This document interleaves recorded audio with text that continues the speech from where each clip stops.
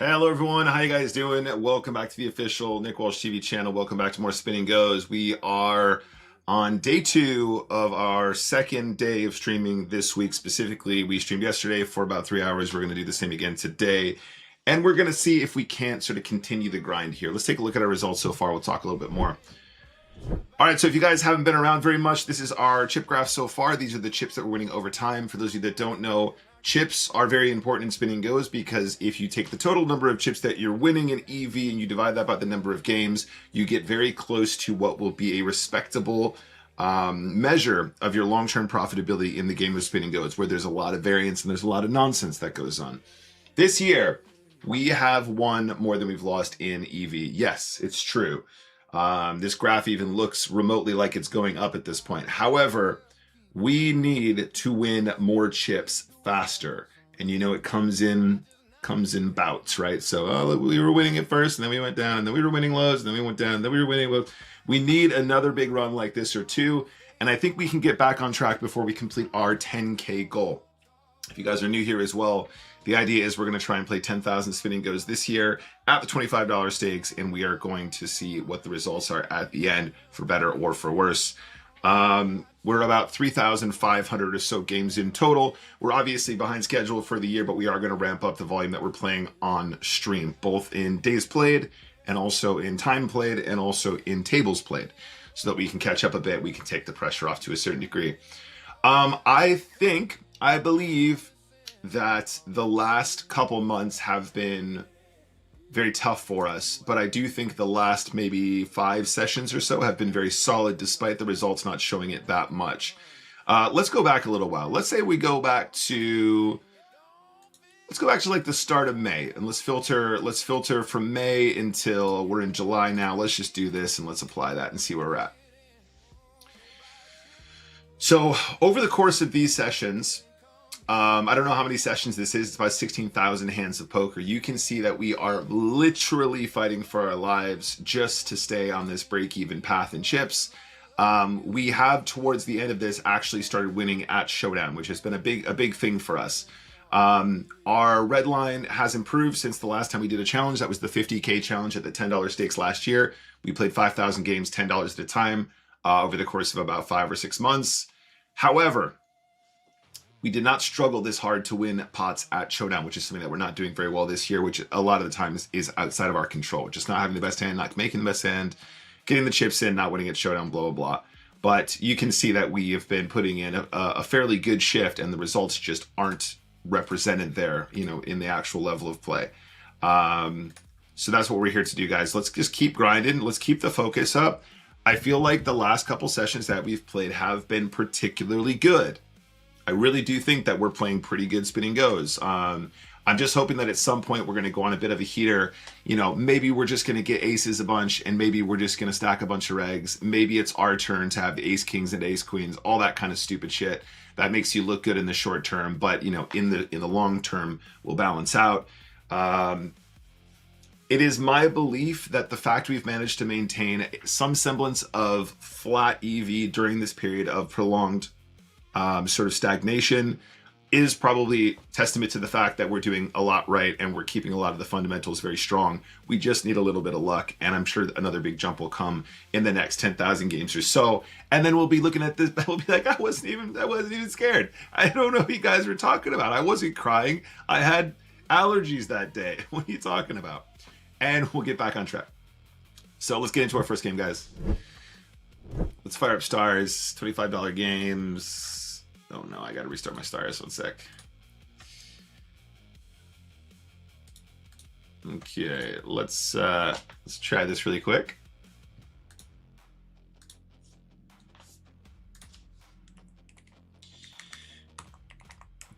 Hopefully we'll get to the end of the year, guys, and I'll be like, I don't know what you guys are talking about. I was having a great time. I was never scared. I was never upset. There was never tears in my eyes.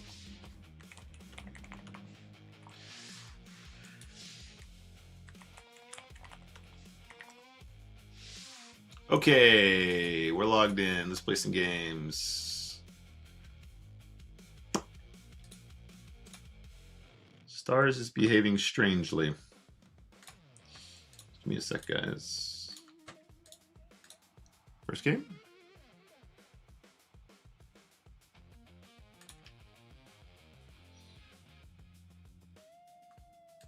All right, let's do it. King of Poker is in play. The man, the myth, the legends. $100 on the table. Let's do it.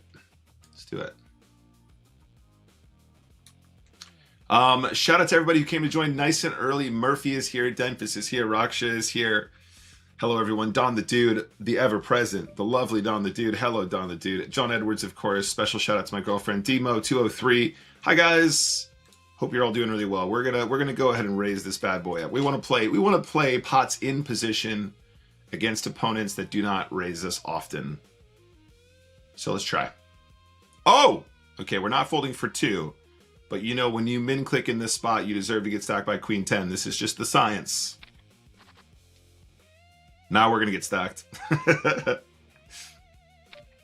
Oh, beautiful, lovely stuff. Okay, we're not folding. This is in part because I don't know if everyone plays, you know, kings, queens, aces like this. It feels like an opportunity to go for a smaller size, but we're going to get punished every time this min click is aces, kings, queens, jacks. Sometimes people just overplay ace jack. Honestly, it's a scary spot. We're going to have to take a note about that in a moment as well, but I do take issue with the decision to overbet jam the flop, because I do think that, generally speaking, people who have very, very, very strong hands may limp small raise, but they do not like to go all in spots where they can bet large and just convince you to put the rest in with the draw and stuff like that as well. Now, defending 3 bets, we're not here yet. We're going to make a note about our friend over here, though, for future as well. Limp min raise versus ISO BVB. Overbet shoved 15 into 10 was ace jack off. No hand, no draw. Okay, we've managed to hit second pair in this spot. The ace is a card that our opponent will probably barrel as a bluff a fair amount, but also isn't necessarily going to be a card they've connected with in a limped pot. I think we're going to call turn. And we're going to have to get a little bit brave on the river here as well. It's not impossible for our opponent to have checked a jack on the flop either.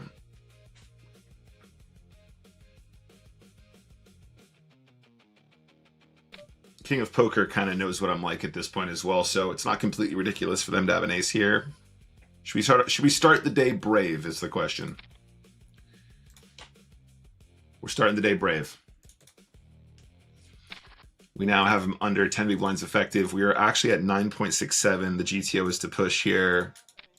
We can mark this one for review as well. If you guys are new, we also do review sessions at the end of each session using a combination of hand to note for hand tracking and GTO wizard for the lookups. King 6 defense. Can we stack him first day? First hand. First hand. First hand of the day, no good. First game of the day, I mean.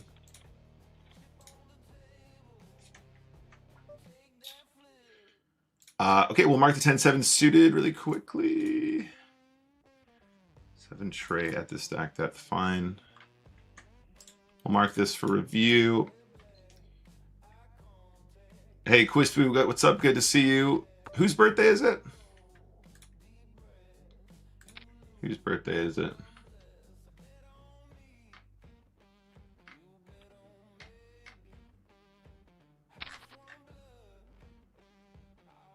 Smoking Branch, good to see you as well. Hello, Speed, good to see you.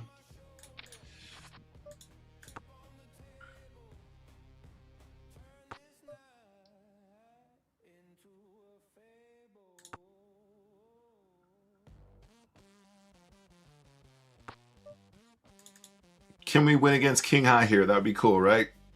Little check King High win. Pair of deuces beats pair of kings. Nice answer. Pair of kings, a King High. All right, we're going to limp the ace-5 suited here. If he shoves, we're going to call.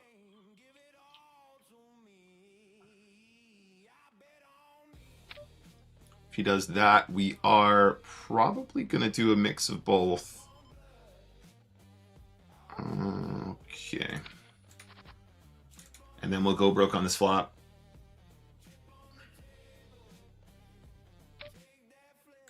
Yeah, we're all in, guys. Wish me luck. Pretty straightforward. We actually managed to get to a very favorable flop for the ace-5 here. We lose almost nothing in EV against the kings. And 1.5 big blinds.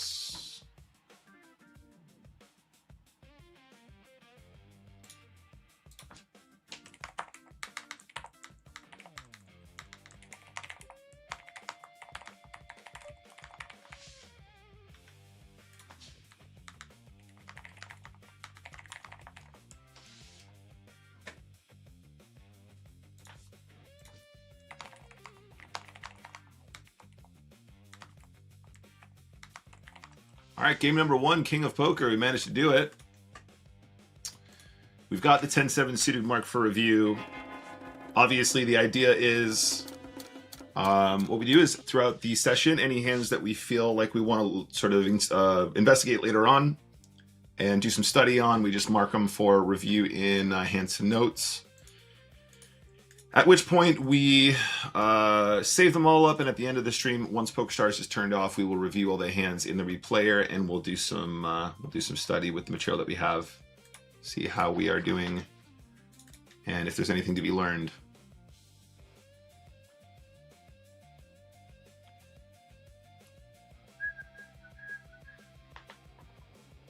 The king of all the pokers. I want to mark that ace-5 suited actually as well, because I think there's a chance we're supposed to limp jam that one some of the time.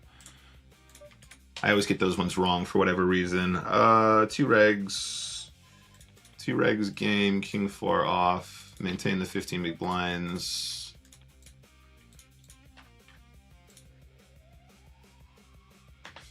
Do we make a straight flush and I missed it? With the ace-5 of diamonds. We did actually make the runner straight flush, guys. Didn't even see that. Didn't even see it. That's pretty cool. Ace 2, 3, 4, 5. It's the steel wheel as well. It's the steel wheel.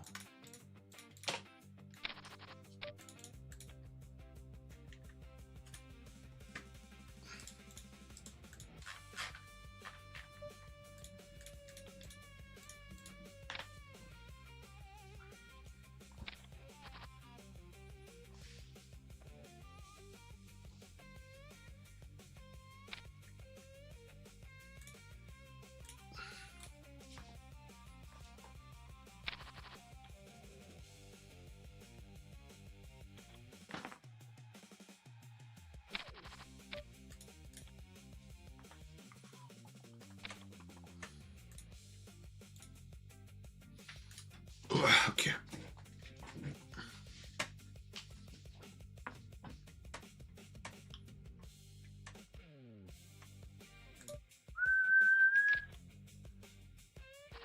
KJ clubs.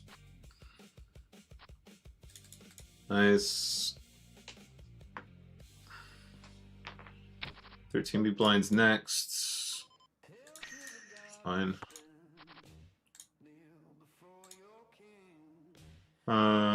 I think betting this flop probably has some value. We're not folding to a donk lead here.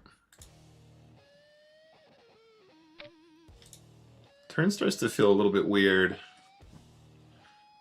I don't know this player to be a particularly lead-heavy player, so this starts to feel very strong, I think.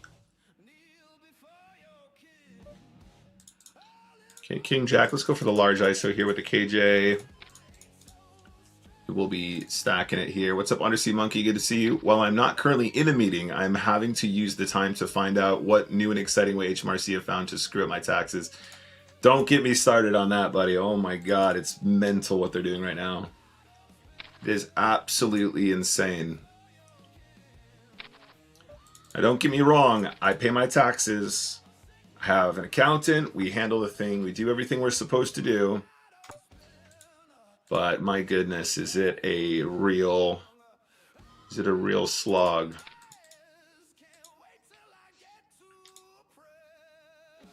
Murphy says, Nick, I swear you get more and more beautifully each stream. It's very kind of you to say. Thank you so much, man. I appreciate that. That's an unlucky turn there. We do get the chips in very good. We not only have the best hand, we also have a little cheeky draw that goes with it. Although it is the 9 in their hand.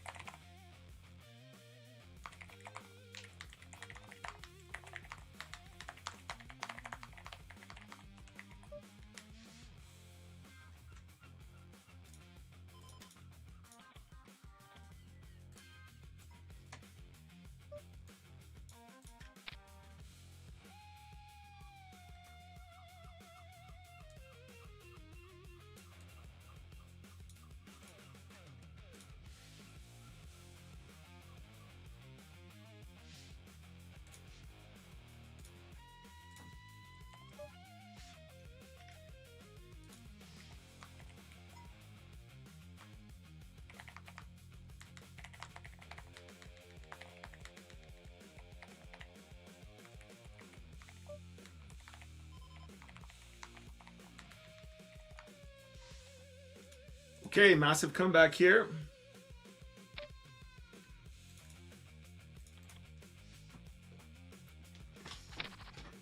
I take it all back. They've in fact got it spot on. I'm actually, well, okay, no, you say that. You say that. You say that they got it spot on, but I can almost guarantee you that whatever you're supposed to be doing is already daylight robbery in the first place. So, you know, the tax might be correct according to the law. But the tax is probably unlawful in the first place. That's how bad it's become for business owners. Guys, bear with me. I gotta do something for work really quick. We're gonna take this one out on this occasion.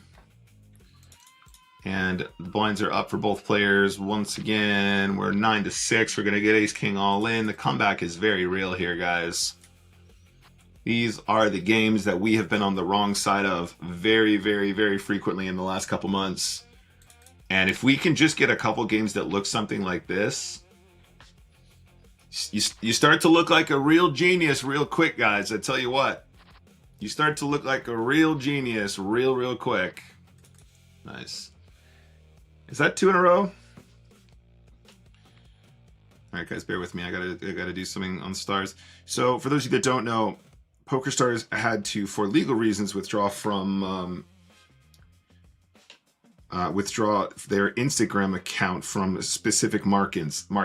It's nothing to do with anything dodgy. It's just legislation and the way that they're handling that.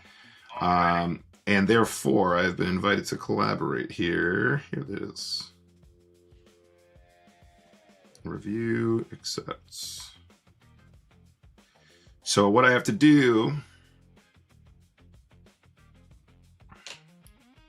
is I have to accept. Here we go. Can I watch it? Can I watch it?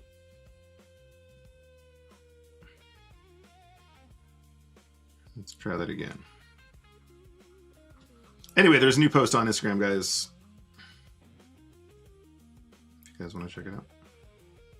When in doubt, turn it on and off again. I think my phone is about to die as well.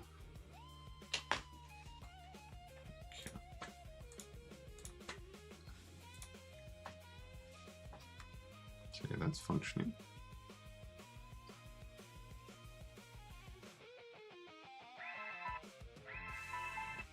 It's an old one.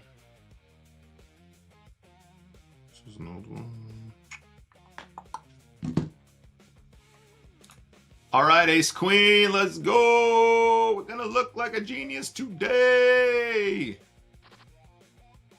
Oh, another steel wheel.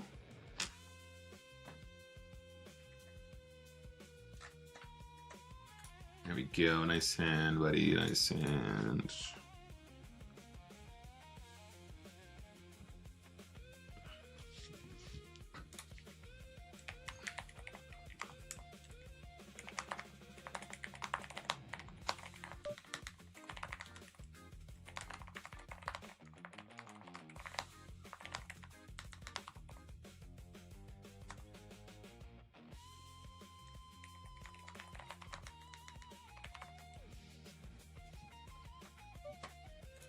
All right, so 2 out of 3 so far.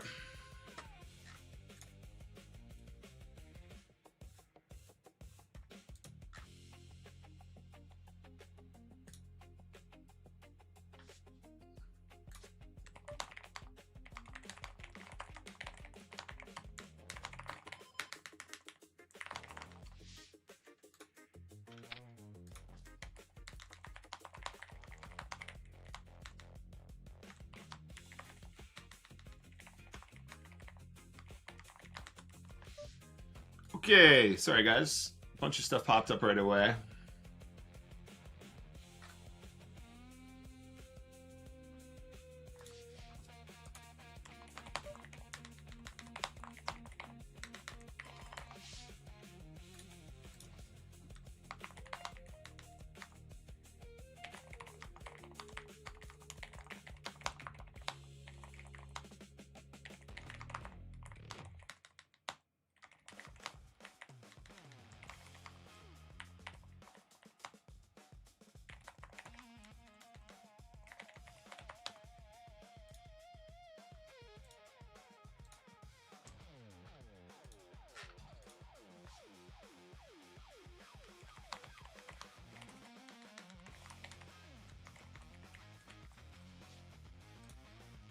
Sorry guys, this was all a bit last minute. Against the reg, who is raising into a shorter stack, the shove is going to be okay here. My instincts say I'm supposed to be doing this a bit more and actually disguise the ace to a certain degree. Playing ace-4 out of position is not a nice feeling, but we're going to play it slow now once we've hit the ace because it's very well disguised at this stack depth. Let's see what we can do here.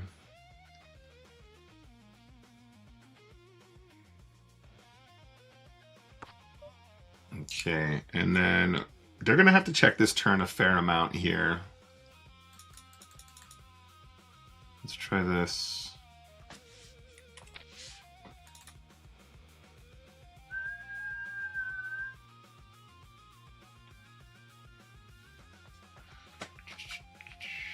I'm not even a business owner. This is just PAYE. I see what you're saying. No, I mean it's everything on a Sea Monkey. Sorry, I was speaking from my perspective, but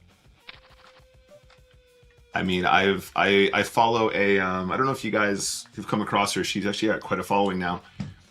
She runs a an accountancy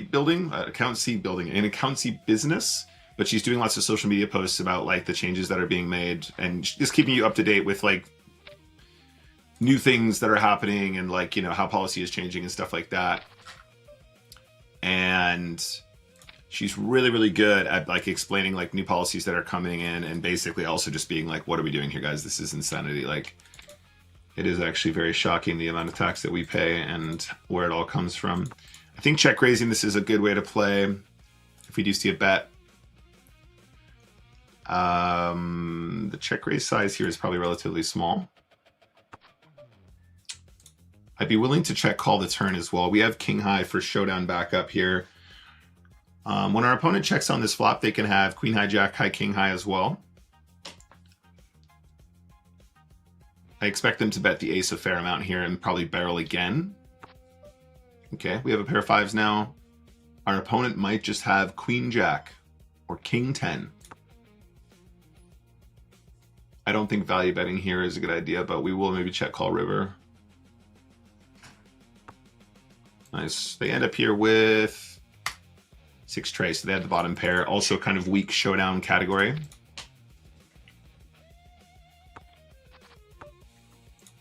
Let's go ahead and bet this flop. I think we'll bet this most of the time. Seems pretty obvious. I mean, even a deuce doesn't have a great time there. Let's just double check. There might be some checking on that board when we have king high, queen high, but I'm pretty sure we almost always bet it. This should be a call 100% of the time. We still find a flip, and they flop a set again. And we're looking at the pair of aces board. Leave that one mark hand.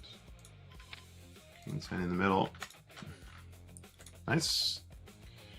Not nice. Not nice at all. Not nice at all. Still a couple nice EV spots for us here, early doors.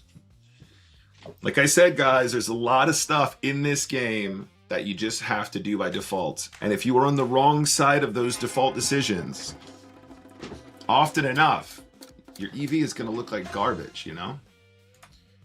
When your opponent shoves 10 big blinds and you have ace 10 and you call and they always have ace king, you're going to look like a dumbass on paper.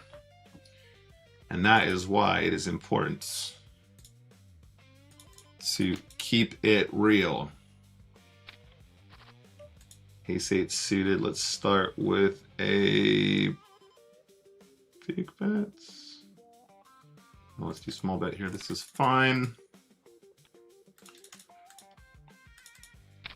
Then we're looking at the fold from the button.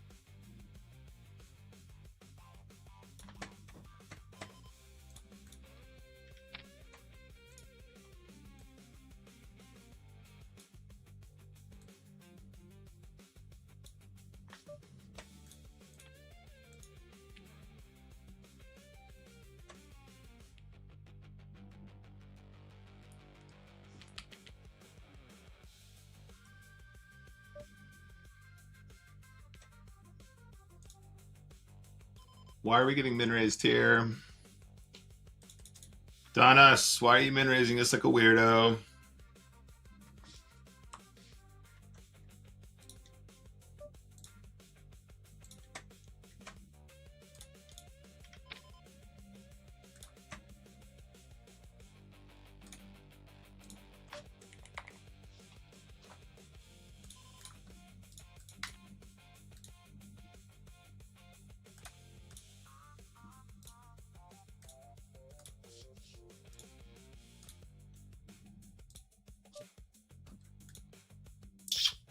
This one's probably really close. I'm going to err on the side of caution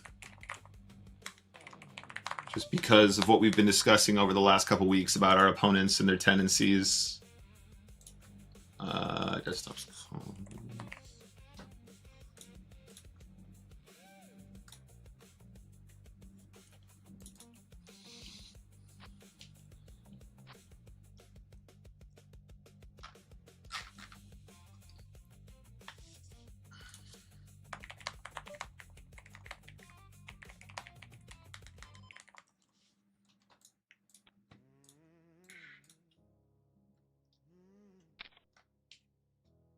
The bracket over 100K is vicious. Marginal rate of about 65%. Your employer sounds like a knob. The 100K tax threshold is just like one of the sickest things that was ever invented by a formal government.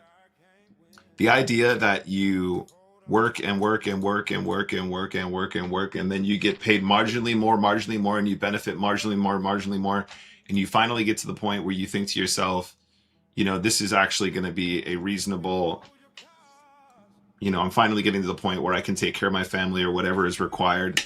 And as soon as you cross 99,999 pounds, you lose all the benefits that you've been trying to accrue for so many years. It's honestly like they want to try and tell you that the reason that they do it is, well, I'm not even sure what the reasoning is behind something as silly as that, but they want to try and tell you that that's fair, and I can't think of anything less fair.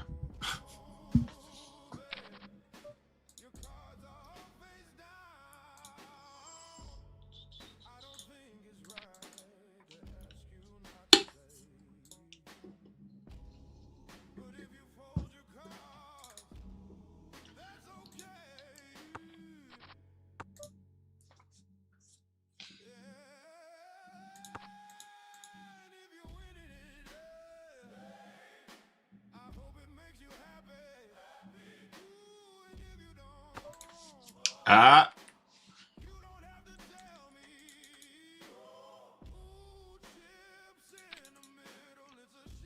Ah. Nazgul reading into the 3 big blind limp. This is ATC call. We have to call with any 2.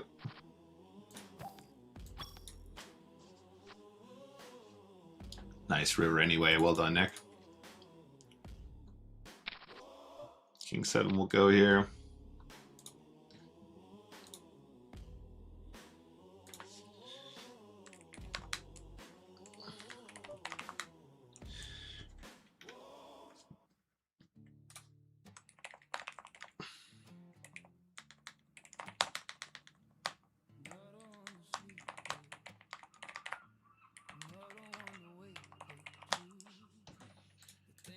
Okay, nice.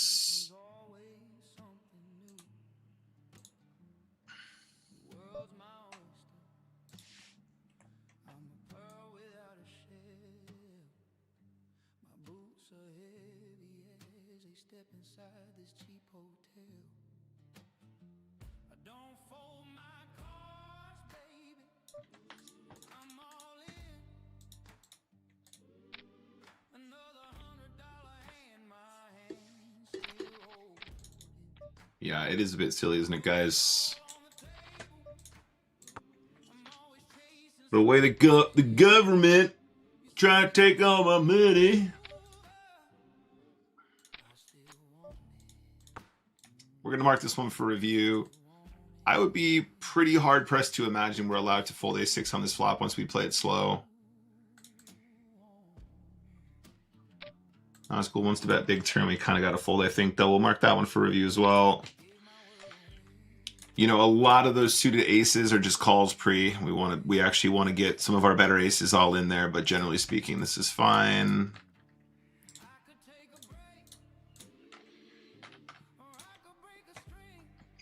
We managed to find it all in against a inferior hand here. King Queen is very fair though. No criticism.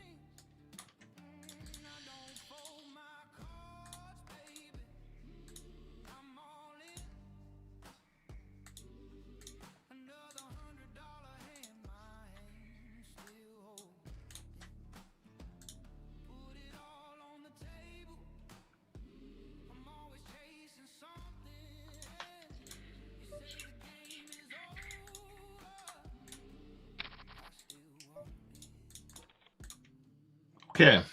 Does he ever lose? This guy? Does he ever lose? Sunrun TV, thank you so much for your raid. Welcome everybody from Sunrunning TV. My name is Nicholas Walsh. I'm a PokerStars ambassador, member of Team Pro, and I'm currently blasting $25 spinning goes, which is the plan for most of this year. In fact, we are going to play something in the region of 10,000 spinning goes this year at $25 stakes. That's $250,000 gambled, turned over, whatever the phrase is that you want to put on it. And that's what we're working on. We are firing bullets. Speaking of which, it's been a while since I got... where's my studio? 5-4 is still in here. I can bet flop. Actually, this is very, very cool content. Live. Okay.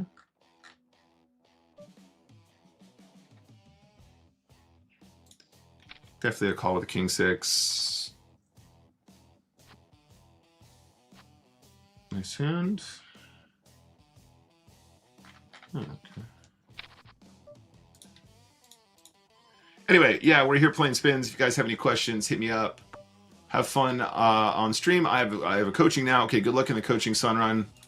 It's always a pleasure, mate, and I hope you're well. Let's bet this one.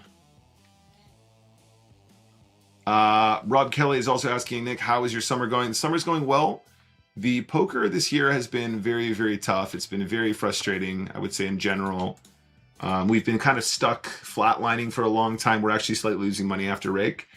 How do we proceed from here? If he has a deuce, he'll probably try and get to showdown a fair amount,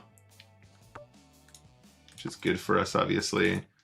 We're not going to fall for the trap, though. His hearts are not going to get paid here. And the king deuce call here, I think, is going to be mandatory as well if he decides to push. Anyway, if you guys have any questions coming over from Sunrunning TV, let me know. I'm here to talk. If you are new here as well, the idea is we're going to play a bunch of poker today. We're going to mark a bunch of hands for review. Once the session is over, we'll take a look at all of our results, and then we'll also go ahead and do that review session at the end of today's stream live, which we do pretty much every single time we hit the go live button. What's up, Zhaozera? Zhaozera saying, hey, Nick, if I were to go to the UK for the first time, what are the must-go-to cities? Well, you got to see London, obviously. I'm not saying London is my favorite city of all time, but it is one of the great cities of the world. You definitely have to come to Brighton, which is where I live here on the south coast, which is just like, an hour 30, 2 hours from London. If you get the train, it's very fast. It's very straightforward to travel to. You know what? Manchester was a really cool city. I enjoyed Manchester. Newcastle was quite cool as well. If we can just be on the right side of these all day. Come on now. Come on, chat.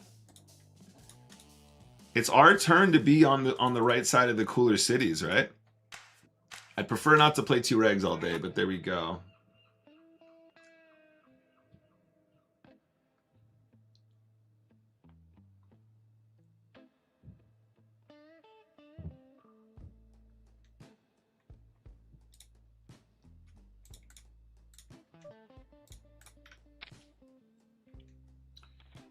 Nazgul.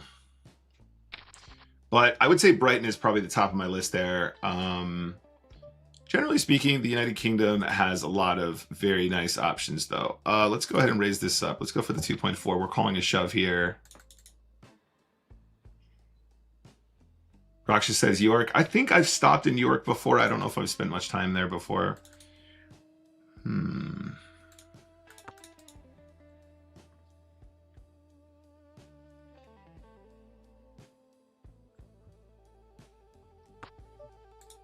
Interesting. We will check call the turn as well. I would say the fact that we didn't bet this flop is probably somewhat alarming for this character. We're not folding the turn, though. In fact, we might not even fold the river at this point. So where are we at here? This is fine. We got a flush. We could be losing to a bigger flush. It is possible. It is possible. It is completely possible, but we're not folding. We are not folding. It is completely possible.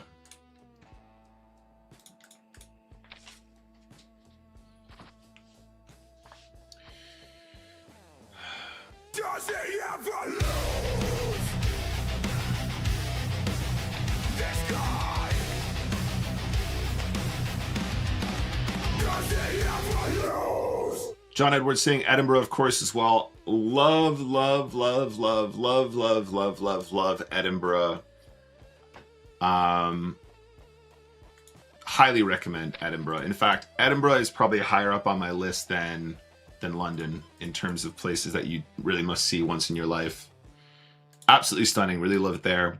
The reason it wasn't on my list is I think in my mind I was thinking more, you know, like mainland England as opposed to Scotland. But of course, Scotland is part of Britain. Team GB. Nazgul is going to shove it in here with a pair of threes. Nazgul. No.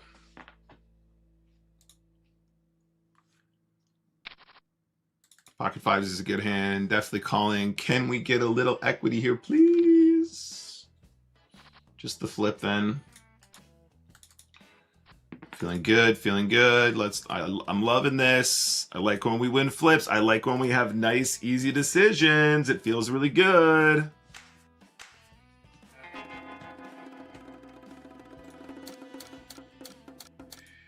All right, $125 in the next game, guys.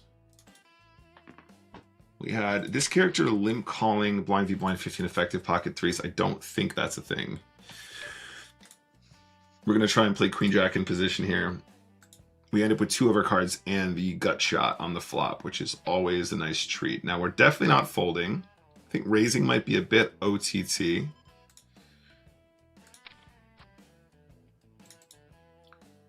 Nazgul's response on the turn. Does check. Okay. So at this point, we do actually have a fair amount of fold equity. I think something like this would probably be very cute.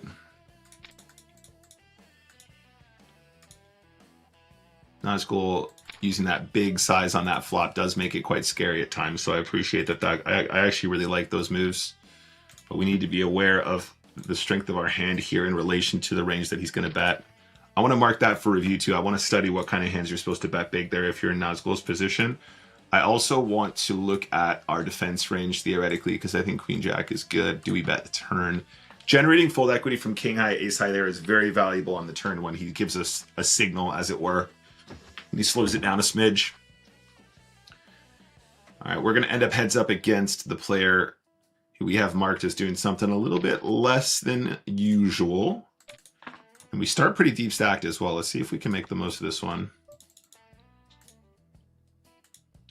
Those of the American accent persuasion usually like Edinburgh. They do like Edinburgh. Edinburgh. Edinburgh. I don't think we're going to bet. We might call this river bet, though, potentially.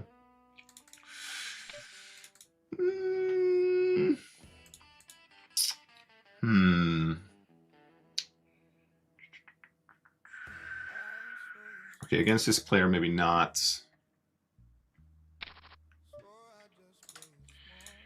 Do you like Edinburgh?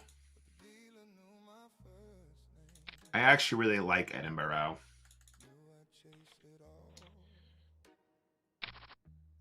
Yes, my lovely girlfriend is from Edinburgh, so I have spent some time there.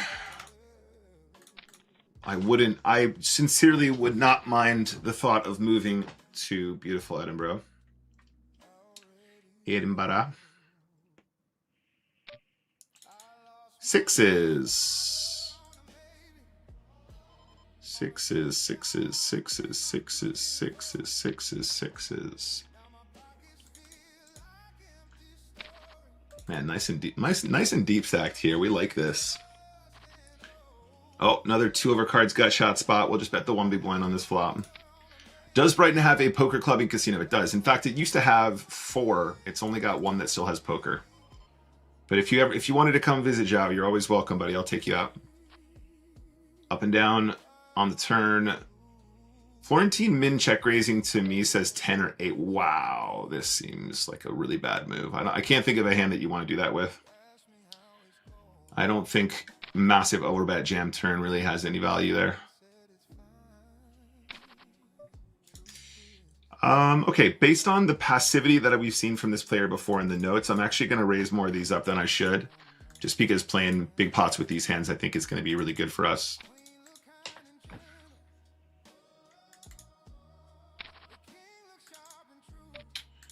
So ace-5 spades, definitely some checkbacks here.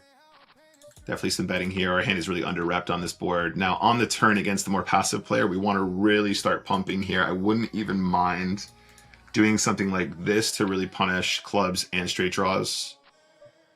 And on the river, we could still get a 9 to call, although I think this player probably won't bet their 9s. I don't know if they are aggressive enough to bet their misdraws, but we're going to try.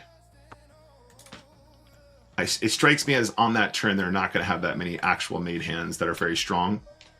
He ends up having 8-7 of clubs. So the 7 probably not paying us too often to a bet, but if he does have the misdraw without the pair component, I think that's actually a good spot to check. Nice well-disguised hand there as well. The big 2 big blind lead from this player is going to be much stronger than it should compared to a reg. So this is a good spot for us to deviate. Again, 2 big blind bet here against this player. I'm not ashamed to let go of some of those fringier hands. Top pair, it feels pretty good. This is a pretty wet texture as well, so we're going to pile in more money here and try and really punish the more passive, loose passive style.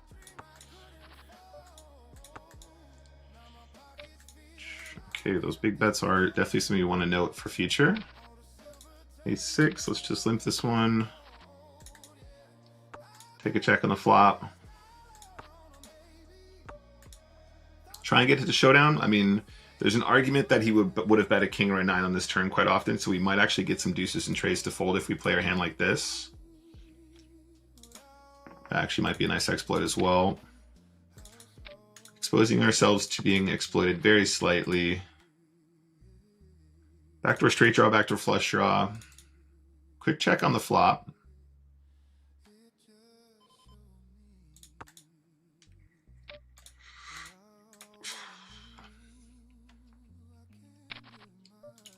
And pocket 8s. Let's go for the min raise here because I think probably this is the best way to get max from this combo. Now, if he has a king or a queen, we're going to benefit from having a larger bet here, I think, against this player. Let's go for half pot instead of the 1. Let's go big on the turn again as well. Let's go for like 4.5. Ace Jack is a hand that shouldn't really be in this range, but for this player specifically, it's possible. And hopefully we're not looking at backdoor diamonds. This would be very sad. We're never folding a set, guys. This is just way too good to fold at this stage, despite the backdoor diamonds coming in. Very, very, very clean 1-2-5 game there. Let's go ahead and add some more notes here to this player's hands as well.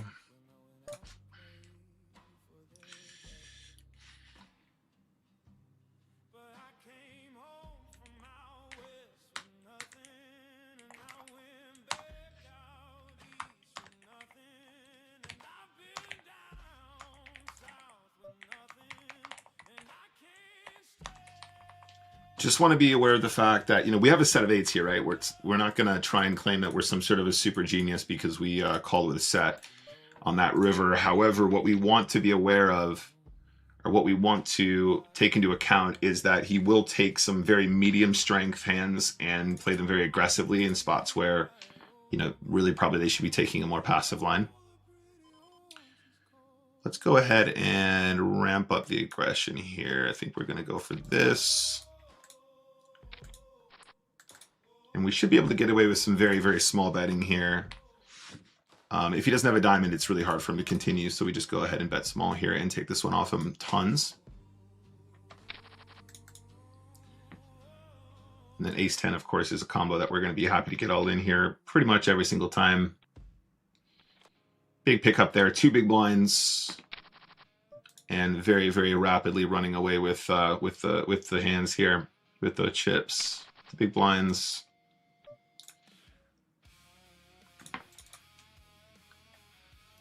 GG, thank you. Shout out to Tom, by the way, buddy. I haven't said hi, I don't think I've said hi to Tom yet.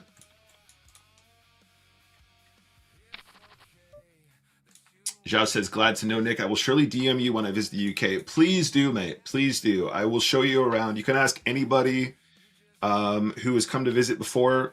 I've literally invited complete strangers from stream to come and join me. People that I know from stream, obviously, but people I've never actually conversed with outside of a chat bar. And yeah, I like to show people around. I like to have a nice time with the viewers. I like to travel to do poker with you guys. There is a really nice cash game. In fact, there's 2 nice cash games I could take you to if you're interested in playing here in Brighton. But otherwise, we can just go check out the usual sights and scenes. We are studying these spots. We're taking the Queen Deuce out here. We are actually studying more of these spots. The Queen Deuce is a shove there technically. But what we're trying to do is we're trying to remove the lowest value combos in those spots. I'm going to mark this one for review just so I make sure I confirm that that was one of the lower value shoves.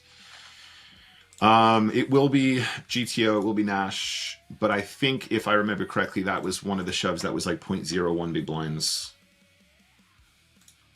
And also the future game of getting heads up against this guy with some chips is probably pretty significant. Okay, against this player specifically, trapping 6s, probably not as valuable. Limping 6s, yeah, okay, let's just do this. Let's just do this.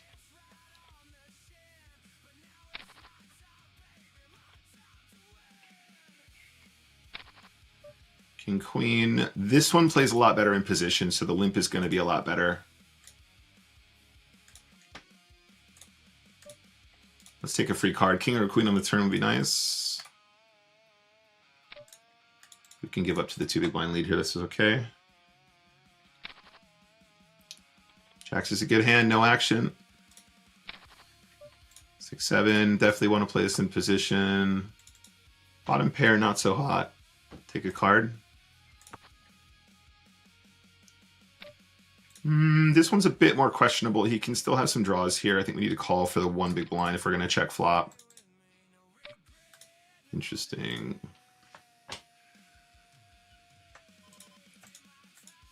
Okay. Based on what we know, based on the notes, let's just let that one go. He's not really supposed to have too many strong hands there, but again, he's not playing some of his hands pre-flop in the same manner we would expect. Do not free roll me. Don't you dare. Okay, next game. Keep regging, buddy. Keep regging. Don't leave me. No. New blue player. Okay, cool. No notes.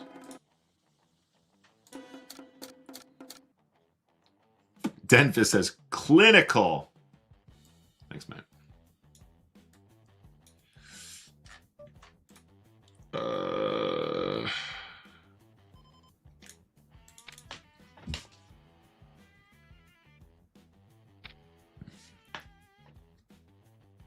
What's up, Gil? Good to see you, mate.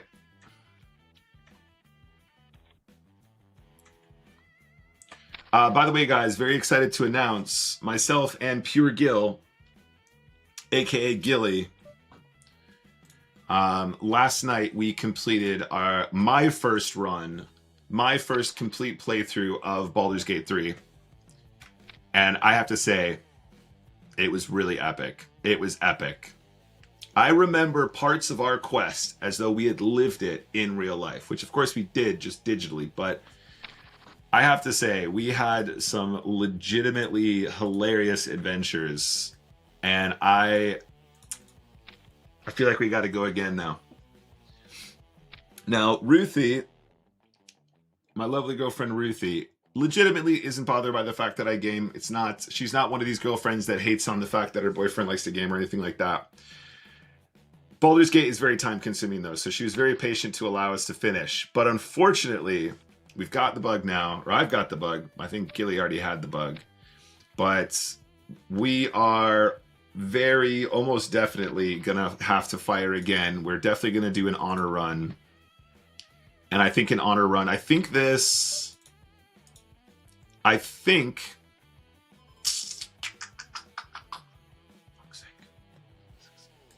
I'll mark this one for review. I always forget which studio connector we open. Is it 6.7 or 7.8? I think it's not 4.5, but it is 6.7,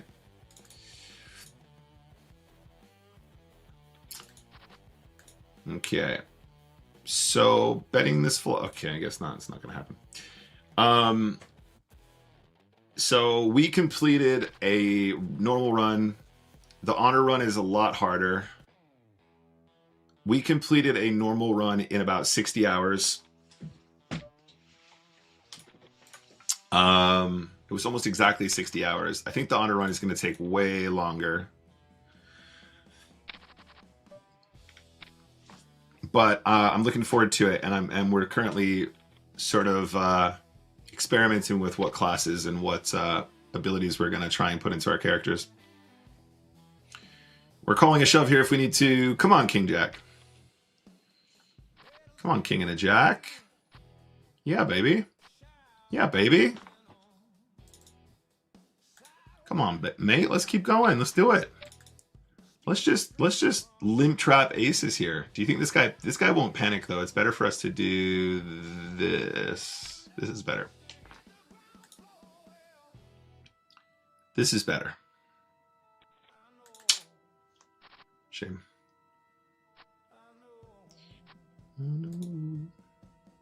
Honor mode is calling, that's right.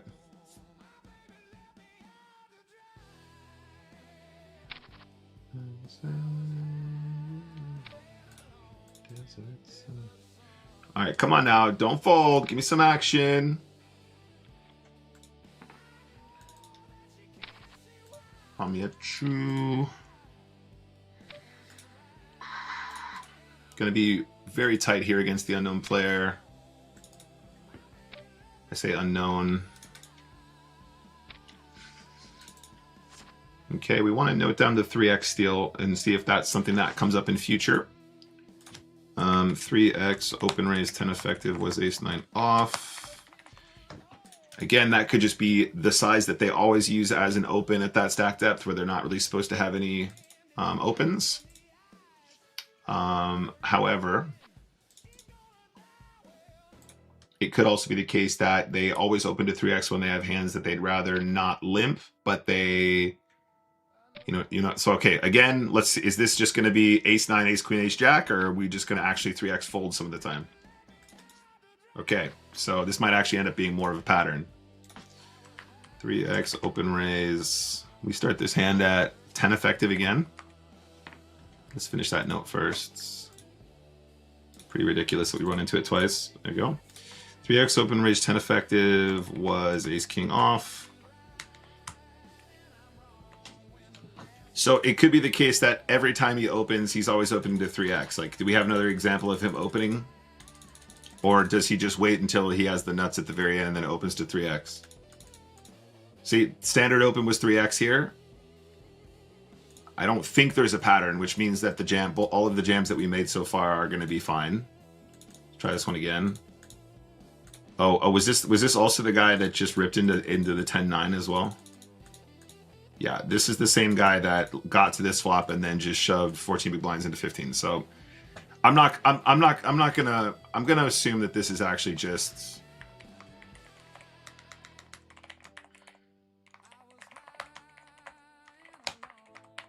Something like that. I think that's enough information. We don't want to over adjust because when he exposes that additional big blind, every time he raises to 3 and folds, we win so much more. We win like 50% more.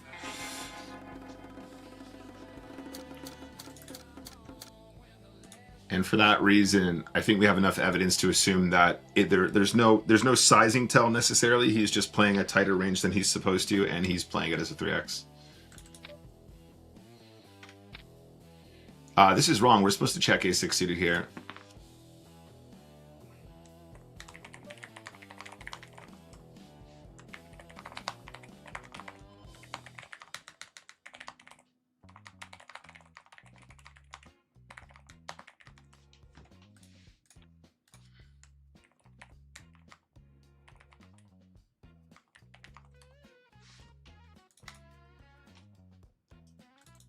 The shove isn't going to be terrible, don't get me wrong, but it's like we actually make so much more by checking there, I think. Just out of interest, I'll mark that for review as well, and we can take a look at the difference in EV, because I think the check there actually plays really well in position. Okay.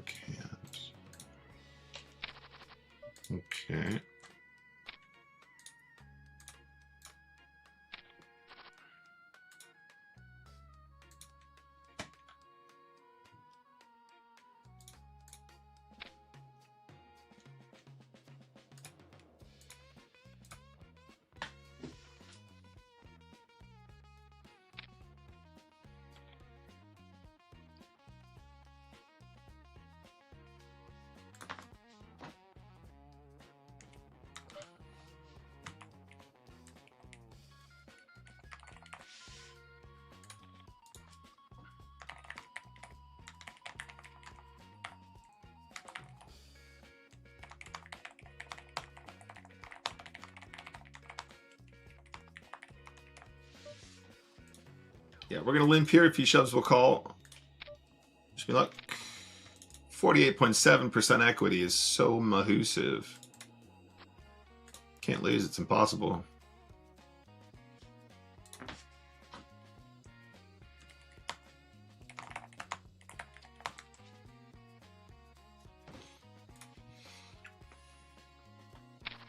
Okay, king 10 for me against the rag. Easy push.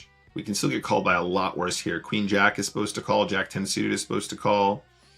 8-9 suited is getting really close. I'm pretty sure 8-9 suited might even sneak into a call here as well. 5 of diamonds, 4 of diamonds, not quite good enough.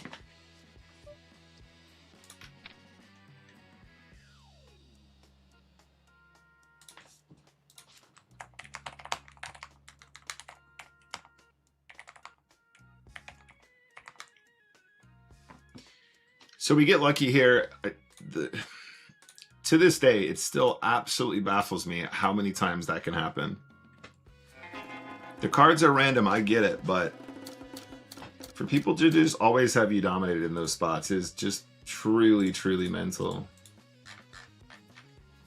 I think I might be like the only person on this site that's actually calling with the correct range. Everyone's just literally waiting for the nuts.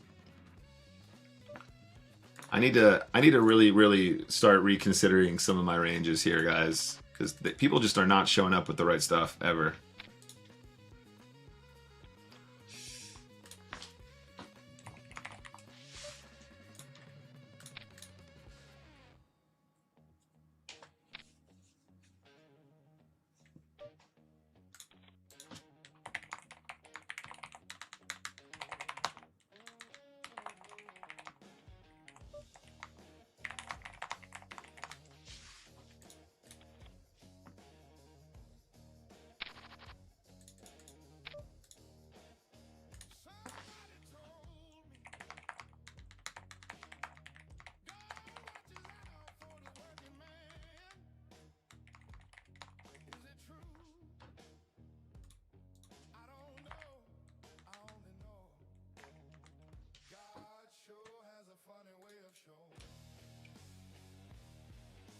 Watch yourself for the working man.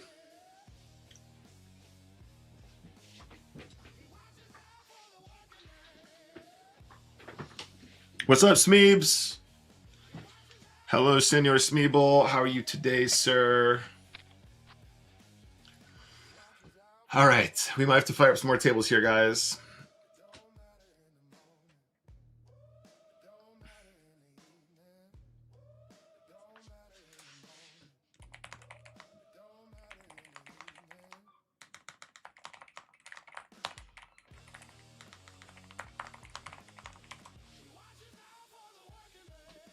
Lurking and working from home. All right, well, good luck with the work. I hope you enjoy the lurk.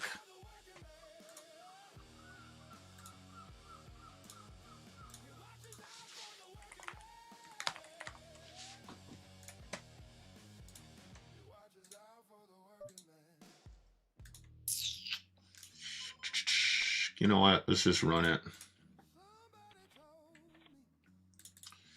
Let's just run that one against the Oro. The official Oro here. Yeah, we got to call. Too good. The Oro's too good. We're not going to miss the shove versus the reg there.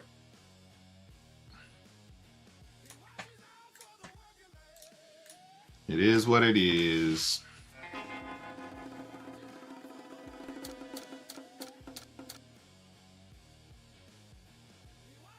Honestly, Monkey says, if I waited for the nuts, I'd never play a hand. Amen, brother. Me too.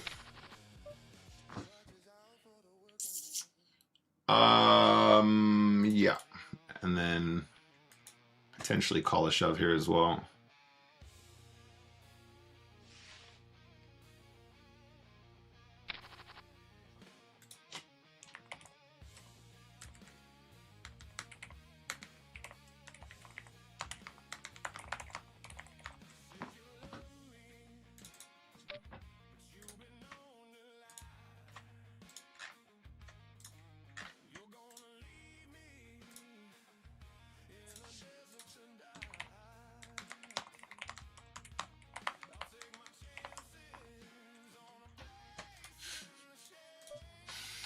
All right, 6 and a 4, 6 and 9, 6-4 diamonds. Let's send this one. And Senor Nazgul. Senor Nazgul. No free lunch here. No free lunch. Queen.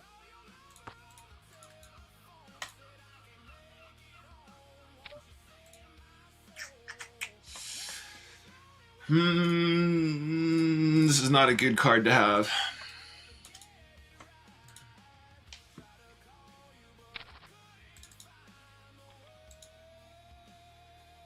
So,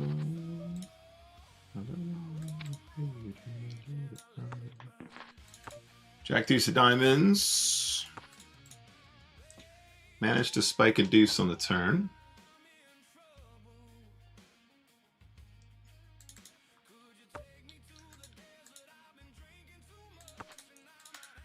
I mean, it's impossible to lose. It's impossible. It's literally impossible to lose. Do I think that Nazgul has a 9? It's possible. It's definitely possible. But I don't want to believe him. Where's the wink? Where's the wink? Where's the wink? There's the wink. Straight draw. Straight draw. Straight draw. We missed the straight draw. We missed our straight draw. We don't think we want to bluff river.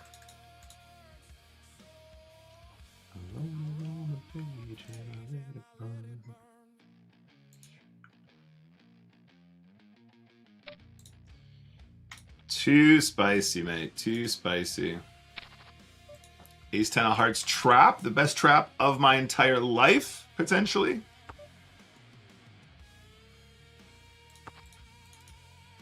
Six, 7, 8, 9, 10. Can you believe it? Ace high is basically the nuts here.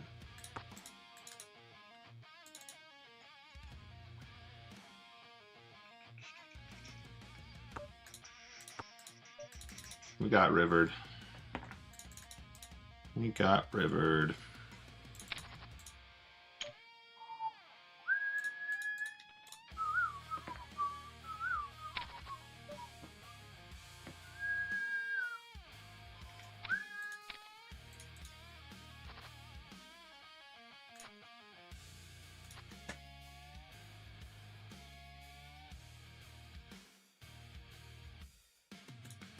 Well, that was fucking weird. Um...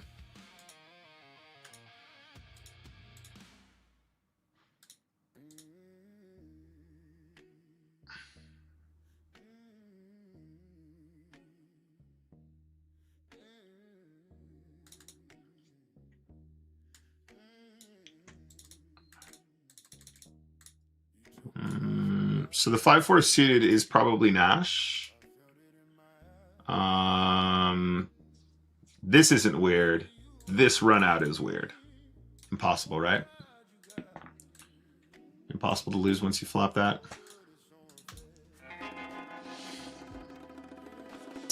I work from home now for the state of Colorado. Life is getting better. Good. I'm glad to hear it, mate. Music City Hippies. I've heard of that band for some reason. Need to check that out. I'll put it on my list.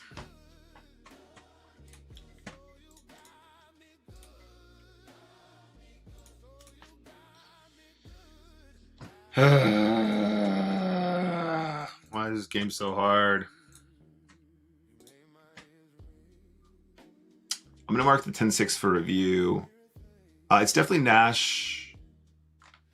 The 10-6 is definitely Nash, but it might actually sneak into a call just for balance purposes.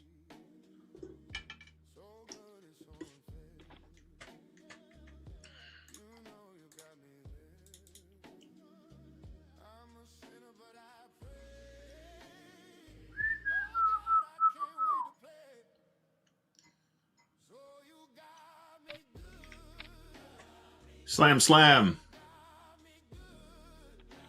Slam, slam, slam.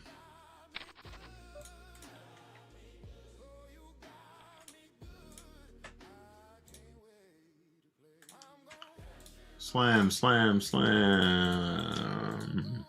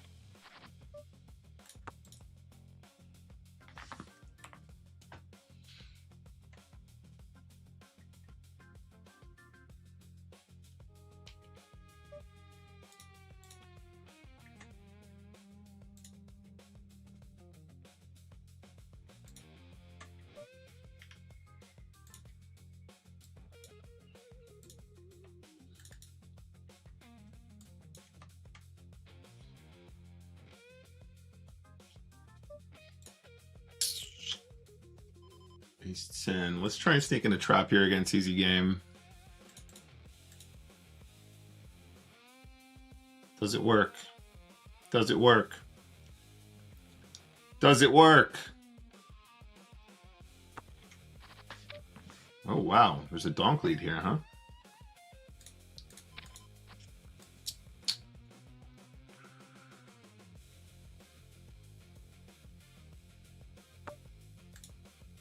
Okay, and then we're going to do this.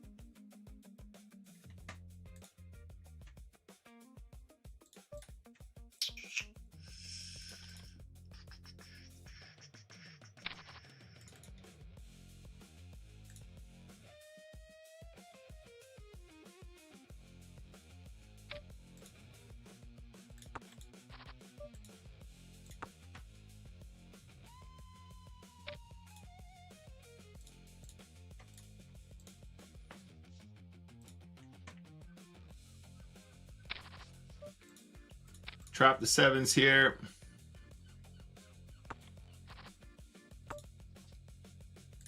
Hopefully he doesn't have a 10. That would be a sad story.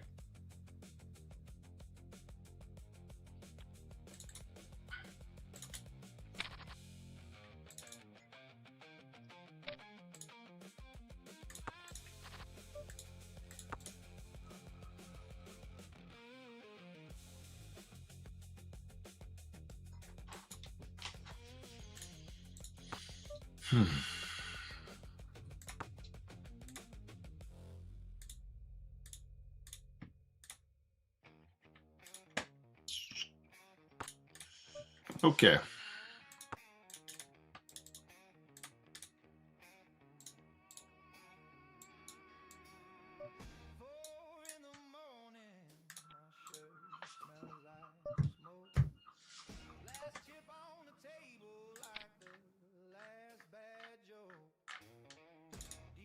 All right, we're gonna try and trap him again, guys. Ace Queen of Diamonds, potentially a very cool trap.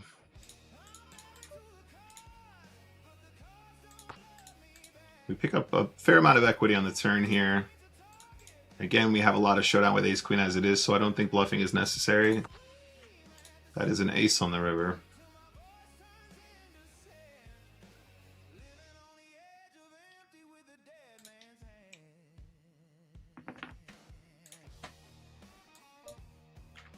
Big bet river. Trying to really put the 7-8 jack into a tough spot here.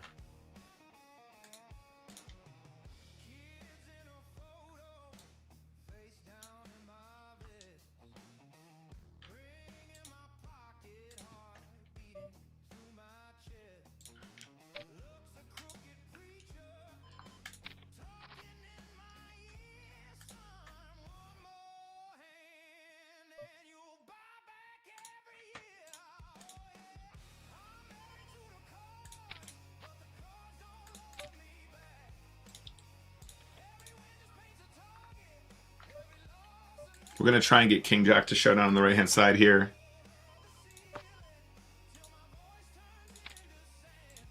Once he bets flop and checks turn, you know, a fair amount of bluffs in that range all of a sudden.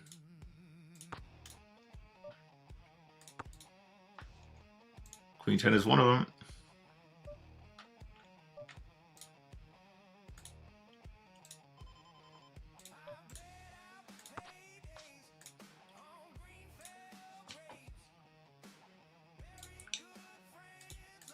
It's probably not an unreasonable spot for him to bluff river. Don't think we have enough to call, unfortunately. And now we are on the wrong side of the clock here. Trying to get an all-in here next hand if we can. That is definitely going to go. That's fine. We have a 10x multiplier, by the way, guys. I totally missed that. I was wondering why we're so deep stacked over here on the right. Ace deuce of clubs directly into queens. We get there on the river, which is nice.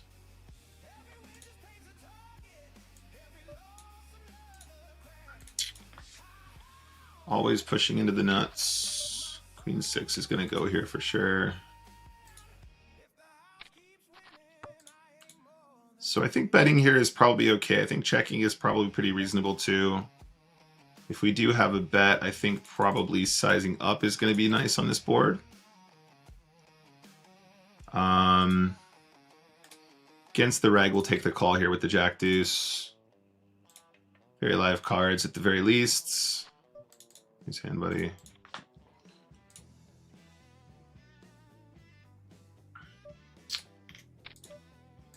Jack 8. Let's go for a steal on this occasion. This is actually not usually a steal for us, but we roll very low, so let's try and do something clever. That's not going to fly. King 6 of diamonds, now king of poker here in a pretty difficult spot if we have a min raise.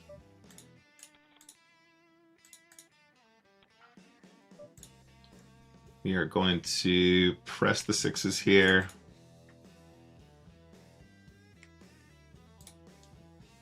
love to win a 10x multiplier over here. If we can outlast King of Poker, we will, at the very least, be winning some prize money. Queen 10 is a call on the left-hand side.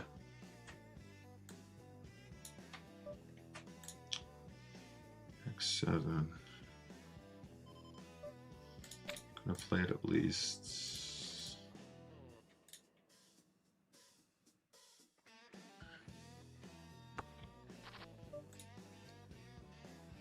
Start with a bet.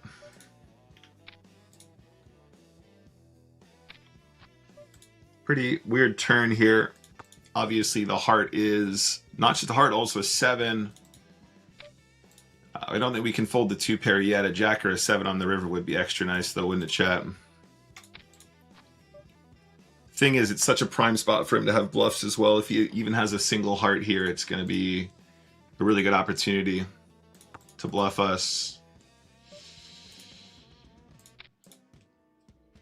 2 pair into a flush would be really, really shitty, but I do think he's probably going to float this flop like very, very, very, very wide. Oh, this is a tough one, guys. I do think Spammer Kid is so capable, though. Nice. Big spot in the 10x multi there. Definitely making a good move on this occasion. All right, now all we have to do is get through the King of Poker. Let's focus up on the 10x multi.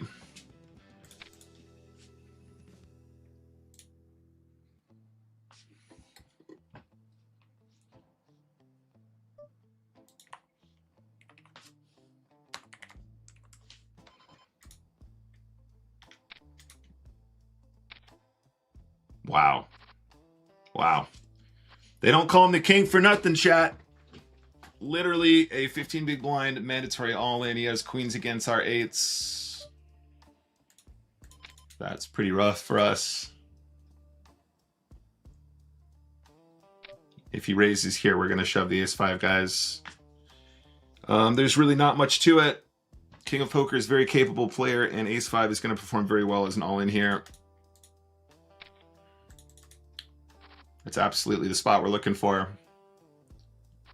Any chance? All right, we take it. We take it. Brave jam is a very brave jam, but it is the right move, I believe. We'll mark that one for review. It hurts a lot harder when you do it at a very deep stack.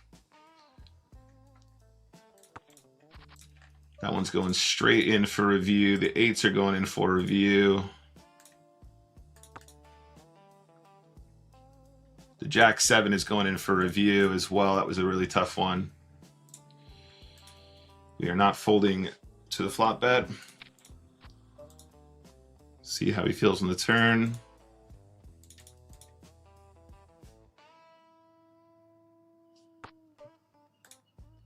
All right, King of Poker does not want to bet the turn. Does not. Bets flop, checks turn. We're blocking backdoor diamonds. Betting for value seems excessive on this board. Question is, do we call a river jam? King of Poker, very capable of value betting, checking, and then betting again, but otherwise we're going to try and take it down. Pocket jacks here at 5.5, we can still trap. See if we can't put some chips in good here. 8, 9, 10, jack. This should be a pretty straightforward bet, I think. Happy to get the chips in on this board.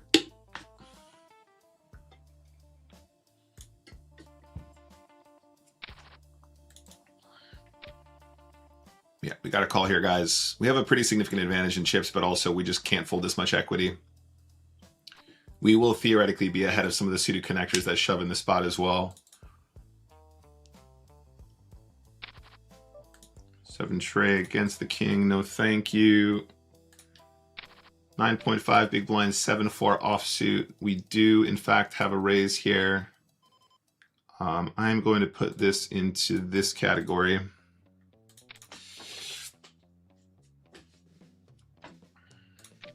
Fold to the shove. 13 effective. We can start to play our weirdest stuff again.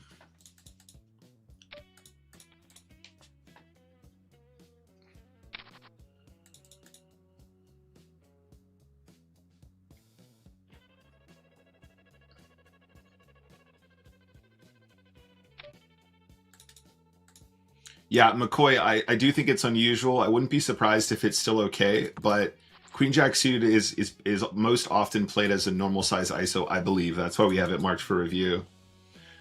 I think most commonly what you're going to see is Queen Jack raised to 3 big blinds there instead of to 7.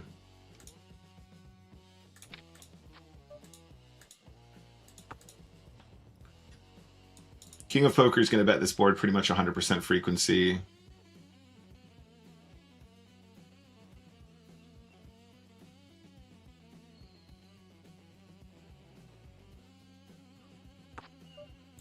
Okay.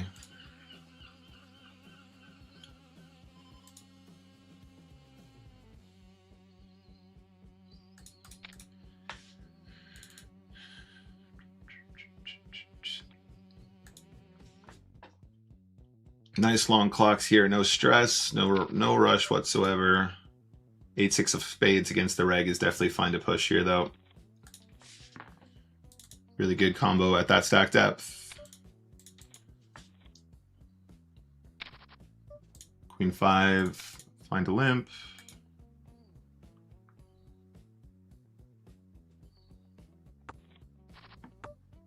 Pretty straightforward bet flop, I think. Ace 10-3 should be our board, never his.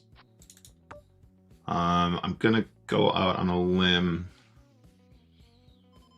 and say we will probably benefit from checking this turn.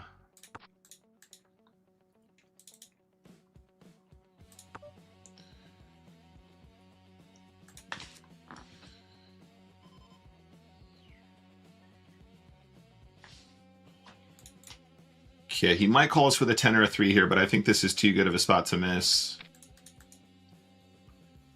10 should be relatively straightforward to call, but a 3 is almost impossible, I think.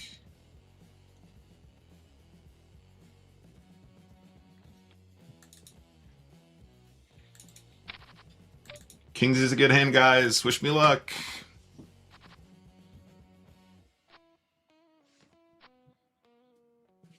Yes, mate. Yes, we like these games. We like these games a lot. Well, we got some really interesting hands to look at there as well, guys. Let me go ahead and mark this as well on my little tracker. That was a 10x multiplier. We managed to win one again. So now, to date, guys, we have played 3, 4, 5, 6, 7, 8, 9, 10, 11, 12, 13, 14, 15, 16, 17, 18, 19, 20, 22, 23, 24, 25, 26, 27, 28, 29, 30, 31, 32, 33, 34, 35, 36, 37, 38. We have played 38 10x multipliers or higher, including 2 25x multis. And we have won 50% of the games that we play, which used to be reg speed. 50%.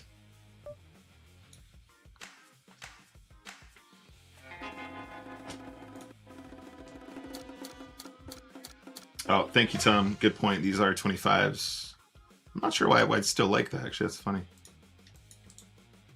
Properties. Well spotted, though, mate. Thank you.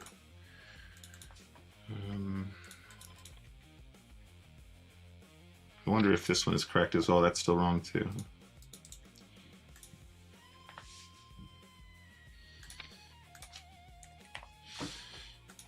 Okay, let's go back to this one. Let's go ahead and fire up another game.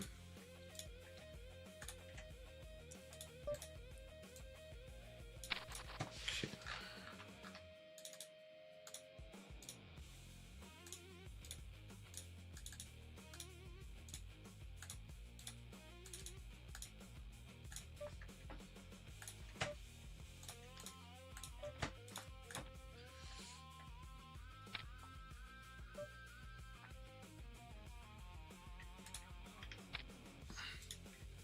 Swedish Nature, thank you very much.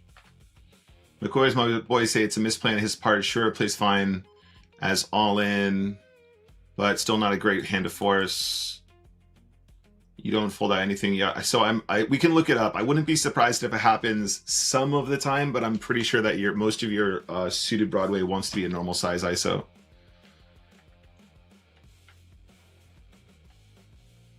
You know, could be some super genius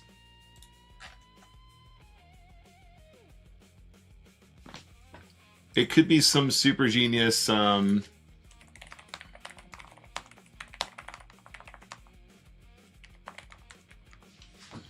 Could be some super genius Nick Walsh exploit as well. This is the king of poker we're talking about here.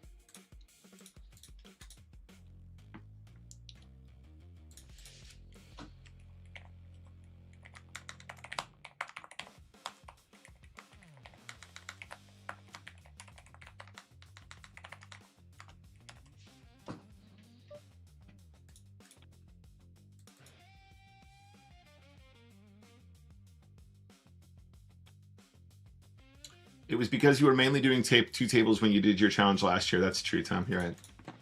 You're absolutely right, mate. That's why it is.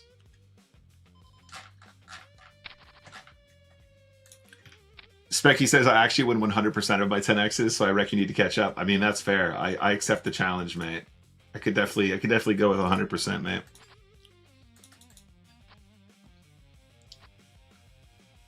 All right. All right.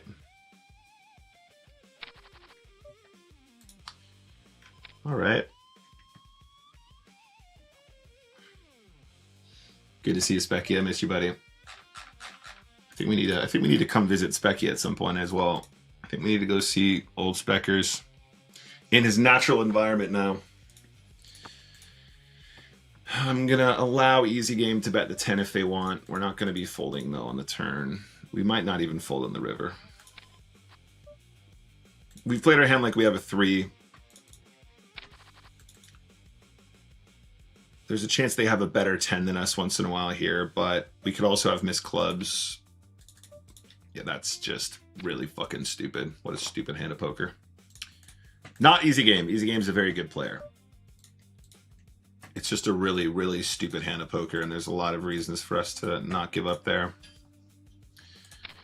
All right, we got a hundo on the left.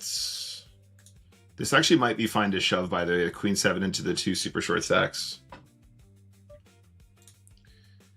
All right, Easy Game. Let's play.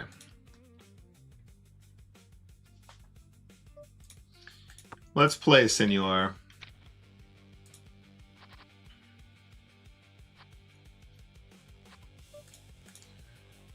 Good. Check the 10 of clubs. It does become a little bit tricky to imagine you're getting tons of value outside of trying to catch a bluff over here. So let's try and do it like this instead. Queen of clubs, king of clubs. King of clubs is a very good hand, mate. Well done. That's 2 in a row. That's 2 extreme cold decks from Easy Game. Can we cold deck him with 9s? There we go. That's a bit more like it. That's a bit more like it.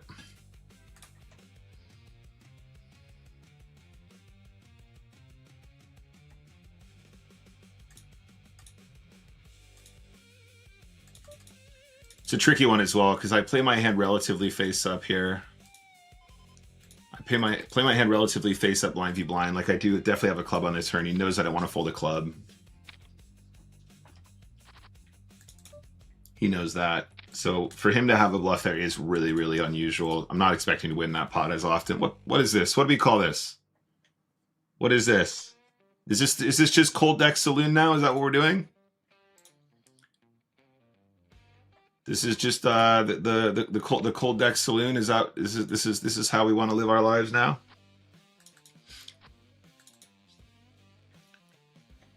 Just waiting for players to have monsters, getting chips in. Becky says King of Poker is actually an insanely consistent player, averaging 600 spins per day for the last 6 months. I don't doubt it for 1 second, mate. Honestly, I've very, very good player, honestly. Like, terrifyingly so. I don't really have anything bad to say about King of Poker. I mean, seems perfectly polite, isn't rude in the chat or anything like that, plays a very good game of poker.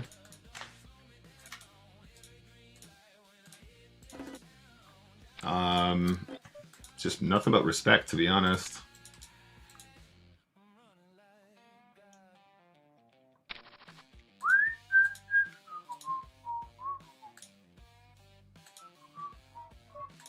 We pick up a 6 on the turn. We have showdown now.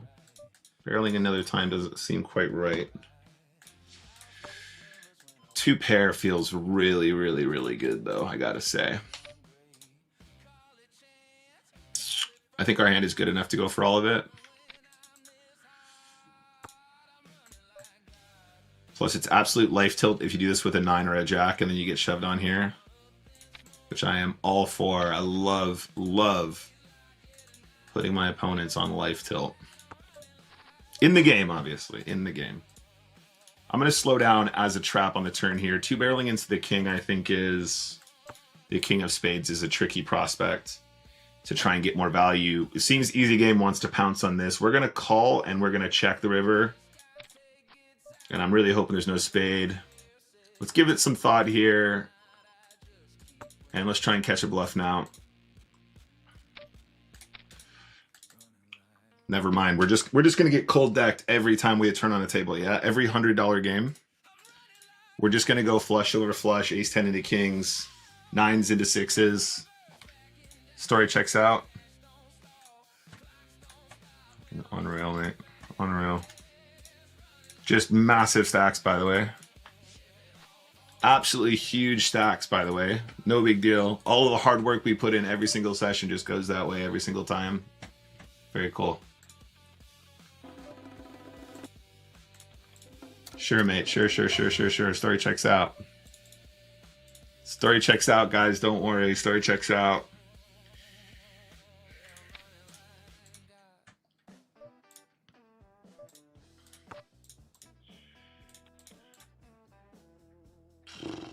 Unreal. Unreal flush over flush.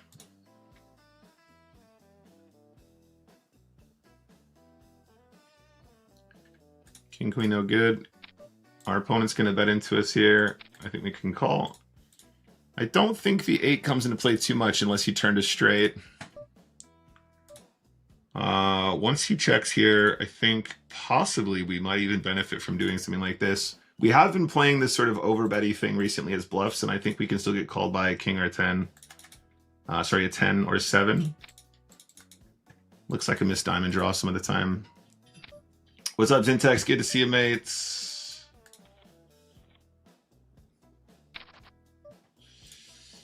Limp, call, shove. Ace, queen into aces. Oh. This is cool. I suppose you could call that a bit of a cold deck, guys. What do you think? Do you guys think we can maybe is that a bit of a cold deck? Do you guys think? Same player? Just every single hand we're gonna play with this guy. We're just gonna get cooler to fuck. Is that what's gonna happen? Specky says I felt that flush over flush my bones. Wait till you see ace queen into aces for 15 big blinds. Yeah. Cool.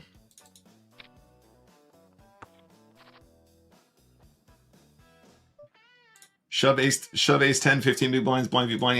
He has kings as well. Cool.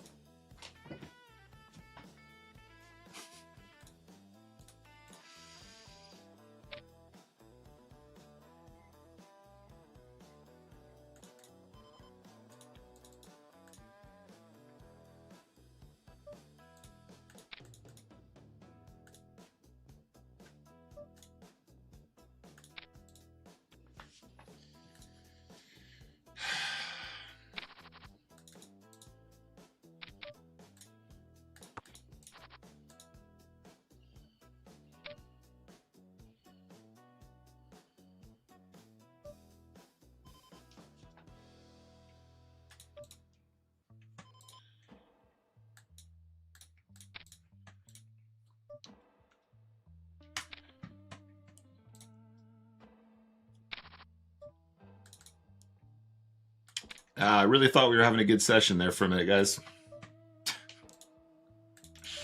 I genuinely thought for a second we were about to book a really, really clean session. The pain is activated again.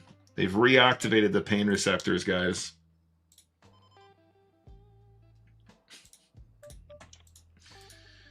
Oh my goodness. What a silly game. I'm going to try and trap our friend here. He seems to be very, very speculative with the way he's playing at the moment. We're not folding the flop, though.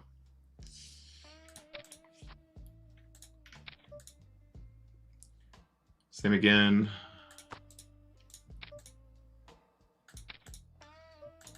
Oh, the no equity lead queen deuce turns top pair. Cool.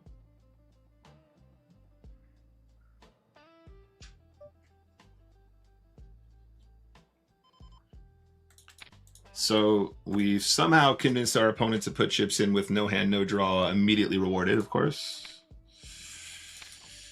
Immediately rewarded.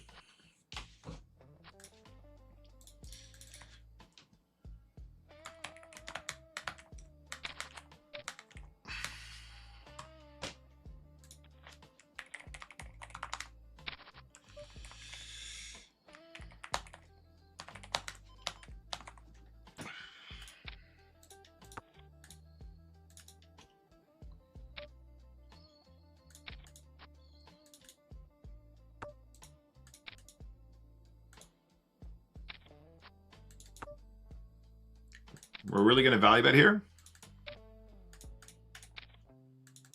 Nice. Very good. Very, very good. Loving this game so much. Comedy. Comedy.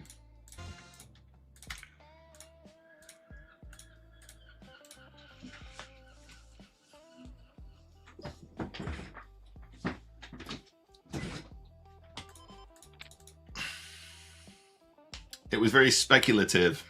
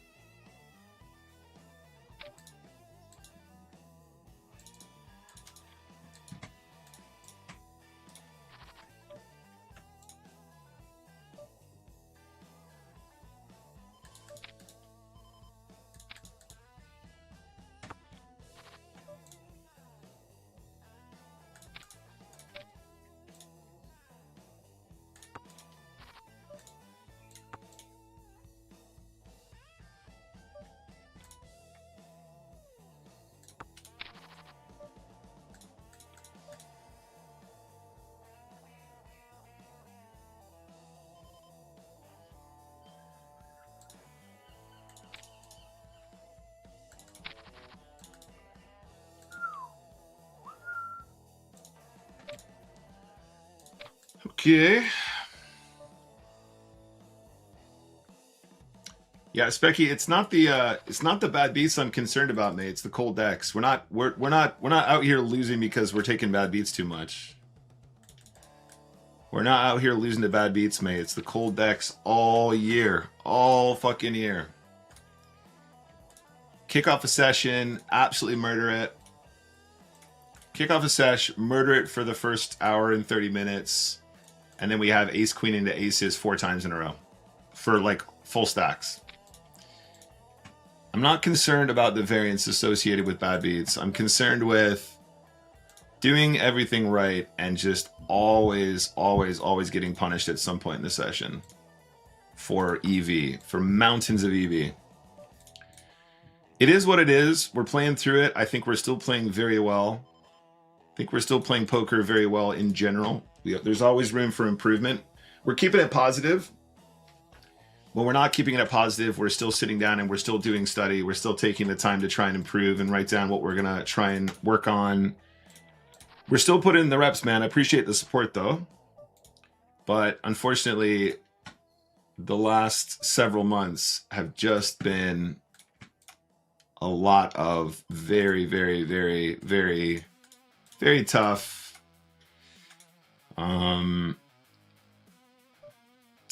It's just been a lot of very tough spots to take. And every time we seem to get something going, oh my god, look at this flop. This was ISO not all in as a bluff, and the flop is deuce 7 deuce when we make top pair.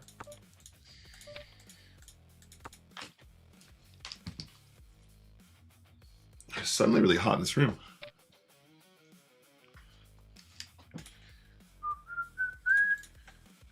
I'm not trying to suggest that I am the best player in the world or anything like that, but bad beat, cold deck, the same thing? No, because a bad beat is not constantly telling you you're a fucking loser on your EV graph. That is the part that I struggle with.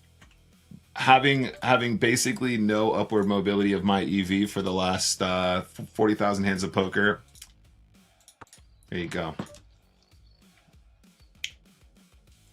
To be fair, ace queen beats aces in blackjack. That is true, Tom. That is true. You're not wrong. One sec, guys. It suddenly got really, really hot all of a sudden.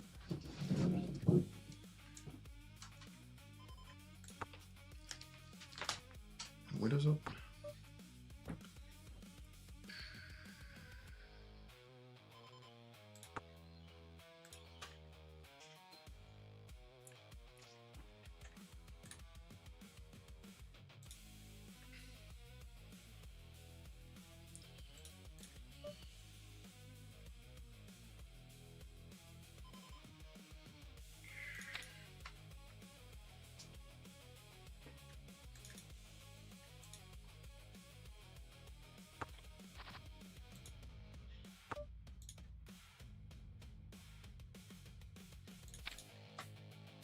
Yeah, long extended periods of break even is tilting. That's all.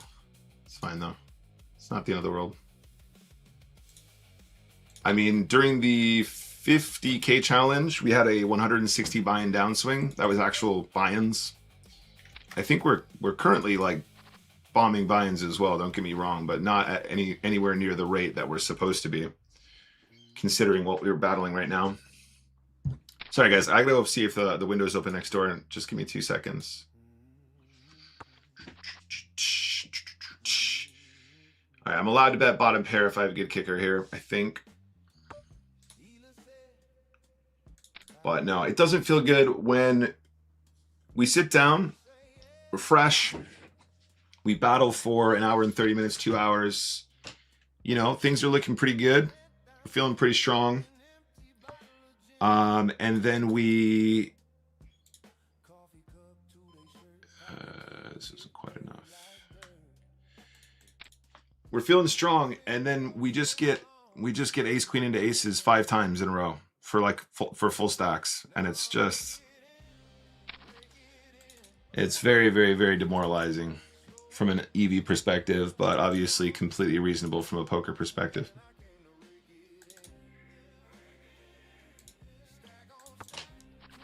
So this year, unfortunately, as a result of that, we've been struggling in cash and struggling in dollars won, and also the EV department as well. So double poor low morale. But sincerely, the amount that we're down is really not that much in terms of spinning goes. So we've done very well to battle and keep ourselves pretty sane. Oh, great river. What's up, Matt? Good to see you, mate. Welcome. Specky says, do you want to hear a self-restraint story? So far this month, I've played 10,000 spins and not checked my EV yet. That is very impressive. But also, that's interesting you say that. When I, Specky, when I sat down and did that stream with Texas Tomo, I was sort of saying to him, you know, in the past, like, it's been really bad for my morale to, like, you know, constantly, like, look at my results and stuff. Obviously, as a streamer, it's a bit different, right? When you're a streamer, people want to see results. They want to understand where the story is going. So it's one thing to say, oh, I never look at my results and blah, blah, blah. But, like, obviously on stream, it's slightly different. Now, when I spoke to him about, you know, at one point when I was playing Spinning Goes a long time ago, I found it really frustrating to see runouts. I found it really frustrating to see my graph. So I ended up blocking it using a very software. when I told him that, he was like, "Oh, actually, it's the complete opposite for me. Like I like, you know, seeing that I'm making progress is like what really like, you know, inspires me." And genuinely, it works in both directions for me. When we're like on a tear, obviously seeing your results, you know, reminds you of the fact that you're not just doing this and it's just all blind luck. Unfortunately, when you're also playing in a way like in the current state of affairs, it's also just a reminder that you're just like, you know, 5 steps forward, 4 steps back kind of thing. So, for example, today, I think we got off to a massive, massive flyer. And then over the course of about 5 games or so, lost almost all of that EV back in situations, in many situations where we legitimately probably can do literally nothing else. Our showdown this year has just been like fucking pathetic, to be honest. One second, guys. I gotta double check if this one is open.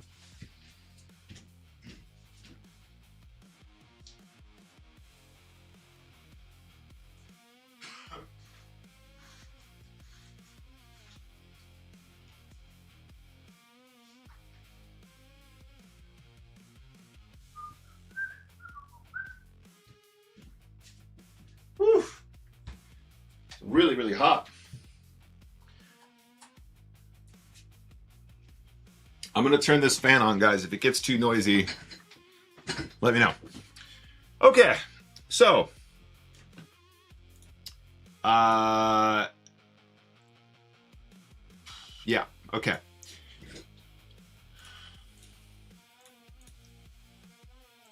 Cool. The grind continues.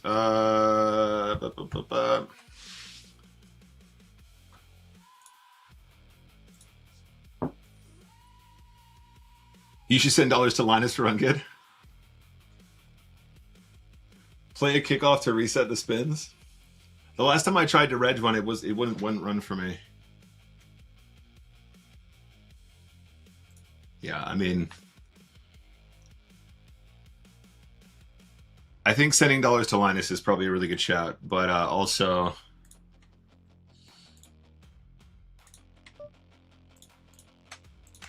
we need to get through this volume. Okay, we got some dollars here. All right, cool. This one's 100 on the right.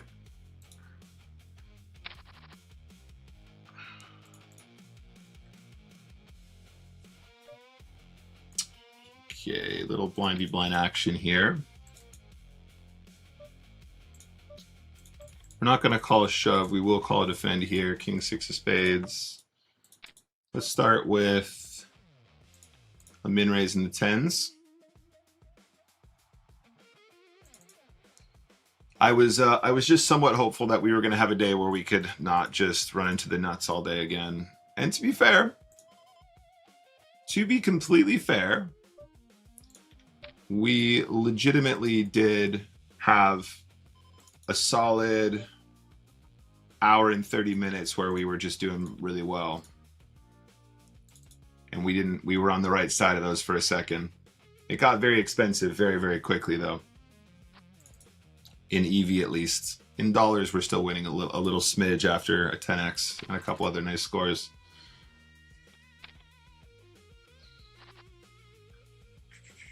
We managed to win a fair whack over here. We're still playing for the hundo against a Oro, who's a very good player. What's up, Nettie? Good to see you. Good to see you, Nettie. This is a call. Start with the one big blind. There's a fair number of turns we can barrel on here as well if we do get called. 3, 4, 5, 6, 7. We are blocking the 6, 7. That is fairly helpful. The Oro is probably supposed to lead this turn a fair amount as well. If they don't do so, I'm actually gonna assume that we're gonna get away with this quite often.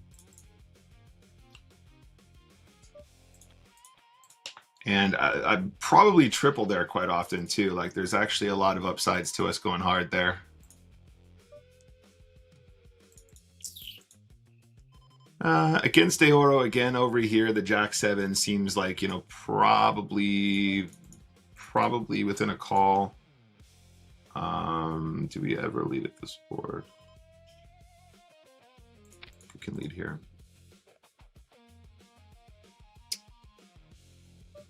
And again.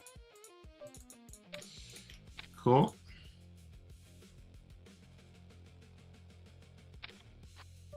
No backdoor clubs. We still have top pair. We missed the straight draw as well. I think we're just going to have to check and see what happens on the river. If we get bet at here, he can have some very strong hands, but I don't think we're allowed to fold.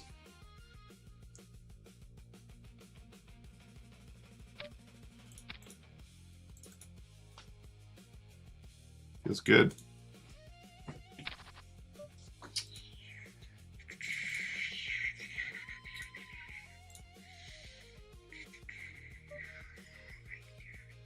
Can we win the $100?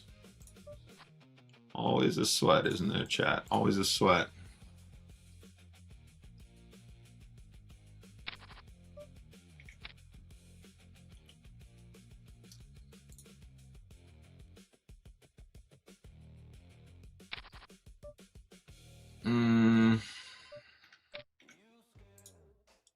Yep, that's unfortunate. It's a nice run out for the King 7, but for 7 big blinds, 6.5 big blinds, we have to call King 7. We're still beating EV here again. That was a very, very good game for us, though. We did play that one very well. We played that game well. We actually managed to stomp our opponents in some pretty big pots there. Yeah, the Jack 7 is definitely right on the line, Specky. I agree. That's what I said on stream. My thoughts exactly, sir. It's very, very, very close, though. It's like a couple. It's just in there. And as a rule, I've been trying to take out the really, really close ones because my opponents are literally, measurably not shoving enough in those spots. With the surprisingly, when I did my database analysis where I filtered for the regs, and some of these guys are very good, you know. Some of these guys are the epitome of reg. You would be surprised how far away from GTO they were playing the push fold stuff. So we're trying to make an adjustment for the we're making an adjustment for the tendencies that we've actually measured. Okay, cool. We got queens in against fives or whatever it was there. We managed to put it in against the underpair, and they spiked the underpair, which again, that is a bit of a bad beat, but not the kind of bad beat that is tilting Nick right now. We're playing for $100 over here. We turned a straight. Can you believe this? Absolutely beautiful turn. No action, I'm afraid.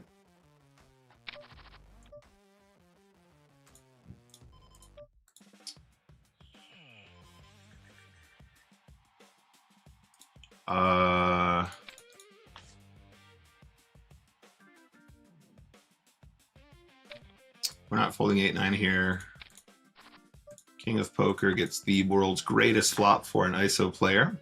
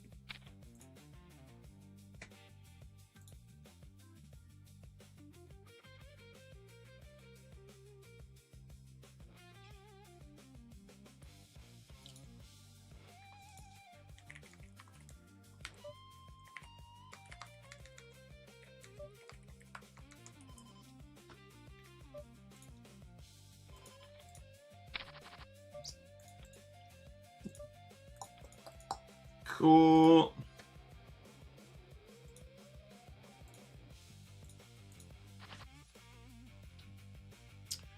We want double hundo wins here, please.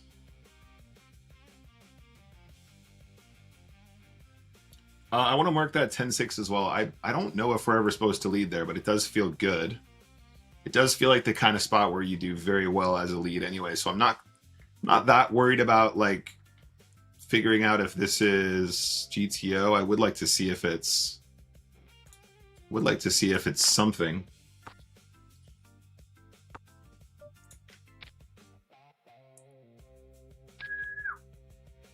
Nice. We actually managed to shove a hand and not run into aces. He does flop a flush, however. For the $100. Oh, there's some air coming through the room now. This is nice. Yeah,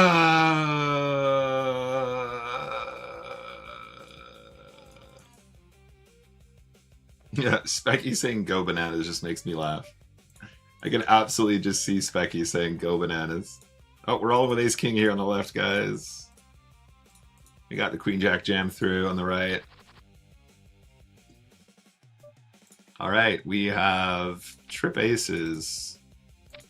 Can we win with ace king of diamonds?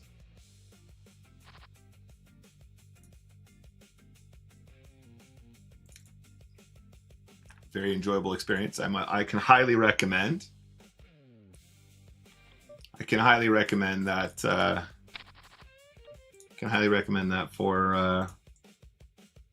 the boys. We're gonna miss the king deuce completely because it's a 3x multiplier against 2 regs, and we want more ace kings. And we're gonna just bet here because we're playing against the unknown player. Ace king. This might actually be a good hand. Oh my god, it's happening, chat. It's happening. Not trying to chat pro, buddy. Just sometimes saying my opinion. I do not get me wrong, Specky. I love you, buddy. I enjoy your company on stream. I know you're not chat proing. It's just difficult to communicate with the delay, obviously. Anyway, right? Queen 7 gets to showdown, which makes me kind of sad. I think we probably could have pounced on that better. There is absolutely no min raise at 10 big blinds effective, at 11 big blinds effective. Actually, that's not true. There's probably a little bit. But we're doing weird stuff here to try and get one over on our boy here. Ace 8 suited, we're going to go for the 3.5x ISO. We're going to play this as a limp. I do have an air conditioner, but it's like a miniature one for like a single room, Tom. To be fair, it's like the actual air temperature outside today is relatively cool. It's just that for some reason, for a minute there, the air like got trapped with the window too closed or something. It was suddenly just really, really hot in the room.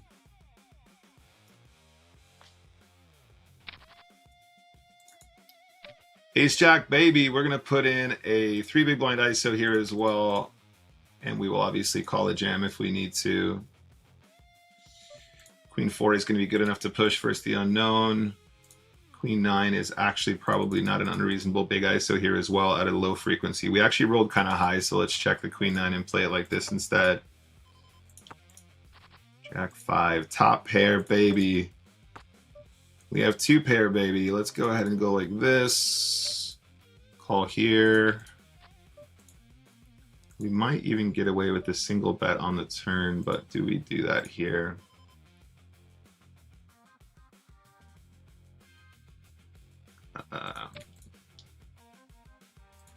Let's see.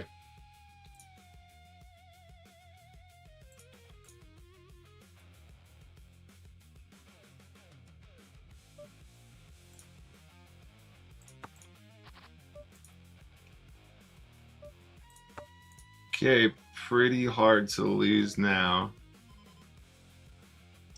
Let's do this.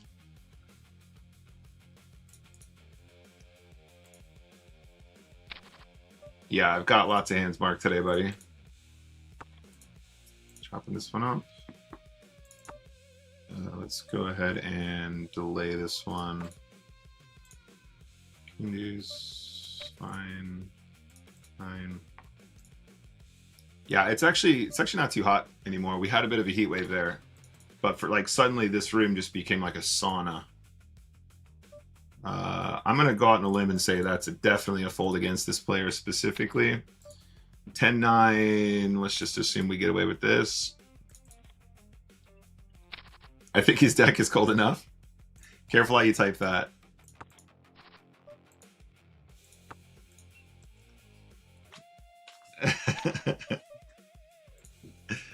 No. Not for this game, no. All right, Queen Days, let's go. King 6 of clubs, let's go. This guy is very snug though. We got to be really careful with the way we call.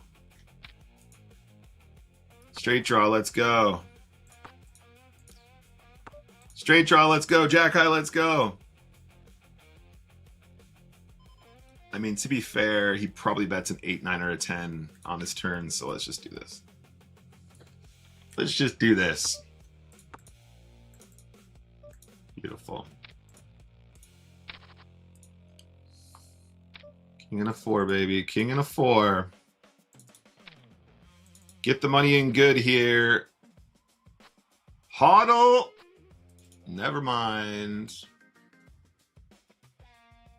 The Queen 9 is a supreme check spot. You like that one?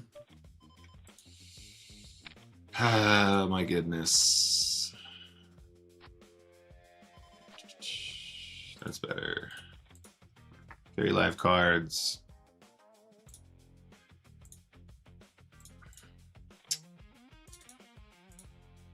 I was really enjoying not playing with the King of Poker in one game there. That was great.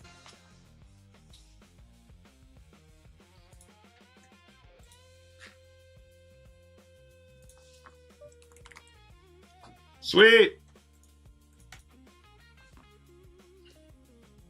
Yeah, true, Tom, true.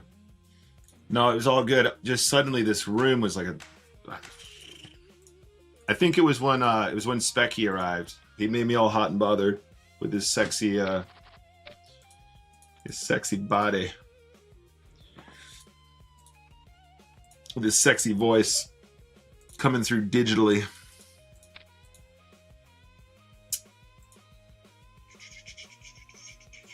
Come on, you're supposed to shove an ace once in a while, people. Do it right, please. Here we go. See? Is that so hard? Is that so hard? They gotta have the other hands some of the time. You see what I'm saying? This is reasonable. This is a reasonable amount of nice hands to have. We want just some of the setups going this way and some of them go this way, and everything else comes out in the wash, all right? Everything else is whatever. Everything else is fine. Okay, we rolled very low here. Let's put this in the large, in the 3x ISO. Specky says I can hop on a call if you want to review some before the end of the stream. We can do that, buddy. That's a good idea. The ace-5 jam here I think is fine. It's definitely not going to be losing. Let me put the ace-5 in for review. I'm pretty sure like ace-5 you just get away with whatever you want there, especially with the shallower small blind. It might be the case that we shove when the big blind is shallow and but not when the small blind is shallow. Maybe the min raise is better there. We don't lose too much in the exchange though. Okay, try that again. Try again. There we go.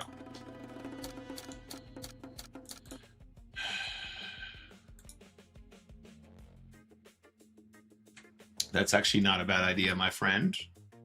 We have a fair number of hands marked now. We're going to try and sneak in here with the Jack 8. Ace-5 gets rewarded on the river here. King of Poker definitely stream sniping. I remember doing that ages ago. We fired up a stream and forgot to put the delay on. It was pretty funny. Okay, $75. Over here, this player limped, did not bet the flop, and now suddenly wants to bet. And I feel somewhat obliged. I'm gonna play the aces slow here. I feel somewhat obliged to continue floating here, just because I feel like Jack High is a major winner here, guys. Jack High is a major winner. Damn it. I knew he didn't have a made hand. We're going to mark that down for review as well. Not for review, for the limp.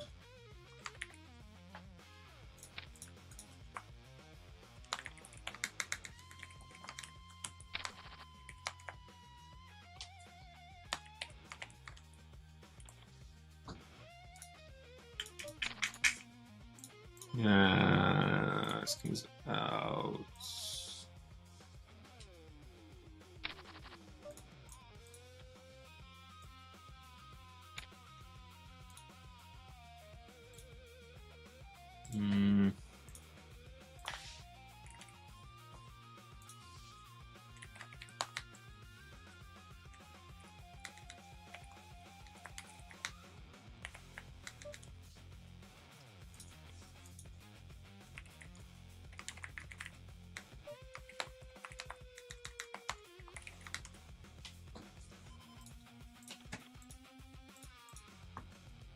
All right, we're going to see if we can get Specky on, guys, for a session review later on.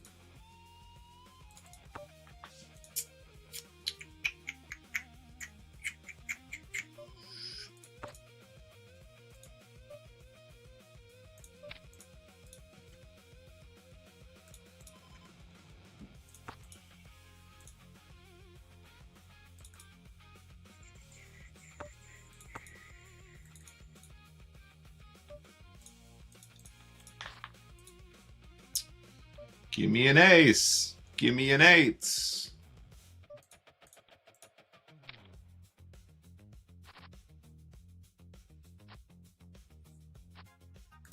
What is this run out? What is that? Get lost, mate. Please, please just do me a favor. All right, we'll min raise this one. Well, we can min raise this one. It's okay. It's allowed. It's allowed. We're allowed to do that once in a while. Ace Jack is also a very good hand. Ace Jack confirmed, very good hand. Jack 9, pretty good hand for 4 big blinds. Getting it in against Jack 8 feels kind of nice here.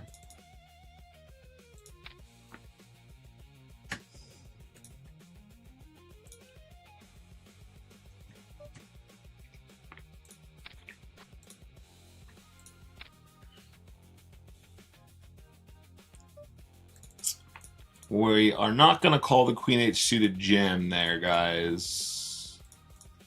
We will play this hand in position, though. Go.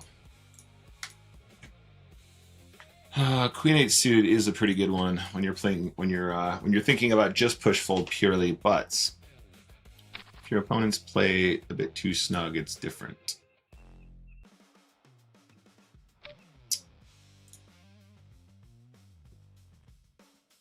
2x multi. Let's play it fast. We pick up a straight draw on the turn. I do like the idea of trying to get some 5x to fold here as well.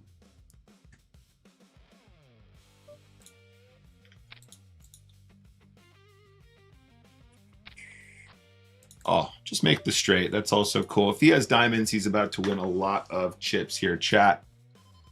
Can you imagine a man like this, a man who check raises an 8 on 7-8-7 trapping diamonds? We're about to find out.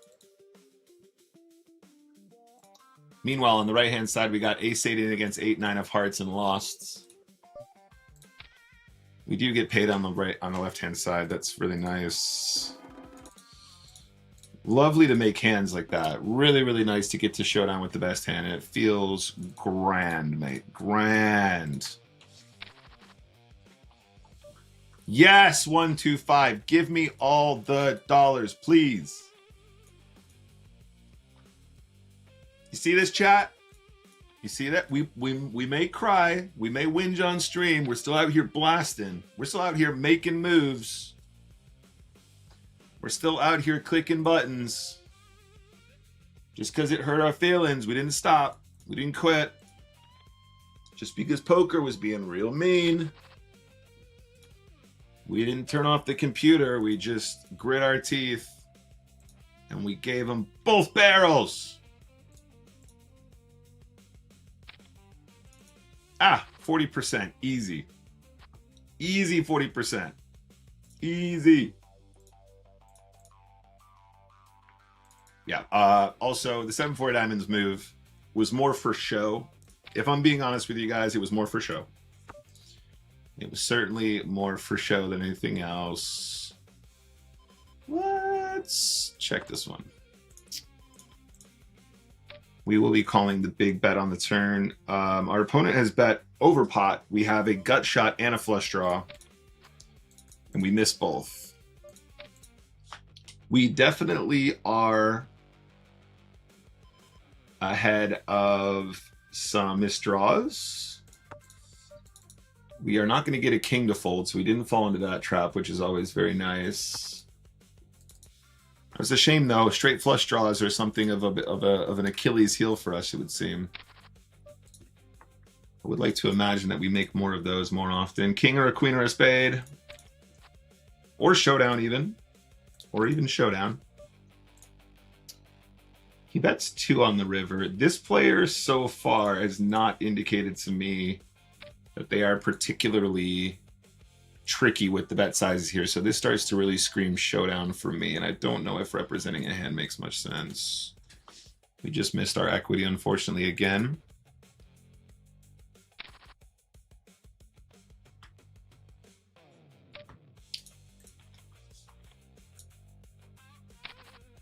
King 10, let's put a little limp in here. We could limp call a jam here. This is fine. It's a 75x. He's been very aggressive versus limps. King 10 limp call is definitely GTO, by the way. We can double check this one if you want, but at 13 effective, I think that's pretty straightforward. And this one's right on the cusp. 9 deuce is going to be a fold, though. It's right on the cusp. Let's see if the A7 is any better here.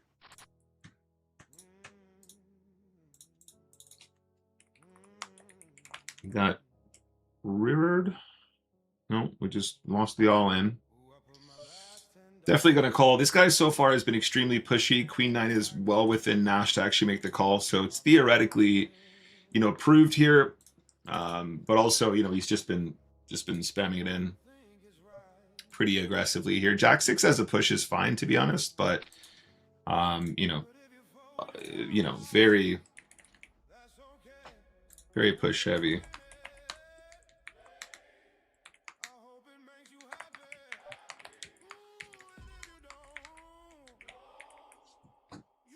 Okay, cool. Let's get into this one. This is the 1-2-5 on the left-hand side. We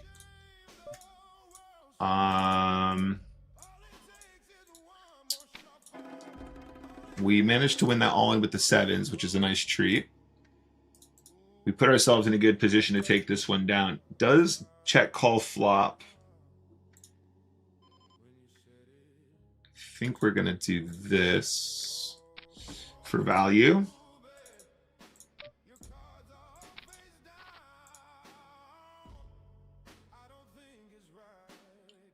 And the club is obviously not a good card. We are winning regardless. The 2 value bets were very worthwhile here. Any 2 suited cards here we're going to defend. We managed to spike a 6 with the backdoor diamonds. We're not folding yet, of course. This might even be check raise territory some of the time. We're not sure. With the 6 of diamonds in hand, we're going to do this instead.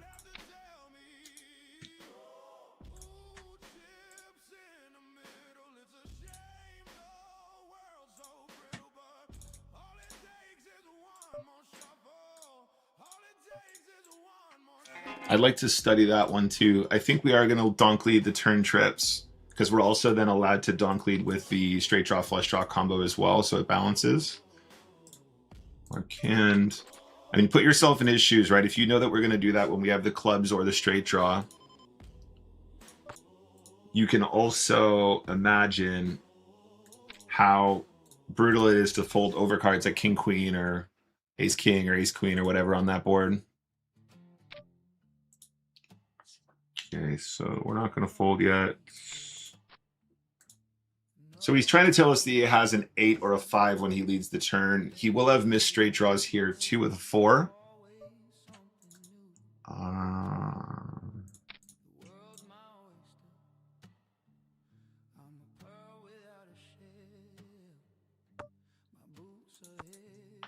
Nice. We're getting small check raised here, which is a bit weird. Oh, sorry, guys. This is the wrong table. So we opened, we bet 1, we got small check raised. Definitely a bit unusual. Not really sure what to think just yet. The number of ace deuce, ace 6 he's supposed to have here isn't huge. He does decide to check the turn. Let's just assume that the hearts aren't going to be a major component here too often with a 3 of hearts in our hand. If we see a bet, I don't think we can fold. You know, this is definitely a tricky one. I don't think this hand can fold when he's not really supposed to have that much ace X and the hearts are blocked to a certain degree. Yeah, that's fair enough. Fair enough. He will have it there sometimes. It's fine. We have a lot of reasons to disbelieve there. We managed to win the 1-2-5, which is lovely.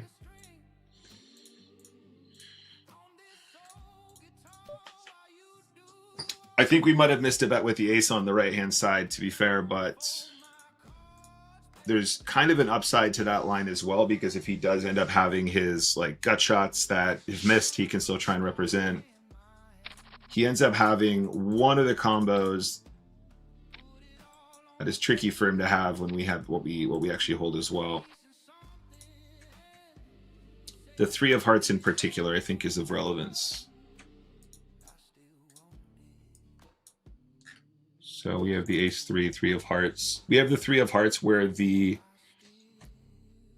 gut shot, the 3-5, you know, check raise where you've got the gut shot there. The 3-4 check raise where you've got the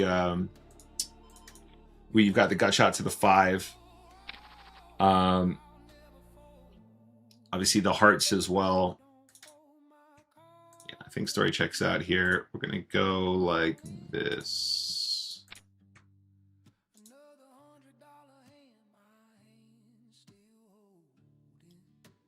I think if we don't have the 3 of hearts, we're probably a lot more likely to go ahead and just barrel turn anyway.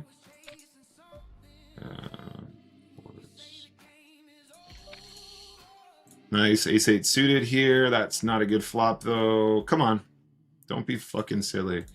The 4's overcall is wrong. I think we don't overcall 4s. It's like 6s or 7s plus. I want to mark that one for review as well.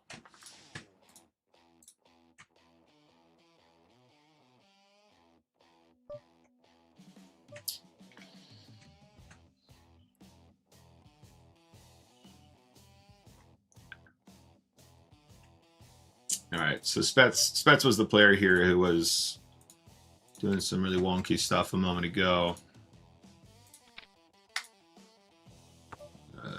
This is fine.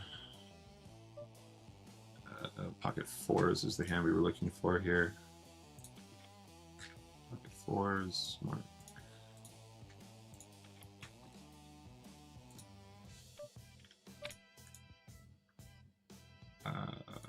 Okay. King 7, we can get away here. 4 deuce, nah. King deuce.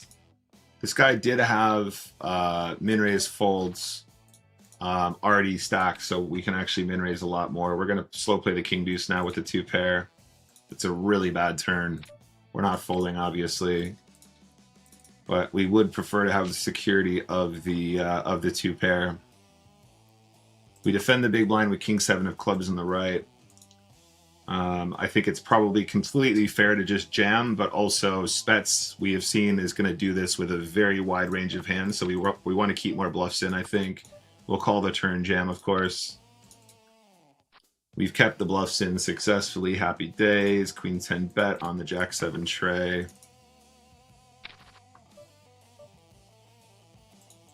I think we can just keep barreling here. We're going to put the 7 in the tray in a really bad spot here most of the time. We're blocking 9-10, which is of relevance. And we can still triple as well. Once we hit the queen, we'll go for all of it again. If it's potentially a jack, which I don't know if it is, I think this is better against the unknown player. Fair play, nice hands. It's a very unfortunate run out for us. Once we hit that queen, there's no chance we can miss the all in there. Very, very unfortunate spot. After what was a very nice couple situations for us there. Still can drag it back here. 50% equity on the left-hand side to remain in this event. Aquario is saying, could you look at the 7-4 suited hand later and see what the EV of calling would be, please? Yes, I will, mate. Yeah, absolutely. We're going to trap 6s on the left. We don't flop a set. I'm sorry to say. We're going to go for a 3 big blind ISO with Queen Jack.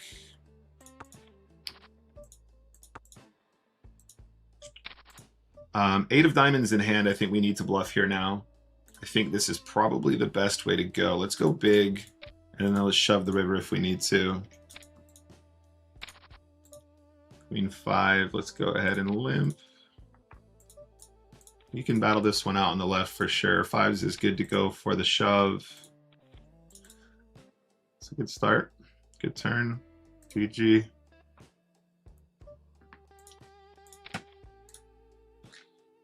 Okay, cool. All right, guys. Becky's going to join us for our study session. I'm going to give this guy some rope on the left. I think probably if we check, we might give him an opportunity to make a bigger mistake. Doesn't want a piece. Doesn't have enough. Nice. We have battled our way back into contention. King, queen, we can still limp. We're calling a shove if we need to. On this board, we are going to play our hand as though we have the nuts. However, if he has the ace, that's fine. But our hand is so mega strong here. Yeah, that's unfortunate. We do manage to get there regardless. We'll make a note about the way they play the ace here too, because this is definitely unconventional in the extreme. The check back with the ace is probably something a fair number of players do, even though probably you want to be more aggressive. But I think it's really important also that if you're going to play your hand this way, you're not donk leading into a board like this where you're very rarely going to get action. It just so turns out that we have like the absolute tippy top of our range in a spot where, you know, we pretty much have the nuts most of the time. So for that reason, he's going to get paid on this. It can be very like, it can be very positive reinforcing for a situation that's probably not very good.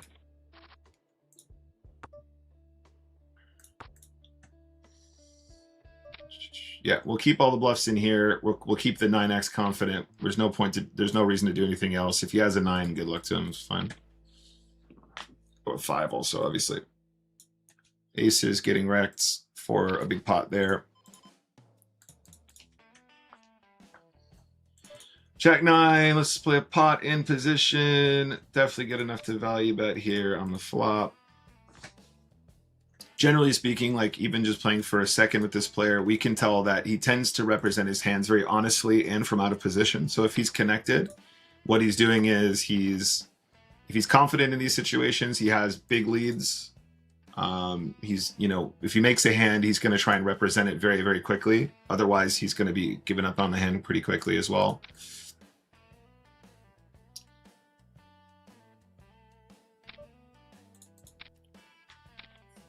Yeah, lovely. 8s into kings for all the chips. Very, very cool. So definitely a couple things to note. First of all, the min ISO to me does look very scary, but our hand is way too strong to want to fold, so we're never going to get away. But there's definitely plenty that we want to label here.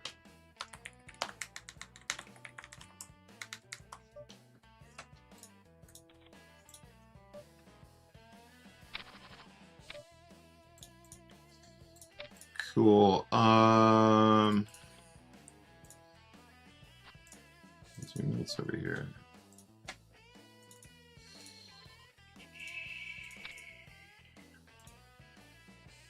Still a comeback over here potentially with the AK. Still potentially in there.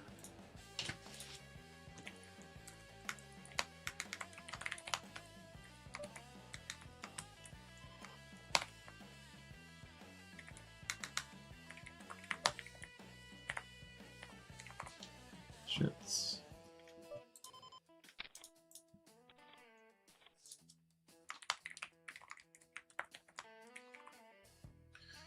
So after one game, we've got a fair idea about how we want to try and conquer this player on the left. And we start to get a very strong feel for, you know, the way that they're going to represent their hands in an unbalanced way that we want to keep an eye on. Min ISO versus Limp 6 effective was King King. We're not marking that down because we're ever going to fold a hand as strong as Kings. What we're trying to mark down in this situation is that these very like subtle but not so subtle moves that he's trying to make are actually going to be as glaringly strong as they look like.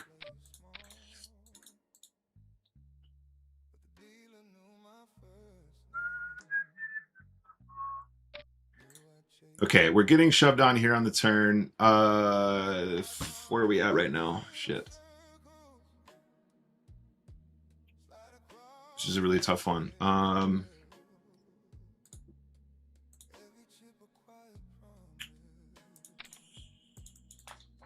Nice turn for the Jack 8s. I think in this spot specifically, against this player specifically, we kind of need to still call because he's going to end up having like 9-10 and like Jack 10, and he's going to have these hands that play very well as a check jam where they have some semblance of showdown, but they also end up having a draw that goes with them. If they have the spade as well, it's particularly good.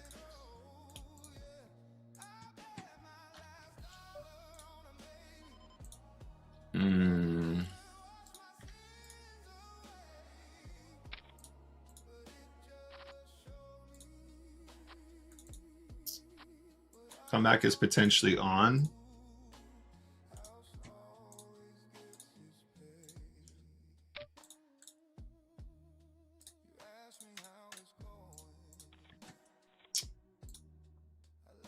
Yeah, eights into kings, just for the just for the memes as well.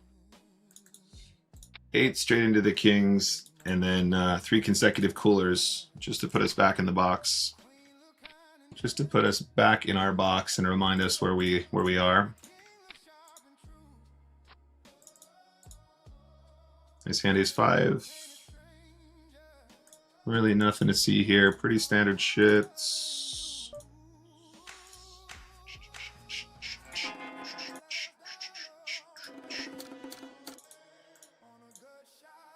Come on now, what are you doing? Open the table, please. Open the table. Use the right table, please.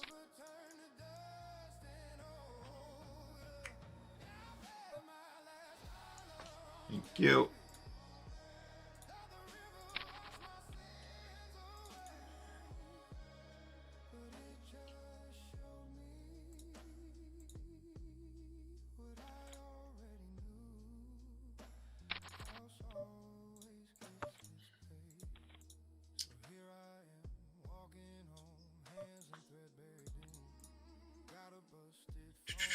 This is an interesting one on the left. Obviously, the guy limping the button is going to... This is very unconventional what I'm about to do, but I'm doing it for a specific reason. I think that we get tons of value off of the limping range here. Where our opponent is going to connect with this board enough where the big bet is just a great way to get max value from that guy when he spams in the diamonds or whatever.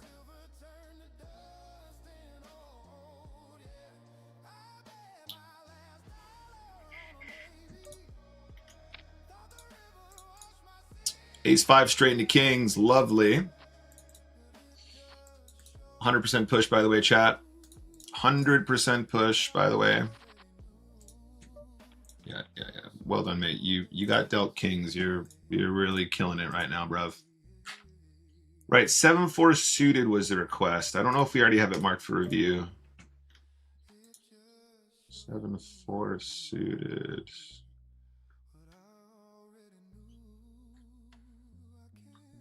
Oh, that was a cool run out. 4 on the turn, queen on the river. Cool. That's cool. Right, 7-4 suited. I gotta find this one. Aquaria requested this one pre-flop. The way that it stacks stuff in hand to note is not very good, dude. It takes ages to scroll through the hands that you want to play. Filter for today, maybe that's probably a better way to do it. Let's go ace-9. Let's look at ace-9 actually holds. That's cool. Oh, my filter is broken now. Give it a second. Session, this, today, filter, apply. Okay, cool. Let's get this one in the middle as well. And then let's also take a look at 7-4 suiting. Right.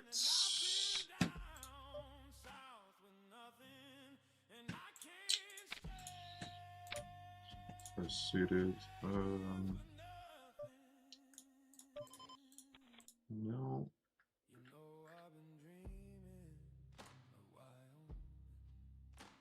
Yeah, when you stack it pre-flop, it doesn't seem to make that much sense.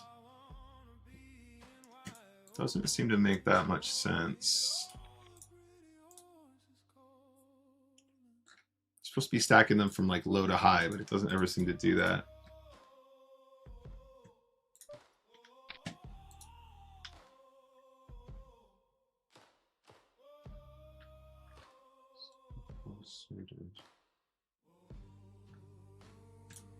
Let's go.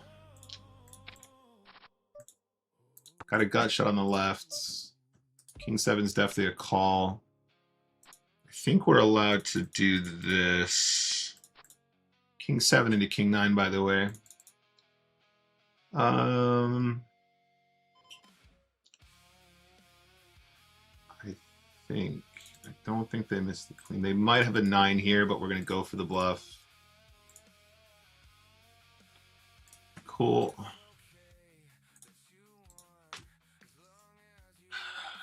Every weak offsuit king or queen that I call with always seems to be dominated, and I can't tell if it's just my stupid human brain seeing a pattern where it doesn't exist, or if it is literally just people having a much tighter range than anticipated.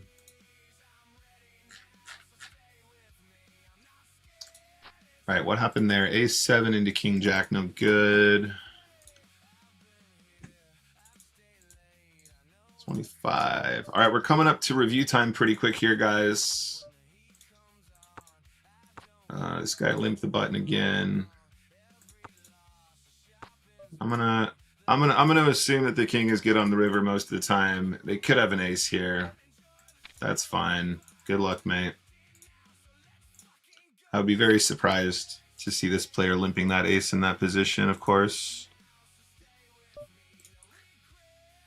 I don't think it's that crazy when people limp aces on the button. I do think it is pretty unusual when you've got like 9 bigs behind. People don't like to do that part. That's the weird part that people don't like. All right, I might have it marked anyway, Aquario. I'm going to stop looking for it now. Maybe we'll take a look in a bit if I remember. Yeah, the min raise there. The min raise off the player there who limped with 10-9. Truly, truly, truly terrifying stuff right there.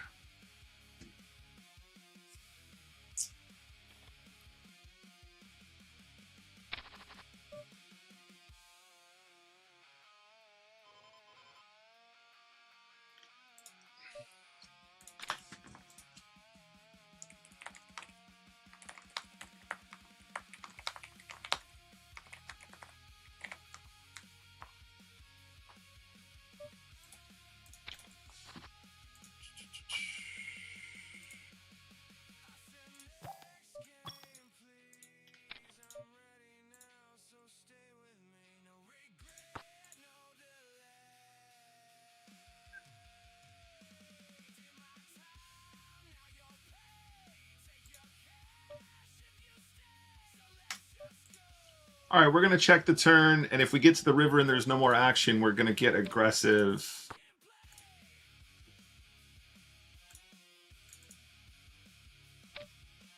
Nope, not like that. Not like that. Ace-5 lost to Queen-7 on the left.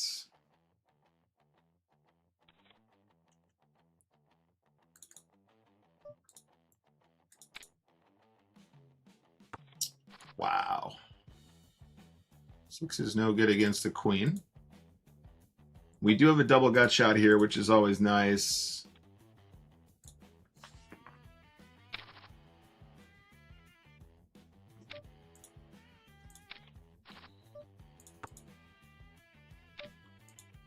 Wow, big jam there.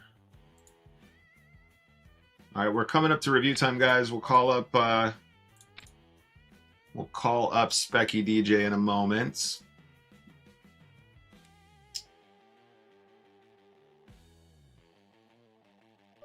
Phil, don't do anything crazy. We're going to give Phil some rope with the check on the flop. He does seem to be very willing to put chips in.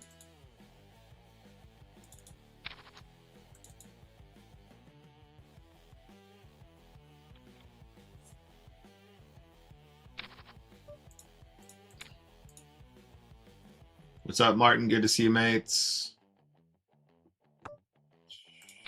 Okay. We're still staying alive somehow over here. We got it in good like 4 times in a row. We're going to run the King-9, guys. Wish me luck.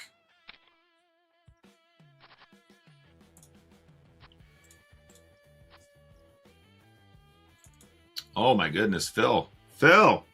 What are we doing, Phil?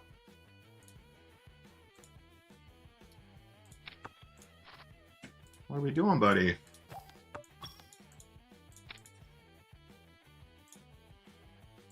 What are we doing, buddy?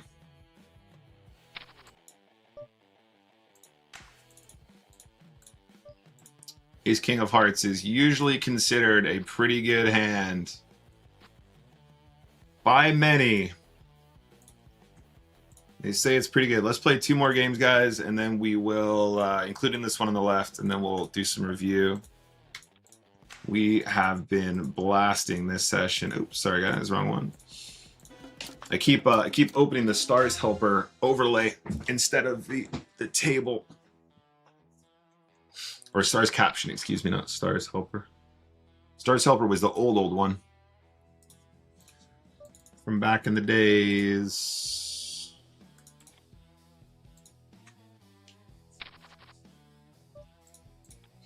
Specky says I don't rate the Jack Deuce pot donk. I had a vibe, but I'm with you. Like on paper, this is like total garbage for sure. On paper, this is complete garbage. But I had a vibe with this guy, and I had a feeling that that particular flop texture was going to pay me dividends. We ended up winning, of course, but that was not the one I was looking for. Let's go one more on the right here, guys. We shove into a dominating hand here, but that is definitely fine. We'll show a significant profit. As a move, let's just do this.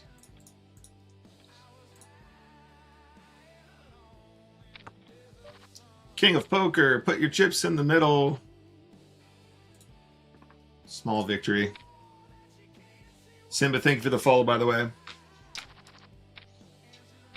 I think I missed Angel as well. No, I got Angel before.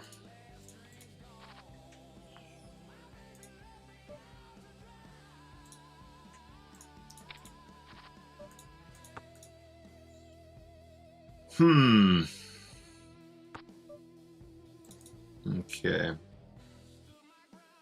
I think we can do something like this.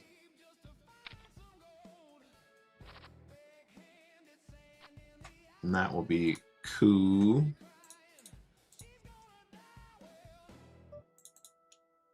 Six deuce.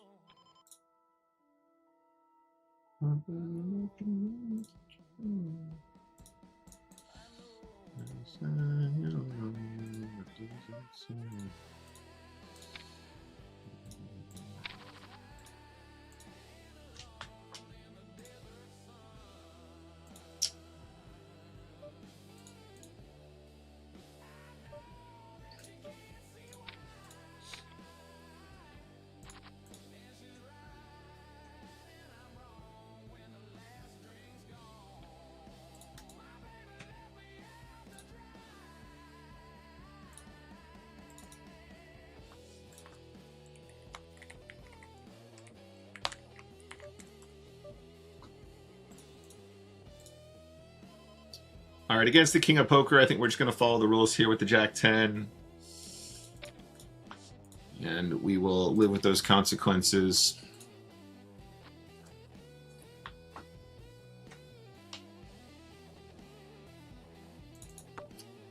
Let's start betting here.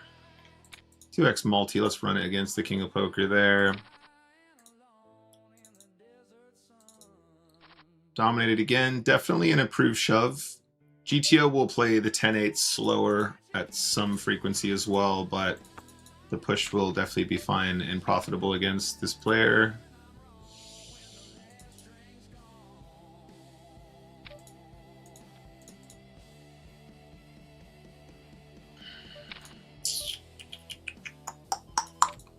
Fine, fine. If we were playing... You can't beat him, guys. King of Poker's too good.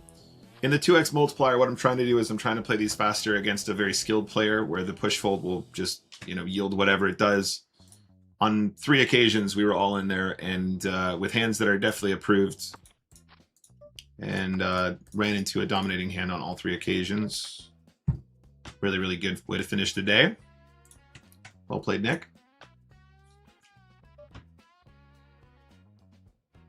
Real classy poker there.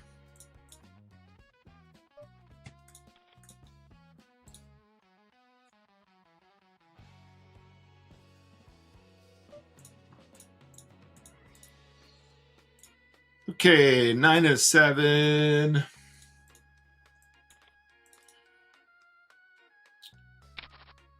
10-3.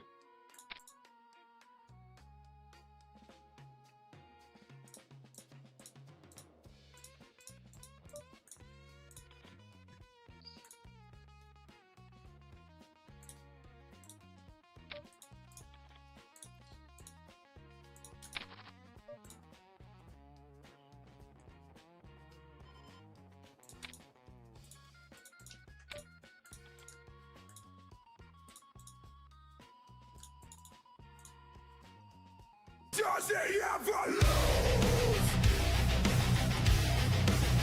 This guy. Does he ever lose? Hey, Susperi, thank you very much for the follow. Queen Jack is the best hand. Pre-flop. That was a very odd min raise. Eugen just min raised off of 5 big blinds and got it in where the shove is normal. That was unusual. Very unusual.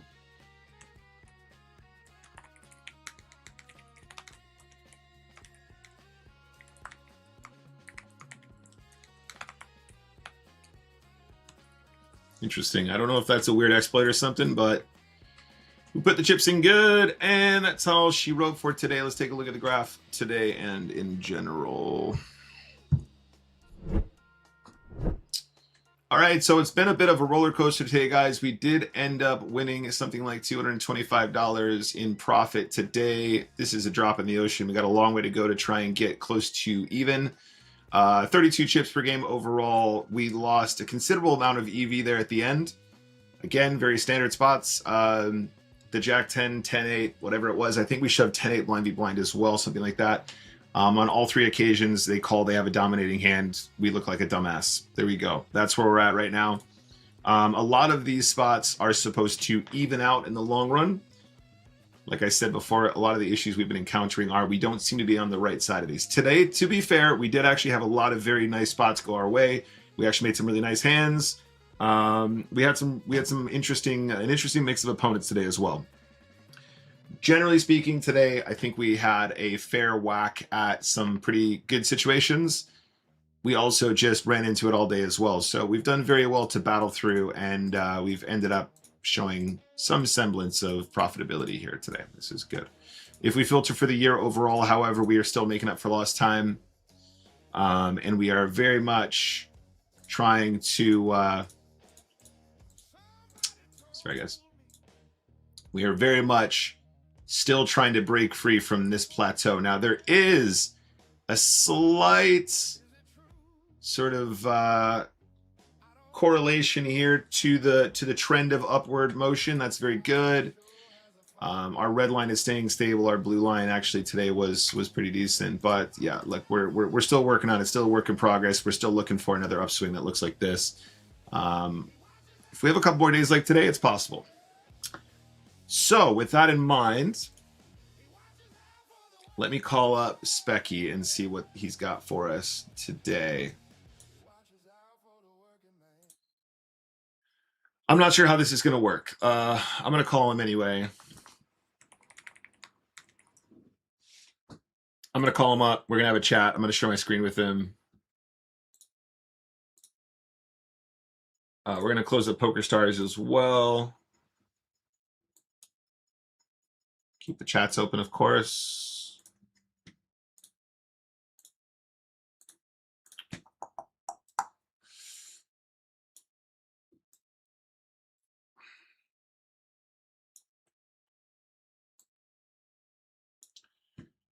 We don't need any of that open either. Okay, cool.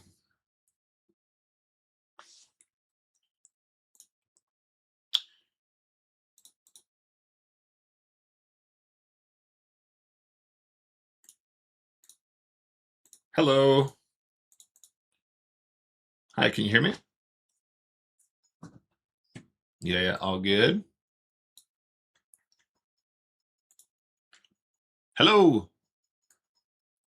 I can hear you. How you doing, mate? It's nice to hear your voice. Sorry, chat can't hear your voice, though. One sec. Let me turn this on quick. Chat, can you hear him? Specky. Hello. Can you hear me? Say something. Yo, hello. Can you hear Okay. me or what? Yeah, everyone can hear you. That's fine. Okay, cool. All right, cool. So we're on. Let's take a look at some hands for review. I need to share my screen with you somehow. Let me see what I can do. Let me share. I can share an application.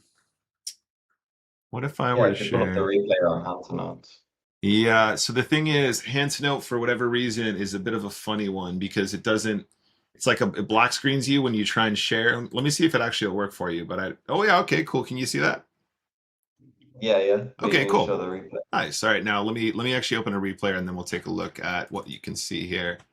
So let's see. Okay, that's not the replayer. Let me open up the actual proper one. Hand to note replayer.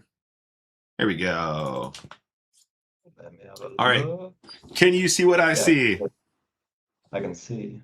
So obviously, for those of you that have watched the stream before, you know that a lot of these are just really simple pre-flop ones that I like to just remind myself about, but there might be some interesting ones to talk about with Specky as well. Let me turn up my audio a smidge.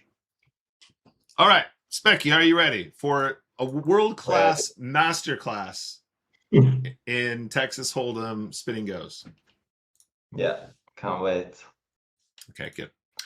So here you go, 10-7 all in for around 10 big blinds. I'm pretty sure this happens most of the time. Our opponent has king 6. What do you think? Yeah, seems reasonable. King 6 is like pretty close for him. Yeah. But I mean, like 10-7, you can kind of do what you want with it. Like, you can jam, you can limp. Like, depends.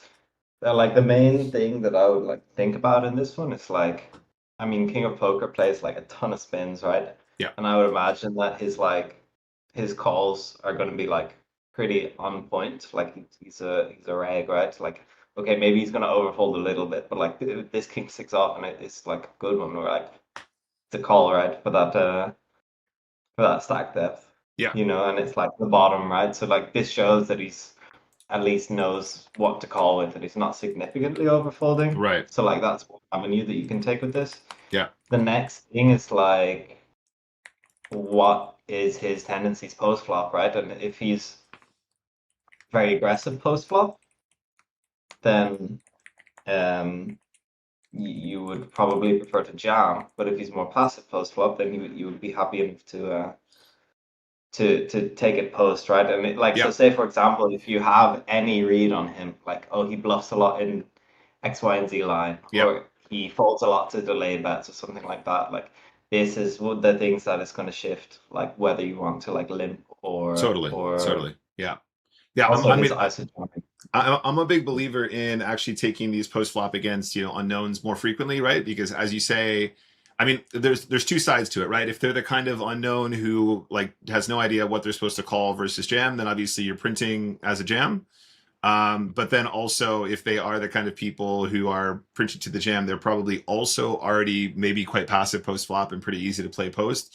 So you take kind of quite a pretty suited 10-7 to a flop in position, you're going to probably dominate them pretty often. Yep.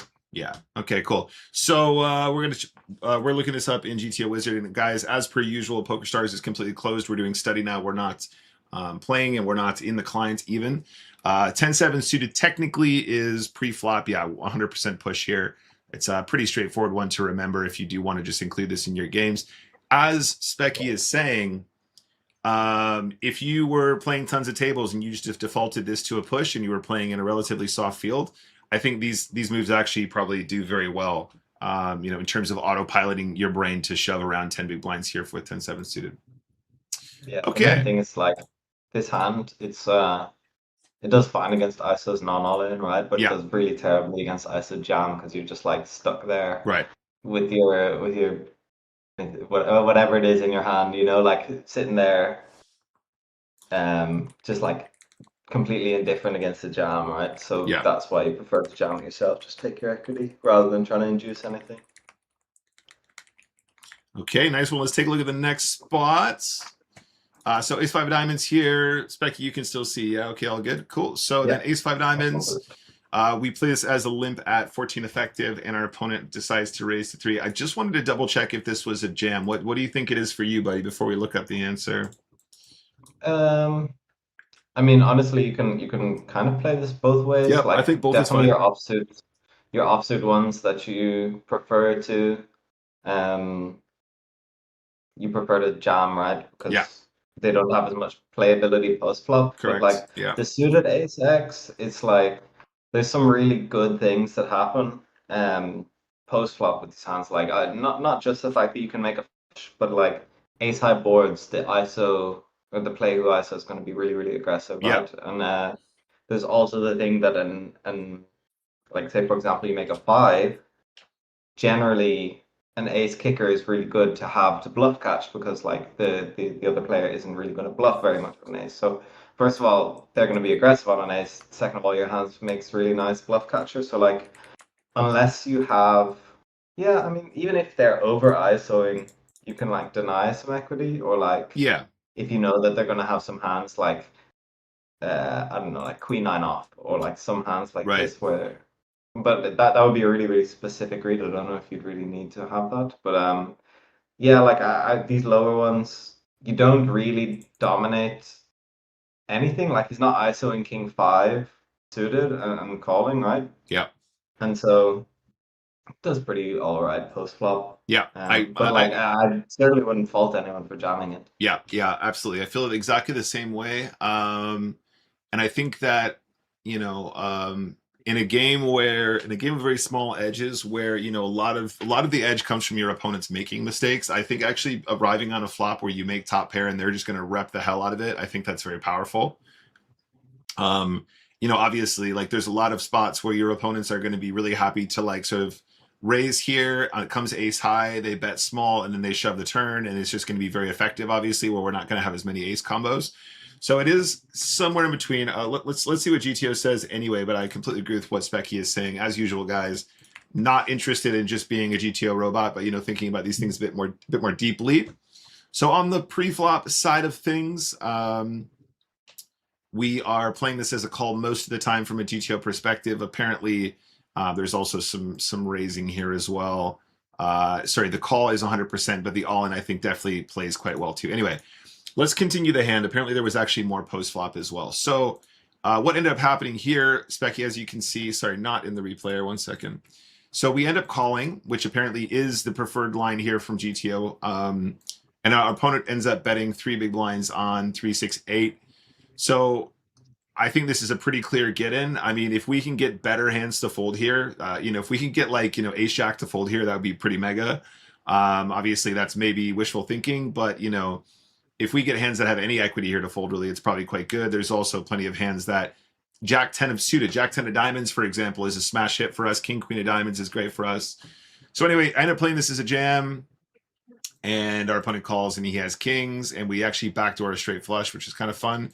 But yeah, sorry. What are your thoughts on the shove on this flop? Are you kind of going to just go for the same kind of deal? It seems pretty obvious to me, but Yeah, I mean, so there's something at play here where like ace five, like say for example, you call the flop, yeah, and the turn is like a 10 of like whatever, a 10 of like spades, yeah, like a random hand, and they jam. Like you're still in a spot where you're just gonna get it in with your nut flush draw, right? right, yeah. I And mean, so like, the yeah, money's going in on any turn, right? Like even like I can't even think of a turn like maybe the 9 of clubs, the money isn't going in. And so like at this point you're kind of like, okay, obviously it's great to get it in, like we have boatloads of equity. But like for example, like if you were to give him a hand like kings, right, we would probably just put it in and take our equity, right? yeah, But you give him a hand like 10 deuce offsuit that he ISOs yeah, on this flop, and then like say he has a diamond, and this turn comes, like he might just rip it in, and so like if we jam on the flop, he's just gonna just fold, and so like we don't necessarily need to always think about like what his value range is going to be. sure. And like I think maybe like ace jack folding is a little bit of wishful thinking. Like I wouldn't expect ace jack to ever fold, even if he has ace jack with no backdoor. Like after he's bet 3 big blinds on the flop, it's pretty committing. Yeah. So, Yeah, I mean, I I think either King is of Poker reasonable. specifically, I think is a bad example to talk about those possibilities for sure. But just people in general, and also, I mean, do you think it's of benefit to put 10-9 in a situation by shoving flop, or do you think that these are the kind of hands that you kind of want to keep in, and we're going to play this slow where we know we have tons of equity, and we're going to try and make that we want them to make a mistake on the deuce of diamonds turn. Yeah, I mean, like, can you go back to like the action where he's bet? Yeah. So like we're giving him, like when we jam 11 big blinds, and Yeah. he has to call off whatever that is, 8 to win Yeah. 28. So he needs like 30% equity. Right. And like realistically, 10-9 has 30% equity against Sure. a jamming range, right? Yeah. So it's not really in a spot, I think, like because a lot of your jamming range is just going to be pairs. Yeah. And so like ace five suited nearly performs as a trap here. Yeah. And so like that's what I would kind of reckon about that. Like you don't, like certainly if you have a hand like, like say you called it Jack 5 of Yep. of diamonds. Yeah. Like very happy to just jam this one in actually. And just like you do really well to deny equity from like King Jack, Jack 10. Right. Those kind of hands. Like Yeah. but ace 5 is just very, very, very strong here. Yeah. Right? I'm with you. You want to yeah. Yeah, this is a great way to And think about it, actually. Like the actual high card composition here does have quite a lot of relevance, doesn't it? yeah, definitely. Yeah, interesting spot. That's a really good one to talk about. From a GTO perspective, I know you can't see it, Specky, but it is pretty damn close. Basically, on the flop with that much money committed, they're going to call 77%. They're going to shove 22. The actual EV is exactly the same, but you know, I think again, whenever we see that sort of, oh, the EVBB is the same, I think it is safe to assume that probably a call outperforms against, you know, recreationals. Against the regs, obviously they're going to have like the correct range here a little bit more often. They're going to respond correctly more often. But you know, if we imagine that somebody who's just splashing about and could turn up here with just completely random hands that not only we have beat, but we also have the, you know, the diamonds to back it up as well. Let's say that they're just in here with, you know, 7-9 and, you know, like whatever. Let's say they're in here with like 4-5 and just like, you know, deuce 5 of hearts and all this kind of random shit. I think the call does outperform suddenly because I think we can convince them to put it in with 0% equity quite often. But as you say, when there's that much money dead already, you know, I think we are pretty much committed to this pot regardless of how we play it, but we might keep some more bluffs in as a call. I like that. It's a good one. Interesting. Okay, safe. Let's move on. So Also, like, it's yeah, very important to like note as well that he like used this sizing. yeah, Like, I mean, this sizing is like totally fine, right? In yeah, ISO pot to bet half pot on this. yeah, yeah. But the next time, if he bets quarter pot, then you can just play very, very well against that. Yeah. Like after you've seen him bet half pot with kings, because like, I mean, kings is a hand like I mean, a lot of people just like mega fast play their value with the big sizing, right? And so Right. then if they end up like betting small here, you should just like float them really wide and just not give them any fold equity and just like not not make their life easy, right? You shouldn't Yeah. fold any hand. You know, like if you've got Queen 10 offsuit with no good suits, you should just always call. I mean, Yeah. I think you probably would anyway, but like Jack 5 of hearts should just definitely call if it goes small after you've seen this after you've seen this half pot. And then just out of interest as well, guys, we can see here that let's change away from the EV. Let's just do strategy. We can see here that the actual hands that want to bet 3 more are the overpairs that are more vulnerable. So 9s actually wants to bet 3 most of the times, 10s 61%, jacks 52%, queens quite often as well. Queens actually are going to be B2 a little bit more, and then kings have some check traps, aces have some traps more frequently, and the size that they want to use is B2 here as well. Interesting. Actually, B1, B1.5 for aces, even if you do want to bet them at all. It looks like there's about 50% check depending on the suits as well. Having the ace of diamonds obviously has some relevance here, but nice. Good to know. Okay, safe. Let's move on. Let's see what else we got going here. Ace 5. Let's go ahead and open up the next one. Sorry, guys. All right, Jack 9. So we start the pot as a limp. Our opponent checks. We arrive here. Ace deuce ace. This one doesn't need too much analysis. I think this is just an auto bet, right? I mean, we're not. I know I'm probably overthinking these spots given the state of this hand, but do you think we are supposed to be checking some king high, queen high, jack highs on this board at all, or is it just like such an auto bet given the pre-flop that we just always do it every time? Yeah, I mean it's ace deuce rainbow. Yeah, right. You have all the aces. Yeah, They don't have yeah. any aces. Yeah, exactly. I'm not going to classify this as a hand that I brought to the study session with Specky specifically, but let's take a look. It does look like actually from a GTO perspective. So it goes check here, small blind axe. 27.5 check is a lot higher than I thought. And actually it is jack high, queen high, king highs as well. Not all of them. I do think probably at some point you just start to overthink these spots a little bit too much, I'd imagine. Yeah, like this is one where like their response is going to be like pretty wild in terms of like what they need to defend. Right. And then like, okay, if you're gonna have a check, it's probably gonna be jack 9 or like those kind of hands. Right. This really, like dominates a lot of the calling range. Yeah, it's like jack 10, jack 9, jack 8. So the instincts here are actually on the money, but again, like I don't want to go so far down the route of computer says yes, and then I confuse myself on a later street because of what I did, when it's so easy just to bet. As you mentioned earlier, a lot of these guys playing tons of volume. I just think that the EV gleaned from having a playback on ace deuce is probably not massive. I think a lot of them are Yeah. probably willing to just, you know, let this one slide most of the time, but you know. Yeah, I mean, like the main thing to kind of notice here is like, okay, there's supposed to be some checks for the small blind, Yeah. and then like, so the way it works is like, if they're range betting, it's not going to lose a lot of EV, right? From their perspective, or Right. like if we range bet, it's not going to lose a lot of EV, but if we range bet and then subsequently overfold to the check raise, Right. then that's when we start to lose EV. Because, Yeah. like, say for example, you bet this Jack Nine and he raises it to 2.5 big blinds. Like, Yeah. what's your move? Yeah.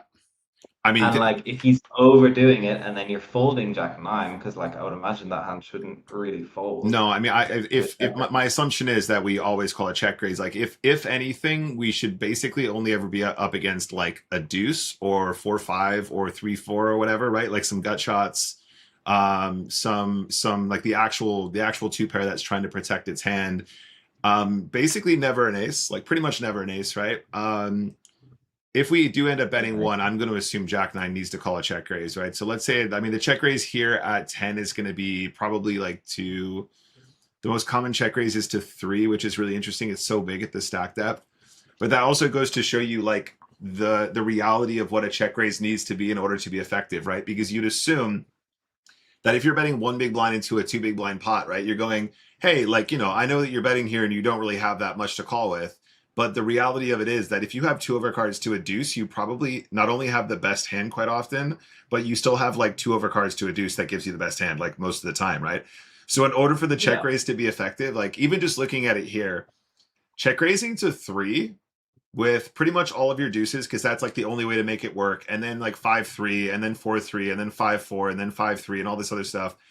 Like all of that stuff actually probably is very effective, assuming you know that the check raise size is to 3, where you're committing like, you know, over a third of your stack here, and it becomes very effective, I'd imagine. But I would assume if you do get check raised to 3, Jack Nine has still got a call. Yeah, Jack Nine is still call in the, you know, the 40% of the time you're supposed to bet it in the first place kind of thing. But, you know, Queen 10 is so easy. King Queen is so easy. Funnily enough, if you have King Jack with the King of Hearts, they just want you to push. If you have King, it's just pretty much every King Jack is just a push here. That's so funny. It does put those hands in really awkward positions. But there you go. I mean, if you actually said to yourself, right, when we get to 10 big blinds effective, I'm going to check raise these hands to 3 big blinds, you might actually crush the regs, to be honest. But Yeah, and like say for example, he clicks it to like or to like 2.5 here, and you should just like not really fold anything, or like yeah, you should have very few folds. And yeah, like these guys who are playing a lot of tables, like they're gonna see, like I don't know, queen six like without any backdoors, yeah, and they're just gonna fold. But this hand is like gonna like it should definitely call. yeah, And like there's not an EV difference, right? So if they're folding and then you're also over check raising those spots, yeah, yeah, this is like when the EV shifts in your direction, yeah, right? And so totally like agree. Totally I agree. I, I would say there's probably not a high chance for like the average mass tabling 25s, right? To like over check raise. Yeah, And so like it's not likely that the EV shift is happening in the other direction. right.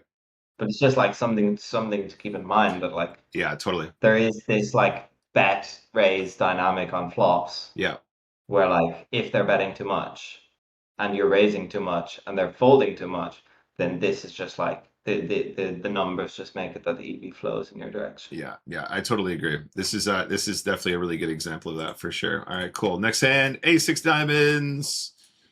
Okay, so far so good. I think we actually call the majority of our suited aces here until we get to like ace 9 suited, something like that. We arrive here. I think on 10-4 tray, probably we're not allowed to fold to the single bet at sort of around 1/3. I don't know if we need more backup here in general, but I do feel like we're still supposed to continue. It's a pretty easy barrel card on the turn, though. I wonder if without the backup, if we just get run down here way too much, like if it comes any overcard to a 4 that's like higher than like an 8 or like a 9, you know, I just feel like we get wrecked a lot, but I still think probably we're going to be overfolding. Yeah, I mean, So like obviously pre-flop is fine to call your suited aces. Like you would really need a read. Like you would really need a very strong read that you've seen them open some ridiculous hands to actually make you start um rejamming some of these. Right. And so like it's just very, very good to like have ace X in your range, right? Because they are gonna play very aggressively on ace high boards, right? Yeah. Because they have all the good ace X. Yeah. And so yeah, I'm not sure about calling on the flop Yeah. because like I mean, we got the backdoor there's straight draw, so that's not if we're not completely dry on terms of like good turns. yeah, and so like if you think about like how the turn is gonna play on average, like obviously you're just gonna range check every turn. Like I don't really see us leading any turns, and so like you're gonna range check every turn, and like what are the turns that he's gonna have a very high barrel frequency on, and it's gonna be like a jack, a queen, a king, an ace. Yeah, Uh, an ace being quite good for us as that's well, like right? Yeah. yeah, that's true. But I mean, I'm not sure. I like, I think this hand isn't a slam dunk call. Yeah. Like, if it's gonna call it, the EV difference isn't going to be like very high, Yeah. and so like, you might just have enough other stuff. Like, we might rather have like other hands with spades, Yeah, for ace six of example. spades. I think ace six of spades probably always calls, right? Like, so this is Yeah, I would imagine you so. can't see it. I'm looking. I just pulled the GTO up. So pre-flop, 100% call, or not 100% call, but call is good. On the flop, facing the bet, it's a fold. However, if I actually pull up the study material here, I'm almost positive a6 is going to continue. The clubs obviously continue. So if we take a look at B2 and we look at our suited aces, a6 of spades is still probably close. It says that they do call some of the time. A6 of clubs obviously is a monster, so that's easy. But yeah, this is too wide, and that was kind of my feelings at the time. In the event that they bet one, however, let's say that the button only bets one big blind. I would imagine now the A6 is, yeah, there you go. A6 of spades is always in there. And it goes to show there is a pretty significant difference. So the amount that he bet was like, 1.8 or something. So 1.5, A6 has got to go again. As soon as we get to 2, that's when A6 starts to fold more. So if he bets 1, we always defend the ace high with the backdoor spades. So A6 of spades. If he bets 1.5, it's ace-6 suited again, 100%. And then once we get to ace, bet two big blinds, GTO kind of doesn't want to call with the backdoor ace-6 anymore either there. So fair enough. Yeah, All it's good. kind of just one of these like 10-4-3. I mean, maybe it's a. I mean, I don't really know about the GTO solution, but it's probably one where they might want to like size up some hands. Yeah. Like D40 seems good here, and then like I don't remember exactly what size he went on the flop, but He bet we do 1.8. have okay, like we do have quite a lot of like we do have quite a lot of hands to defend here. Like it's not like we're really striving, and it's like a little bit different if the flop is like 10-4 deuce rainbow, where like we don't have as many just like natural hands, right? So like for example on 10-4 deuce rainbow, I mean actually I'm just looking at a solution here. It's folding. Yeah. Like a6 without a backdoor, but like there's other spots where like you need to strive to have hands to defend to avoid them auto profiting by c betting. Yeah. And like I think this is not really one of the Yeah. spots. Yeah. I think that's why I marked it, because it felt like it was pretty high up, and we can clearly see that, GTO does consider it to still have value. But without the backdoor, I think it does become very difficult to play on later streets. So I guess that's kind of where we're at with that. Yeah, like we have tons of flush draws, tons of backdoor flush draws. Oh, your Yeah. stream just ended. No, sorry, that was my bad. Wait, Um, 1 second. Can't like tell we're if not there. really Yeah. striving for stuff to Right. defend. Yeah. No, I'm with you. Okay, that was a good one for sure as well. I felt like it probably was a bit too wide. So we have a 2.5x blind v blind spot we call. We end up with 10-8 tray, and what I wanted to see was I really wanted to see what this size was like, if this size is used, and also because I do think there is probably some big betting on 10-8-3. Yeah. But I would also imagine that Nazgul, who's a reg, we probably still need to be in this pot. We call, Yeah. Like folding is a little bit too much, yeah, right? yeah. I mean, two of our cards in a gut shot, right? And like also obviously the opportunity to play in position. So he ends up checking. We end up betting about a quarter here, which is clearly enough to get the rest in. I don't know if this is a size that exists, but this works really well for me. He ends up folding the turn, which is nice. I wanted to take a look at this from a GTO person. I'm trying to figure out the best way to Yeah. share with you, mate, because I was trying to share just one part of my screen rather than the whole thing. Is there a way I can share one part of my screen with you? I mean, you could share one monitor, but No, that's yeah, it. well, yeah. Have you seen my most recent? Have you seen my monitor, mate? My one monitor. No, it's like one of these It's huge ones. it's like the size of the Okay, you got everything up it's there. like the size of the wall, mate. Yeah. Can you make out what's happening top right here though? Yeah. I Oh, mean, okay, if you could cool. make it a little Okay, bit cool. bigger, Yeah, that would that's be fine. good. That's But fine. Okay, so yeah, basically this is all good. So 2.5 call. I opponent bets 3. We call pretty much every time on the turn. Oh, just the world's greatest bet size of all time, 3.5. Perfect play, wonderful. So what I actually wanted to look up was because I felt like this was all fine. I wanted to actually look at what he's supposed to bet big here because I'm still not using anything like this on these boards. So the small blind big bet here is going to yeah, be like 4 is basically the same size he used. So 16.7% of the time, it's going to be like a lot of top pairs, jacks, queens, kings very often, aces way less so. King Jack, apparently. King Jack doesn't seem to be too sensitive to the actual suits here either. King 10 is obviously just a good top pair. I mean, it's still not all the time though, right? Like King 10 doesn't want to just blast off 4 big blinds here, right? Bet 5 is more yeah. frequent. Wow, yeah. Look, like I mean, we're obviously running the version of we're looking at the version of GTO Wizard that gives you pretty much every possible bet size that's not completely ridiculous, right? But how would you, if we change this instead to a single size, for example, I wouldn't be it surprised should if, look big, huh? yeah, I was going to say, if we change to single size, this sort of bet full pot thing just doesn't really exist. 2.5 seems like a very reasonable size to use on a very dynamic board, if it does exist at all. And just doing that with most of Yeah, your like range. half pot. Yeah, Half pot is it's good, or like three quarters. yeah, Anything is reasonable. right, exactly. And I don't think there's much loss between. That's why when we're looking at GTO Wiz and we're using general or whatever, if we change this to simple instead, this is probably a more realistic way to approach this hand, right? Bet 1, bet 3. That seems like 2 very reasonable sizes. The B3 looks like this. Queen Yeah. 9 being in there, Jack 8 being in there, some of the time 10-8 being in there. This is good. I mean, I would say in general that you shouldn't try and play two sizes on the flop. It's just far too much of a hard strategy. It is very difficult, yeah. Yeah, like generally on these like 10-8-3, like it's pretty connected, like it would be maybe more of a like the more connect, like for example, if this is 10-8-5, Yeah. it's like it's not necessarily connected, but there's tons of straight draws out Yeah. there. There's tons of connectivity, and so like on those kind of boards, you would go bigger even still, like Right. 75. And so like it kind of scales up, and it kind of depends on the game plan that you want to use. Like Yeah.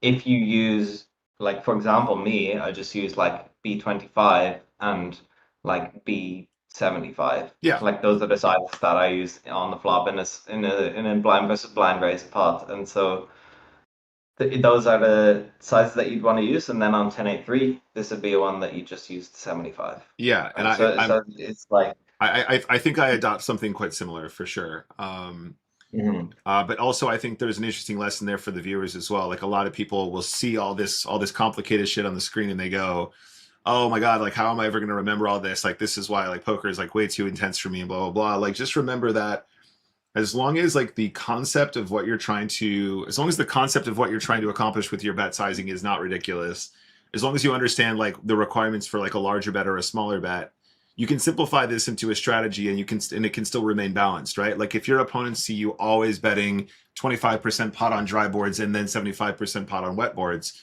and you always do that consistently, and you're not like, changing your strategy on the fly, where it can be very easy to spot that you're fucking things up. It's like it can be just as effective, if not more effective, than trying to replicate, all this.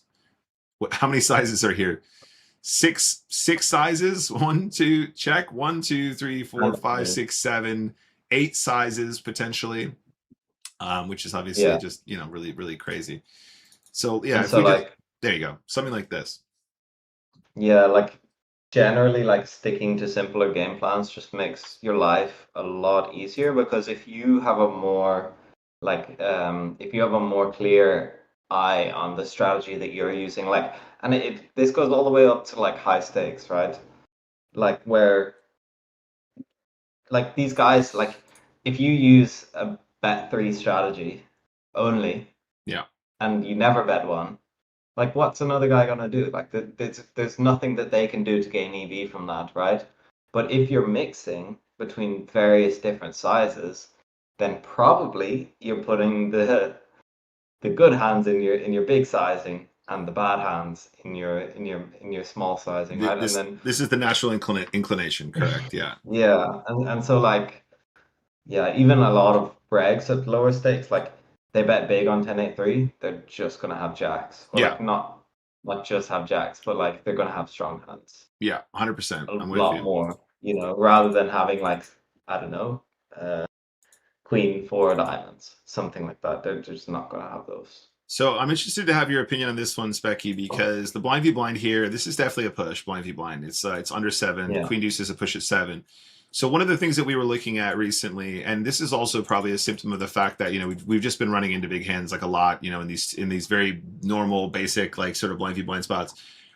If I remembered correctly, the queen deuce shove blind v blind here around 7 effective was actually like almost zero, like it was 0.02 or something like that. I just wanted to look up the actual value and see if I remember this one correctly. We did decide to fold on that basis because I wanted to try and take out some of these. I know it's going to be a missed shove, but if we take a look at the actual EV of the move, the question I wanted to ask you specifically is, so this is a 0.04 big blind jam at this stack depth. I was thinking more of the 7 specifically. If we do symmetrical 7, so there you go. So this is what I was making reference to. So the queen deuce, queen 3 at exactly 7 big blinds effective, the EV must be 0, right? Because that's the cutoff for queen deuce to be a jam. If we're looking at pure Nash. So queen 3 off suddenly is 0.01, but my point being that even when we go back to our previous example, this is still an EV of 0.04. And I wondered how you felt about, omitting these sort of sub 0.1 situations, or am I just overthinking it? 10-3 suited over here, 0.04 big blinds. Yeah, actually there's a lot to talk about in this. Like it's a lot to do with kind of like the metagame, Yeah, quote unquote. yeah, And so like so say for example you get dealt queen deuce off 100 times in yeah, small blind and yeah, you just decide, you know what, I'm gonna fold it every time, you know? And it's like, okay, you lost 0.04 big blinds. But then if you convert that into big blinds per 100, that's 4 big blinds per 100. yeah, And so like say for example you skip that spot 100 times mm-hmm. and the average chip value of a big blind is probably going to be something like 40 Yeah. I mean, whenever we're at in the 7 new big format, it blinds. might be even more because of the way the blinds go up so quickly. Yeah, so then like if the average big blind is 40, let's say, then that's 4 times 40 is 160 chips that you've left on the table. Yeah, So that's one thing. The second thing is that like generally at 6.5 big blinds effective push fold, it's tough to make an edge. And so like defaulting to Nash, like especially in the small blind, is just fine. yeah, And like missing jams is going to have a more Yeah. it's going to have a bigger effect on your win rate than jamming too much, for example. Yeah. No, I Because agree. Yeah. also generally the pool overfolds a little bit. Yeah. Like I Exactly. would imagine that they're going to be pretty good at like their 6.5 Yeah. if they played like Yeah. 100,000 spins. But Yeah. there's 100%. also like something to talk about here where like if we fold, we're going to play the button next hand, and the button on average we're making like 27 big blinds per 100. So there's also that to think about. But I would say that, I mean, if I'm in that situation, I'm jamming it 10 out of 10 times. I'm Sure. not really thinking very much about it. Yeah. Yeah. So, No, yeah. I'm completely with you. I do completely agree. I think in the moment we were just discussing something else, I decided to omit it, but you're absolutely right. And also this was a bit of a brain fart on my part because I was remembering a conversation that I was having with Stream, and the point I was trying to make was about how the calling range is much more dangerous than the shoving range, right? Because we were looking at an example where it might have even been something exactly like this. I don't know what's the one sec. Let me pull something up here. If I open up Nash here for everyone to see on stream, I got to get it here. So Queen Deuce off specifically is a call at 5.6 big blinds effective. So if we were to go duplicate, and then we take a look at the, let's say 5.5 heads up sit and go 5.5. So the point that I was trying to make is when we're facing the all in and Queen Deuce is a call, and it's this is the actual number I was remembering. This is how I know for sure that this was a brain fart. So I was discussing about how everything you see here as the first player to act is just pure math, and this is going to be the most optimal way to behave. Like there might be a way that you could be more aggressive if you think your opponent is overfolding, but at this stack depth, if you just follow this strategy, you basically only stand to gain more, and you can never lose less or lose more. Whereas over here, the call with Queen Deuce off against an unknown opponent might be worth 0.02 against a reg, but it might be like considerably losing against somebody who's much tighter. So in the example we're discussing, while we're blind v blind, we are the player taking the aggressive action, and I'm completely agreeing with what Specky is saying here. There's only an upside to playing this as a jam blind v blind, in my opinion, because your opponents can still overfold, they can still misclick, whatever. However, this was what we were making reference to. This was what was sitting in the back of my mind, was the calling range. We did some node locking here just to show the basics, fundamentals of it, Specky. I omitted some of the shoves. I took out some of the shoves that people don't anticipate are in there. 10-3 of spades, 10-3 suited, excuse me. Some people don't know Queen Deuce can be a jam, Queen 3 can be a jam. And when you take out some of these more speculative hands, obviously what I was trying to show is how this range needs to be adjusted as well. But the point was that without knowing our opponent's range here as they jam, against regs, obviously we know we can play closer to this, and we probably do want to play quite close to this. The point being that was omitting some of the calls is probably actually going to be considerably more reasonable than it is to omit the jams. And then I proceeded to omit the jam from that move. So I confused myself anyway. Yeah. Okay. I mean, yeah, I mean, you're definitely right that it's good to be like pretty snug against your average recreational when they're jamming. Like even at these shorter stack depths, they're just going to end up having it a lot more because they Yeah. want to limp some of their weaker hands or whatever, Yeah. I mean, if you guys want to take another look, I did actually set out to try and create some content for you guys, so just so you could visualize it better. I'm not sure where I put it now, but I do have a folder here where I did a bunch of node locking, and I was trying to sort of just about estimate what I think the average random player is, considering as a reasonable shove at various stack depths. And I was going to try and put that into the chart pack for you guys, but I'll find it later. Anyway, let's move on. So A6 suited here. There is a limp. This is not a shove. I think this is a check. I just wanted to double check this one. This again was the notes for Nick, not for the specky ones. Yeah, I mean, personally, I would play some all in. Oh yeah. Yeah, I mean, it's going to be a check in theory, but like you're going to face a limp jam less, and then also like this is a recreational, right? Yeah. like we want to be pretty linear with our value when we raise. And so like a6 suited is on the cutoff, Yep. like or like it's the cutoff hand between ISOing and not. And so Yep. like I would probably just take it, Uh, like just to get to a bigger pot in position against a recreational. It's just raise to 3, raise to 2.5, something like that. yeah, anything like that is Yeah, good.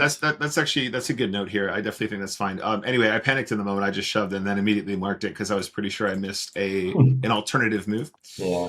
All right, I mean, generally 10-6. also, Yeah, like recreationals, they overfold against a shove, so like it's uh it's not really gonna, or like you're better off to try and take it post as opposed to jam it pre. definitely That's agree. my Definitely personal agree. opinion. So we ended up shoving 10-6 here for whatever it was, 4.5 bigs. Seems pretty standard. Yeah, yeah, yeah. Blah blah blah. Good move. That's it. Cool. All right, Jack 7. We ended up limping here, which I think is going to happen some of the time. It goes check, check. Bet the flop. Our opponent calls. On the turn, I think we have to check. The 7 obviously is the most coordinated card. I mean, even our very strong hands don't want to start shoveling more money in here. So we play it as a check call on the turn where our opponent bets 3. And on the river, you know, this is very scary. We can discount Queen Jack to a certain degree, so we almost always have the best 2 pair. So we pretty much are effectively bluff catching if we're facing a bet here. Our opponent decides to shove. This was in the 10x multiplier as well, guys. This was worth $250, and it is really nasty. The 7 is what completes the 4-6 straight, right? So 6-4 suited is not a ridiculous defend here. Sorry, this is a limped pot, excuse me. So really, it's difficult to narrow down exactly, you know, if there's any more information here apart from the fact that we think he's capable of doing this. By the time we arrive on the river, we need to have the best hand about 33% of the time, which I guess is probably fair if you're playing against a reg. Do you have any thoughts on this one, Specky? Yeah, I think like especially against regs, you want to play like a very high amount of checks on the flop Yeah. in limp pots, and like this is like you're not gonna have Jack 6 here. Jack 6 just folds pre, and so like this is the worst Jack X that you want to have, and so like this one makes for a really nice check. As well, like this board is quite reasonable to find enough defense against a min bet. Like they're supposed to defend really wide. Like there's probably very few one heart hands that they're just allowed to fold. That's my exact thought going into the turn. I went, okay, now basically, if this guy has a heart in his hand, if this guy is like king 4 with a king of hearts, I'd be surprised if that was a fold. Yeah. And so like these, like especially a reg, like I know this guy is 651, so like he's gonna find them. But yeah, generally we want to play very high check strategy in the small blind after limping. And so yeah, this is what I would recommend is to check this hand, and like if you're gonna bet, it's probably gonna be like Queen Jack or King Jack, and like even those probably do all right to check, Yeah, check raise or I something think like that. this is definitely a spot where I think I, generally speaking, like I don't check often enough. But also this is where just the human condition comes into play because you know, blind v blind is a particularly tricky position for most players. You know, I find, and the more I study it, the more I realize I'm probably still got a lot to learn. So when I do actually legitimately make top pair, I think I probably do lean towards bet more often. Anyway, let's start from here. So the pre-flop is going to be limp raise. That's fine. The call happens more frequently. On the flop, lots of checking. The bet is going to be obviously right there next to it. No big deal, of course, to have a bet. And our opponent ends up here. So this is, again, something that is always very fascinating to me. Obviously, the computer is doing the math here. The math is very dependent on how we expect our opponents to behave. So it's not enough for us to just say, oh, it doesn't matter, it's all the same. I think probably if we're thinking about how humans behave and the irrationality of the way that they behave, the check probably performs quite a lot better than a bet. And you can disagree with me there if you want, Specky, but let me finish my because yeah, let me get to the end of my thought process here where I'm thinking about this. In my mind, people overfold like a lot, right? And I understand that this is a turn where your opponents will have a pair and a flush draw and a pair and a straight draw now, like 5-6 with the 6 of hearts and stuff like this, right? I do kind of anticipate that all of that adds up, you know. But I do, you know, like you said, what if this was King 4 with the King of Hearts or whatever now, right? That makes sense too. And we've kind of identified that theoretically there are probably quite a few defends on this board that people aren't going to be making. So with that in mind, I do feel like the check does give the opportunity for people to start blasting a lot more aggressively here, where we have a very strong hand. But also, I anticipate people to overfold to this turn barrel and like might even be giving up. You know, if we do go for bet 3 here, I do kind of imagine people giving up like a 1 pair with a weak heart, some, like a little bit too often. This guy is definitely a reg.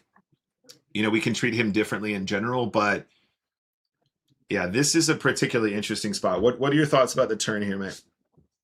Yeah, I mean, personally, I would barrel. I think it's just like pretty, um, yeah, I kind of a little bit contrary to what you said, but I think Mm. it's like they do, like, say, for example, you hear with 5-4 offsuit with the 4 Yeah, of hearts, yeah, like you're just not folding, or like even 5-4 of spades, if you chose to not jam it pre. mm. Like it's like you got a pair in a straight draw, and like you can be bluffing. You know what I mean? Yeah, And so like that's one side of the dance, let's call it. But then also like when you check, he's supposed to put in a stack reasonable amount of the time. yeah. And like I mean, we see that's what happened with the 3. Like fair play to him finding Right. that. Yeah. No. Like You know? I Um, think it's pretty good, to be honest. But and so like if you think that they're like a blasty kind of a player, then sure, go ahead yeah, and check. But I yeah, think like Jack 7 is so strong that like so there's a thing about trapping where like any hand that can beat a value bet is gonna can function as a trap. So say you have Jack 10 and you think they could go bet with a weaker Jack. yeah. Then Jack 10 can function as a trap. And so like there is a thing where like maybe you might want to use a different hand as a trap. Like even if you have like Jack 4 suited Yeah, that you bet the flop with, maybe you would rather to use that rather than like a hand that's so strong as top to pair. sure. Um, Yeah, no, and so like I if you agree with want to that too. range trap him in this spot, then like go ahead and like that's what street Yeah, poker is, right? yeah, yeah, yeah. So No, I like, yeah, but personally, I would barrel. I think it's pretty intuitive to find yeah. enough No, no, good hands. I think you're right. I think also probably I have a bias here as well, just towards like a lot of the games that I play in, not counting the $25 spinning goes right now. You know, I probably do have a bias towards playing against maybe players that are more either blasty or completely passive. And I think Spammer Kid's a good player like that. There's no disrespect at all. I do think he's capable of bluffing, which is what I said on stream, and therefore I Yeah. think, you know, playing this hand this way is probably still of a similar value to betting. Um, if he has, yeah, I mean, if he has a 5, it's tricky. It's tricky, and I do see the upsides of all of the above, which is why I do think this is probably quite a reasonable sort of breakdown of the value of each of the spots. But Yeah. let's see what You could happens here also anyway. Sorry, carry on. there's another thing here about like Jack 7. You don't block a lot of the strong value that he could Yeah, have. yeah, And so like if you have Jack 4, then you block a straight. right. And so you do quite well to call down actually, Yeah, because Jack 4 is a good yeah, bluff catcher. yeah. But Jack 7, I mean, obviously Jack 7 is stronger than Jack 4, but both of them have different good qualities, let's say. Yeah, yeah, yeah, right. Like Jack 7 is effectively the nuts if they don't have a straight or a flush, pretty much, right?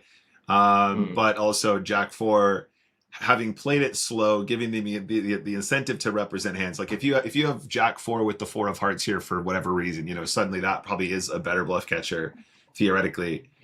It's This is interesting. Anyway, okay, so let's assume that we arrive here and there is a bet. Interestingly enough, they actually just want you to ship here now. The highest EV is going to be either raise to 6, raise to 8.5, raise to 15. So again, we're looking at a very complicated strategy, which you don't need to make this complicated, guys.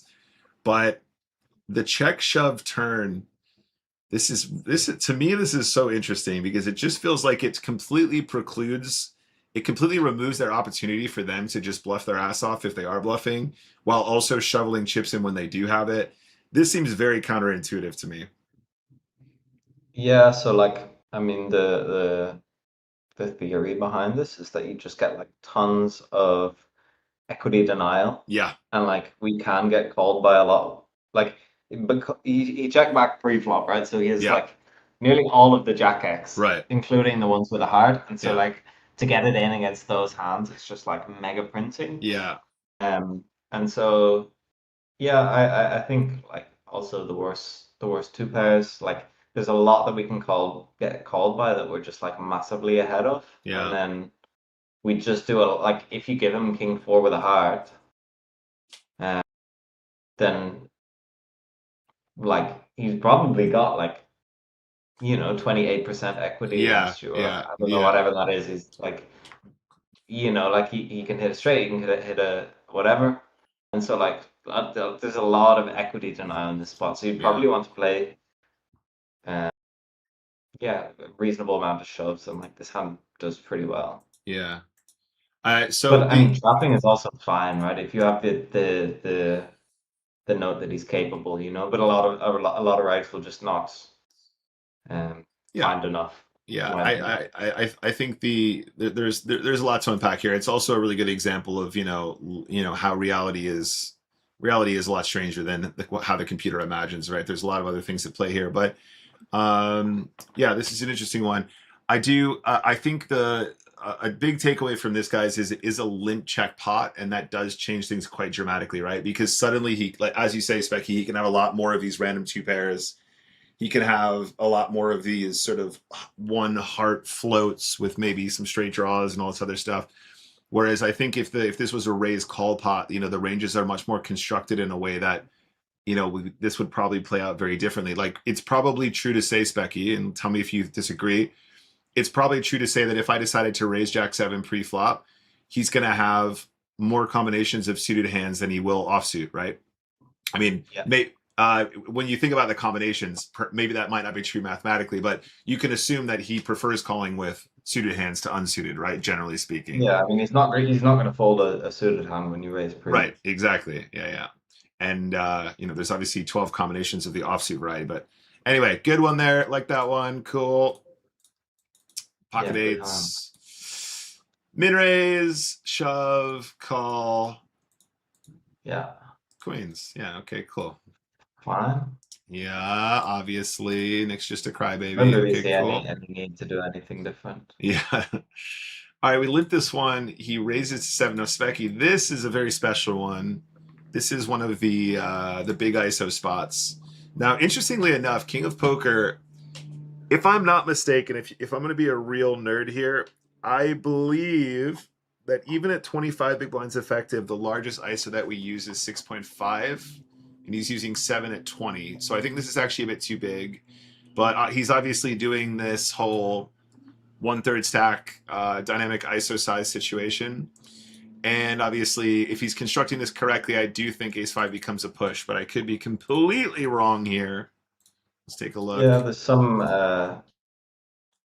I mean, there's a lot to speak about the Yeah, there's a lot one-third ice. there's a lot going into this. First of all, in fact, they want us to call, which I think is just adorable. We end up playing it as a push. He's got Queen Jack of Hearts, so I actually don't think Queen Jack is meant to be a big ISO at that frequency. It might happen sometimes, but I would imagine this is meant to be raised to 3 instead of 7. Let's take a look because I do think that there's a couple things going on. So we call. Queen Jack suited is going to be vast majority raised to 3. We can see here, guys, the strategy is to raise to 3 most of the time. There is a big raise, but as anticipated, actually 6 big blinds instead of 7. If we go to 25 is the other thing I said true. So it goes up to 7 at 25 in this one. I believe in the NickWalshTV chart pack, the highest we go is 6.5, which is something I found. But anyway, there is a lot about this that is crazy. There's obviously a dynamic between us. We've played a lot. I know that he's very capable of playing this range correctly, but also a lot of these guys are not balancing these in the way that you would require in order to shove a hand like ace five. I'm gonna push back a little bit on Yeah. that. Can you go to the ISO range? Yeah.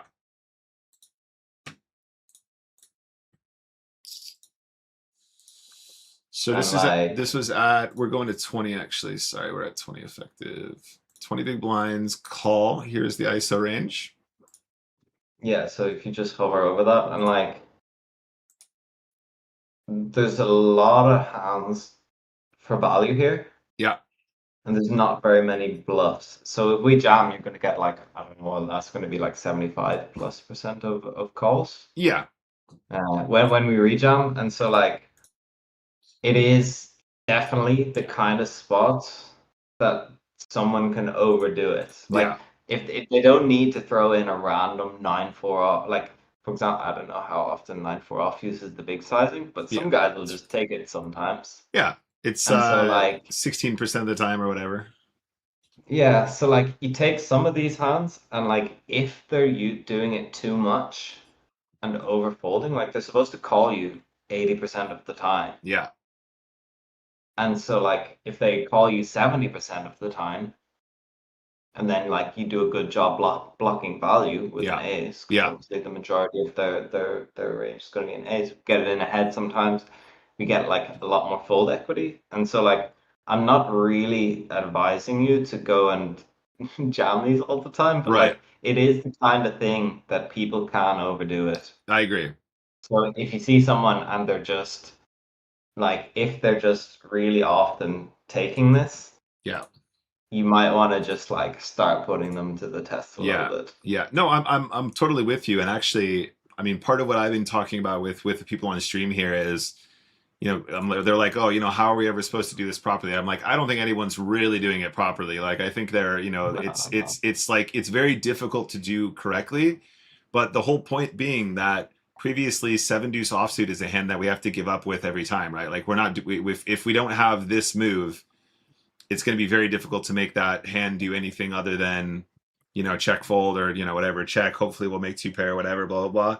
So suddenly when people know that we're doing this with hands as strong as ace king off, ace queen off, ace jack off, all that, it is a very, very challenging prospect to face a 7 big blind ISO and then be like, I'm confident enough to shove ace 5 here. Do you know what I mean? Which is what we did. And we were rewarded because we're geniuses, of course. Yeah. I mean, and like we're there now. Like I said, like on stream, I said queen jack. It might be in there sometimes. I would say that this is a hand that probably plays so nicely from out of position that we can just omit this completely from that range. But definitely a hand you want to be putting more chips in the middle with, right? Very playable hand from out of position. You want to raise most of the time, just to 3 instead of to 7 or whatever. But yeah, I think that there's a lot of feeling that goes into these ones, because if you do this against a random, you're like never winning. It's like 0%. There's no fold equity, and they're gonna have the best hand a lot, but against the regs, whatever. Yeah, like generally, I mean, on the other side of things, like most people aren't finding enough jams against the 1/3 ISO, so like probably it's good with bluffs, I think. Yeah.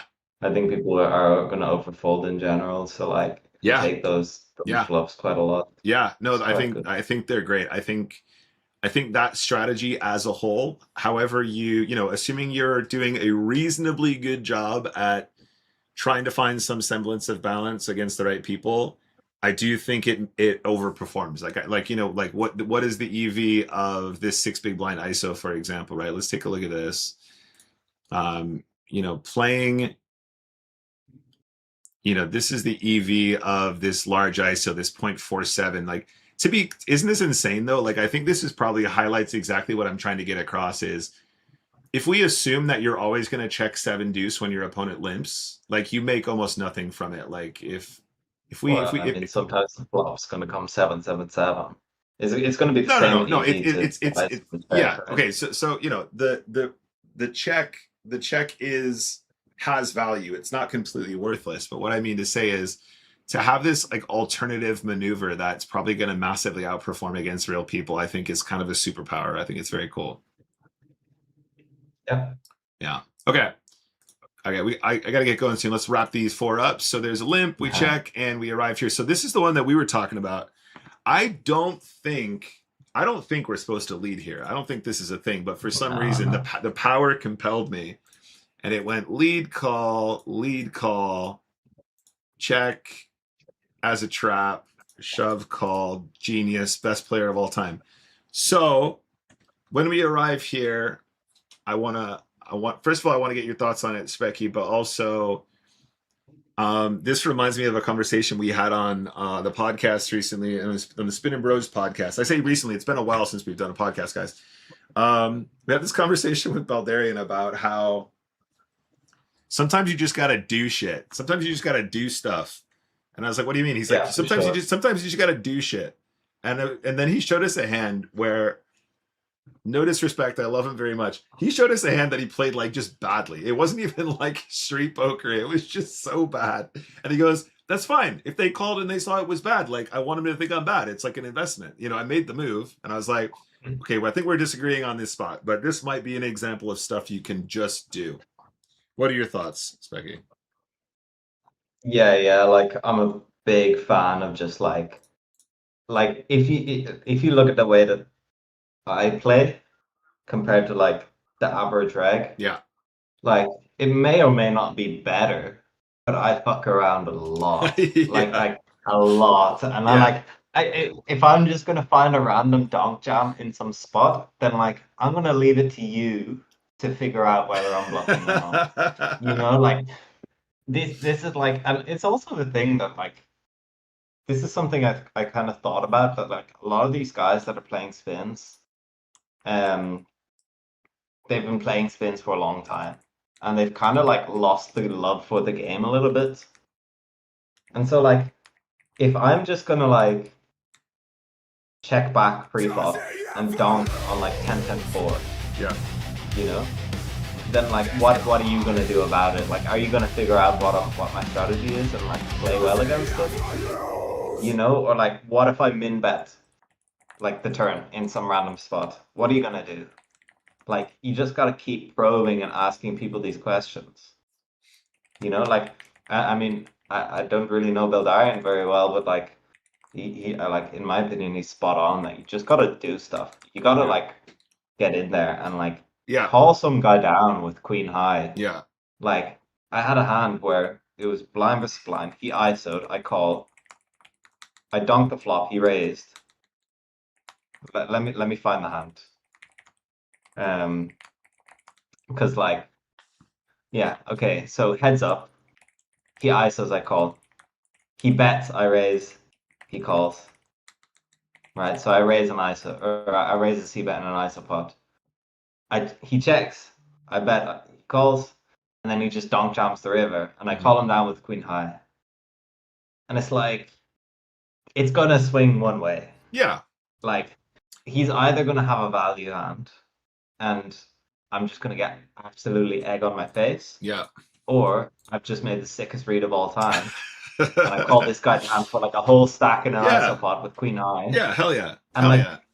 Like one of those is true. I completely agree with the sentiment. I think he just brought a bad example to the podcast. Was all. It was just unlucky that the one he found. Yeah.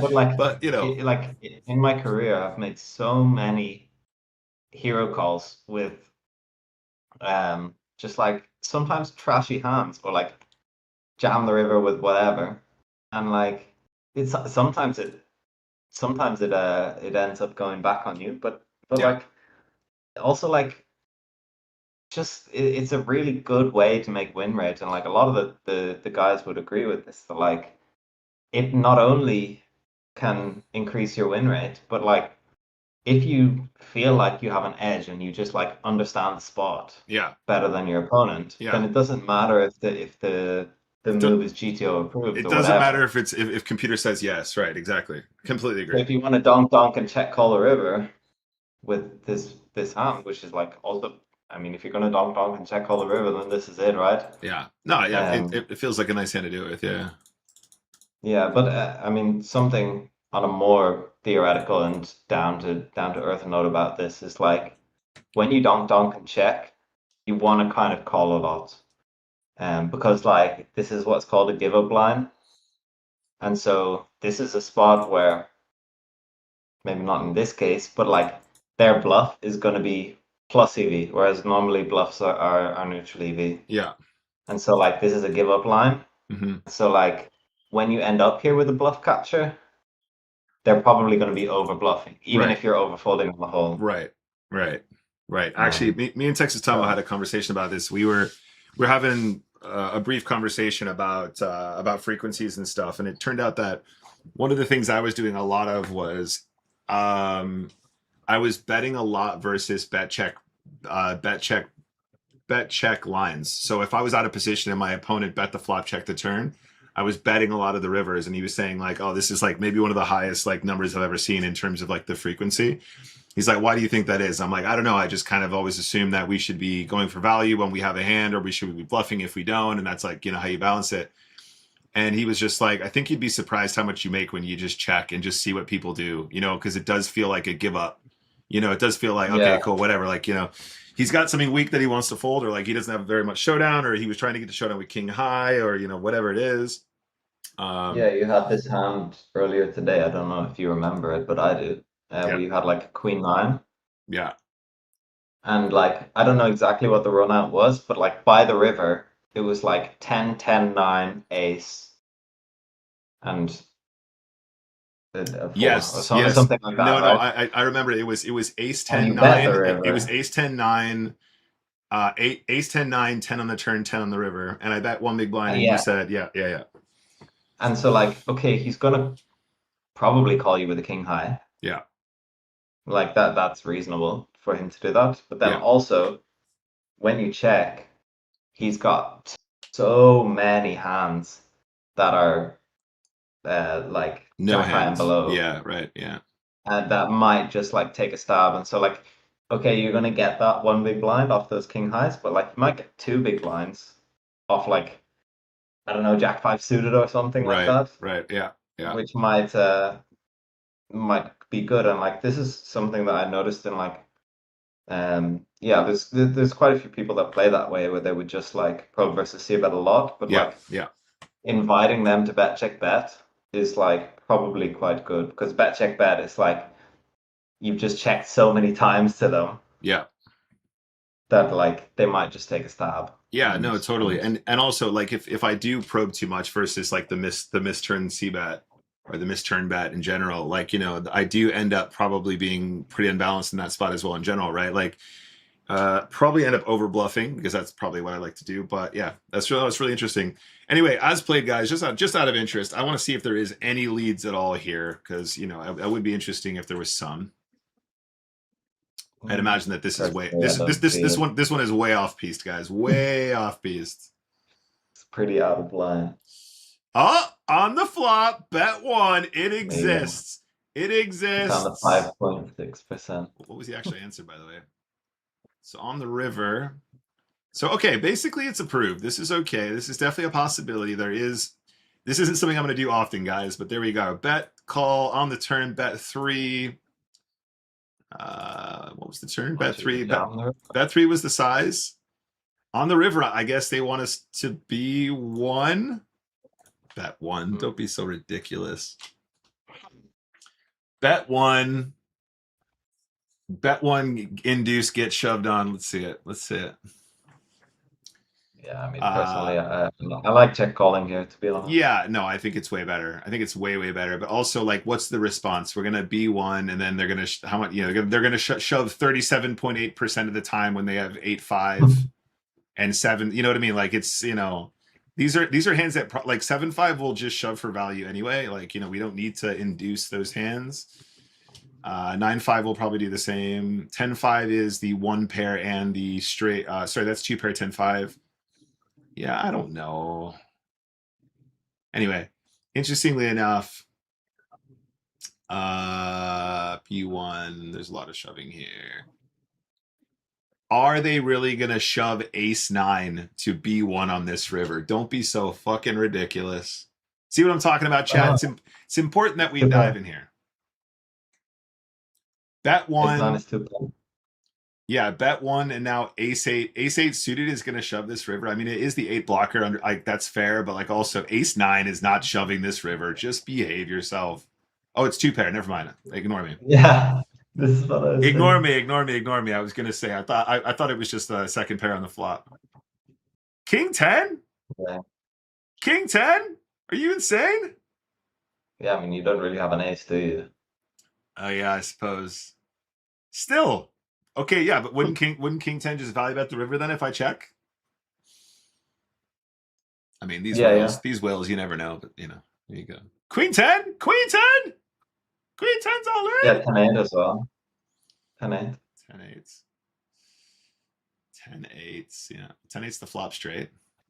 No, it's not. It's one No, pair, it's one second pair, pair. one pair, and the middle pin. Yeah, you're right. 10 eight, 10 There 8. you go. Well, there I you mean, go. I would imagine that this is like partly just a function of you ending up here with like a 0.3% range or something like that, where it's just playing hyper It exploited wasn't against it, that you know. low. It wasn't that low. It wasn't that low. Excuse me. I mean, Excuse it's me, sir. 5% with your hand. Excuse me, sir. Excuse me, sir. Excuse me, sir. On the flop, 5.6%. Thank you very much. That's like Yeah, but what about your range though? huge edge. Huge edge. Good point. Let's take a look. All right, 10-6. It just so happens that 10-6 is a perfect example of something that you should be doing approximately 7.6. Oh, so it's even higher than the average. Okay, cool. 7.6% of the time with the 10-6 off. Genius. Yeah, remember that, guys. Make Yeah. sure you get that Yeah. every time. Everyone write that one down. 10-8 actually wants to do it a fair amount here as well, which is interesting. But yeah, like this is kind of what Bellarian was saying, that like sometimes you just gotta do stuff and like it's Yeah. not really gonna be like a huge EV difference. Yeah. Like, I dig it. I'm excited about it. So in the spot, guys, Yeah. we ended up I think this is way over. I think this is too much. I think we're supposed to just min raise this one, but I might be wrong. Ace 5 is a very special hand. you can go. It's fine. It's not going to be a losing move, but I think it's one of those where once there's that sort of asymmetrical size, this is fine. Okay, cool. It's cool. That's not. There's not too much magic in that one. 6 deuce. All right, cool. So min raise call. Our opponent bets. We call. Now I wonder if there is meant to be some check raising here, but I'm thinking maybe 6-3 of diamonds or 6-5 of diamonds might be a better check raise here. I don't know. Do we donk lead this turn? Now, I think we're allowed to do this because then we can also donk lead when we have 5-7 and 3-5, and when we have clubs. I think this is a thing. Specky, what do you think? So like there's a thing about this flop, right, where Jack 6-4, it's like a flop where they should have some like bets that are bigger. Mm. And so like if they're using, say for example, they bet 50% on this flop, like 50% sizing, and then this turn comes, it's like super gin turn, obviously, right? Mm. And so yeah, like they bet smaller on the flop. That's a thing. And so like they would have more 6x in that range. Mm-hmm. So it's not like you end up with like a super high nut advantage Right. when this turn comes. Yeah. There's also something else that like I don't know who this guy is, but if he's range betting, that's a mistake on this flop. Mm-hmm. He shouldn't be range betting. Yep. And so if you check the turn to him, like he just has a lot more air that he could barrel Right. with. Yeah. Right. And like Right. can still barrel with like a jack. Yeah. And so like there's another thing as well that like if you're gonna have a 6 that you check on, so say for example you lead all of your 6s, Yeah. then his second barrel is going to be really really profitable on a turn that's really good for you, which Yeah. like you can't really let that happen. So you need to trap enough of your 6s to where he can't Okay. just go for it with like Jack 3, Yeah. for example. or like Yeah. some other hand like that. Like you need to trap some of your sixes, and Yeah, then your sure. sixes with the deuce is going to be the best. Sure. Yeah. Um, and so those are kind of the dynamics at play there. So like personally, I would just check. Like generally, when you're leading, you do it more often when they bet big on the flop, because they're going to have a more polarized range, Yeah. right? If they bet 50% on the flop, they're not going to have a six very often in that range. And so it's kind of like a fancy play or whatever. But personally, I don't know if I would do it with Yeah. this hand. Yeah. Yeah. I mean, Yeah. I would imagine that there's going to be leads on this turn, like Yeah. secondary And like pairing, and I agree with everything you typically at said. And five, see that flop. yeah. So I agree with everything you said, and again, it just feels like such an action killer turn that we probably do want to have leads, but for the same reason, like I said, now I do think we're allowed to have I do think we're allowed to have like a lot. Like let's just take a look at what else you're supposed to do this with, right? Okay, so the pre-flop is fine. Obviously, we're defending a suited hand. That's pretty straightforward. On the flop, when we're facing a bet, majority call. Like I said, there might be. I want to see if there's any check raising here with a six, and I would imagine you have to have some serious backdoors to make it a reality. So let's say that you had, what was my example, 6-3 or something like that. So let's take a look at 6-3 suited. So six, not really. I mean, it kind of 6-3 of diamonds doesn't want to do it even kind of thing. That's fine. 6-4 is to pair. 7-5 obviously is going to want to check raise here a fair amount as well. That's pretty obvious, I think. Tray there's 5. What's that? there's a thing that would, like, for example, if you're 100 big blinds deep here, Yeah. like you're gonna want to check raise more of your 6x, because it blocks a lot of their value. But Yeah. like the when you're check raising a six here, it's just gonna kind of be a mergey equity realization. Like Right. it's not a Right. bluff. Yeah. Exactly. It's Yeah. gonna be some sort of, and that's why you would take like king six and queen six here rather Yeah. than like Yeah. Yeah. 3, because Yeah. you would rather get called by like 10-6 that they have, or Right. 9-6. Right. Yeah. That's exactly Whereas right. with 6-3, you're just bloating the pot against those Yeah, hands, like which 7-3 is of great. clubs. Sorry, 7-3 of diamonds here does feel like a more natural check raise where you have the gut shot in the backdoor diamonds. Like that seems like a nice. But that's clearly a bluff, right? Compared to the six itself, right? So I was, Yeah. double checking. I definitely feel like I feel more comfortable just defaulting to a call here, which is fine. So that's what we do. Once we Yeah, arrive definitely. on the turn, yeah, the donk is definitely a thing. But then I'm assuming that means we're allowed to donk our straight draw flush draws now, and that's kind of the idea. It looks like they prefer us to donk bigger. I think this probably is very difficult to balance in real life. And I think probably Yeah, I think probably this probably is way more effective. Like you probably deny a lot more equity than you're supposed to with that one small lead. Like they're probably supposed to call with like king 10 here and like king queen here, and they're probably supposed to call with like ace 10 here and stuff, you know? but if they fold those, then that's bad for a hand, right? No. It's good if we No. have like a It's bad for us. But also, if we also do this with like, like 8-9 of clubs or whatever, right? And we get a fold there, like it's also pretty cool, right? Yeah, Okay, I mean, the theory about this is that, like, if you look at their c betting strategy on the flop, yeah, they shouldn't really c bet. This is our leading strategy. But if you look yeah, at their c betting strategy on the flop, they shouldn't have a lot of sixes. And so, like, when there's like a very clear nut advantage for us, then yeah, like we want to put some of our sixes and just like try and put our entire stack in. And so, like, there is kind of some other things where, like, when we want to lead, like, say for example, if we wanted to lead a 4 here as yeah, well as yeah, like a yeah, part of our strategy, then yeah, we would go smaller, obviously. But we don't really want to bet a 4 on the turn. yeah, And so, like, then yeah, when our turn range is just like trips plus for yeah, value, yeah. then obviously we just want to try and bet geometric and try and get the money in. Yeah, no, story checks out. I agree with that too. So yeah, it's pretty much what we'd expect, guys. Like I said, it's a lot of these, like 7 trays. Like if you did decide to call flop, you do want to like lead this 1.5, 3.5 kind of thing. There's still interesting. Let's take a look at where are the flush draws here. So our flush draws so 10 9, okay, these were some of the examples I was giving you a second ago anyway, but 10 9 of clubs suddenly wants to lead, 3.5 here where it's got the clubs and it's below the jack. 10 8 is the same. So yeah, story kind of checks out, but we need to be careful, right? Because to your point earlier, Specky, we need to be concerned with high cards here too, right? We don't want to turn cards that are potentially like the best hand with the best draw into a bluff just because it's a flush draw.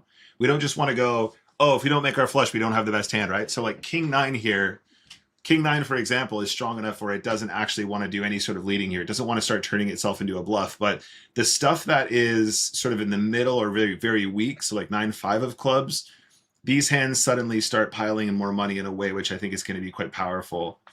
But the idea, the concept is there. It's a domination thing, right? So like say for example, if you have King 9 of clubs, Yeah, and you donk it, then like you're gonna fold out there 9-5 of hearts, for example, that they see bet the flop with. yeah, And so then like you don't want to fold that hand out, obviously, because King 9 is dominating that hand. And whereas if you have like 10-8 and you donk, then you're gonna fold out there Queen 8. yeah. That's why I'd rather do that with the other ones. So like yeah, King 9 of clubs is gonna like fall pretty squarely into the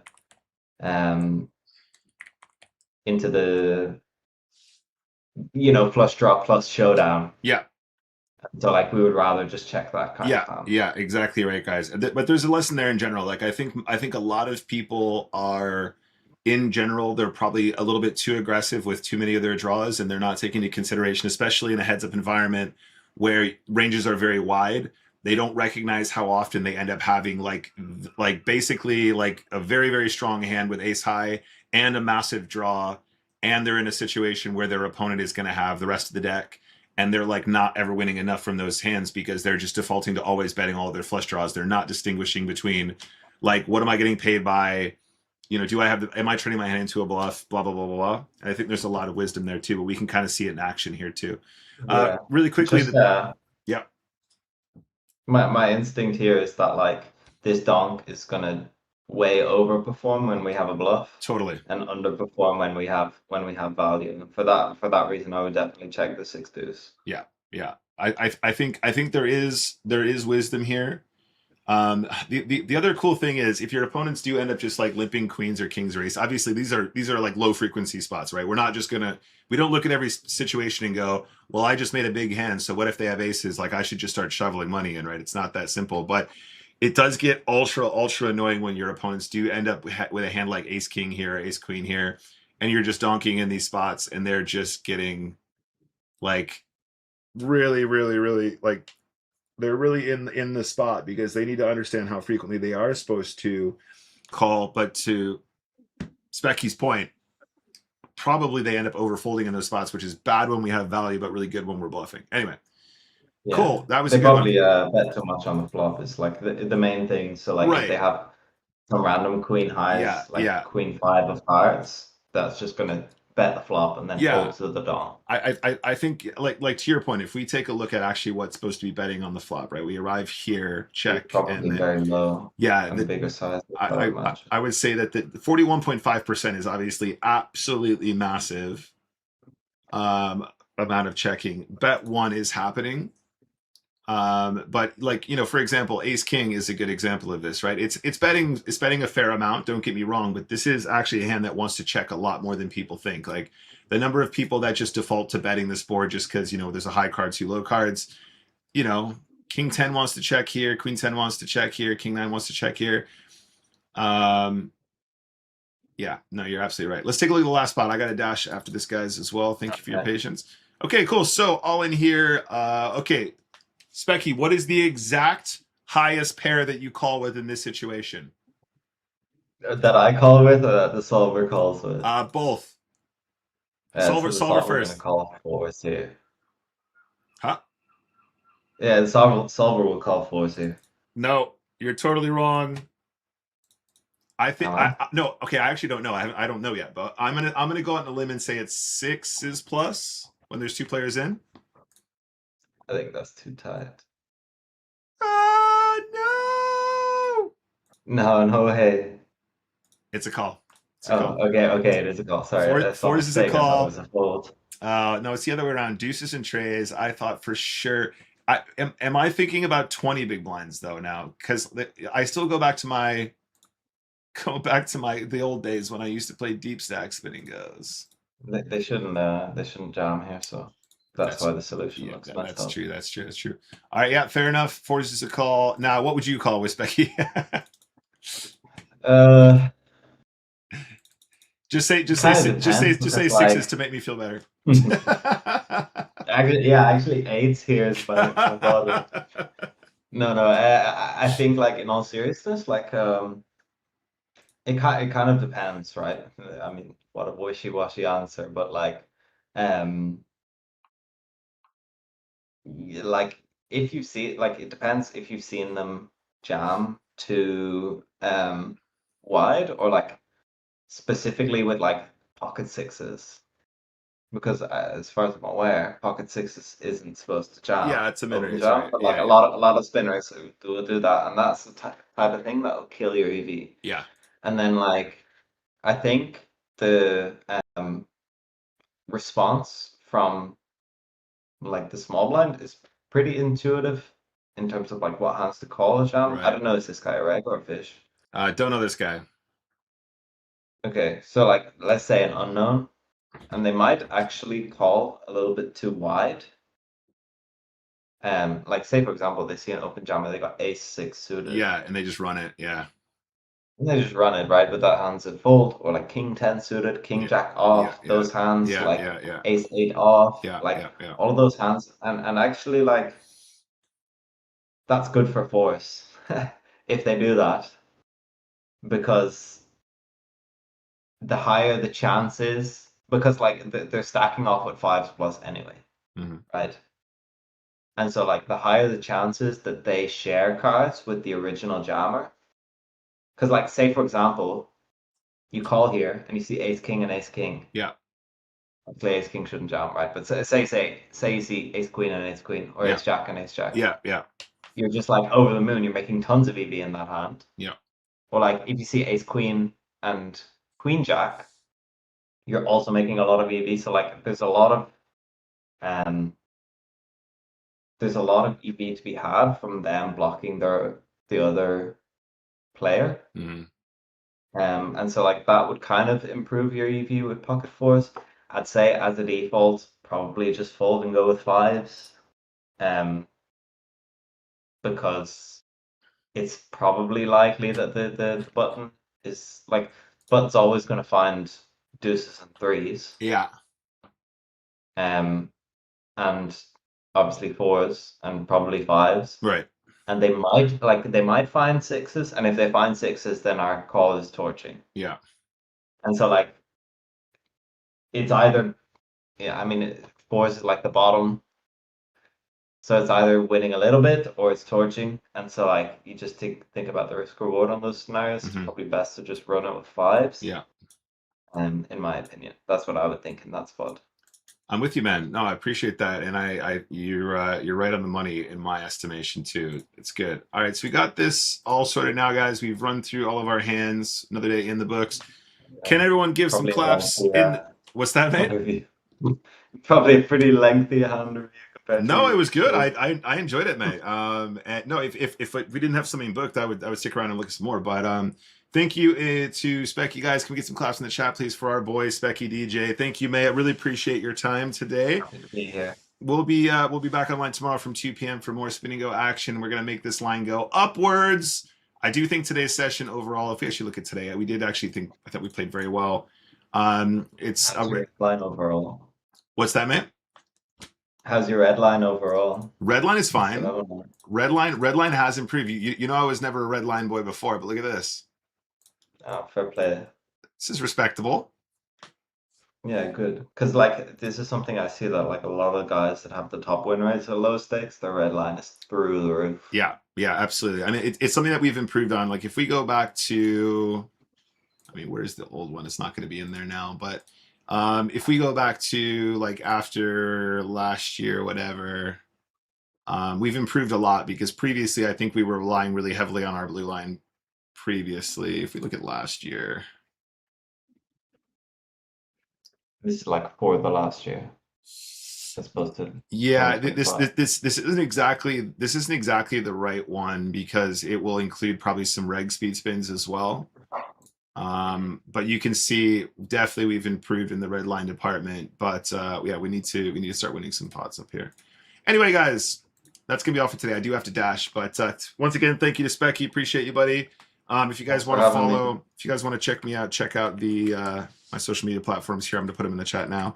Also, a special shout out to the Baseline crew. During that, he said, "Amazing stream. Been watching you all this afternoon. Whilst working, keep it up. Very informative." That's also goes out to Specky, of course. But I'll see you guys tomorrow around 2 p.m. I'm gonna play some more spins. We're gonna do some more study, and hope to see you guys then. I love you.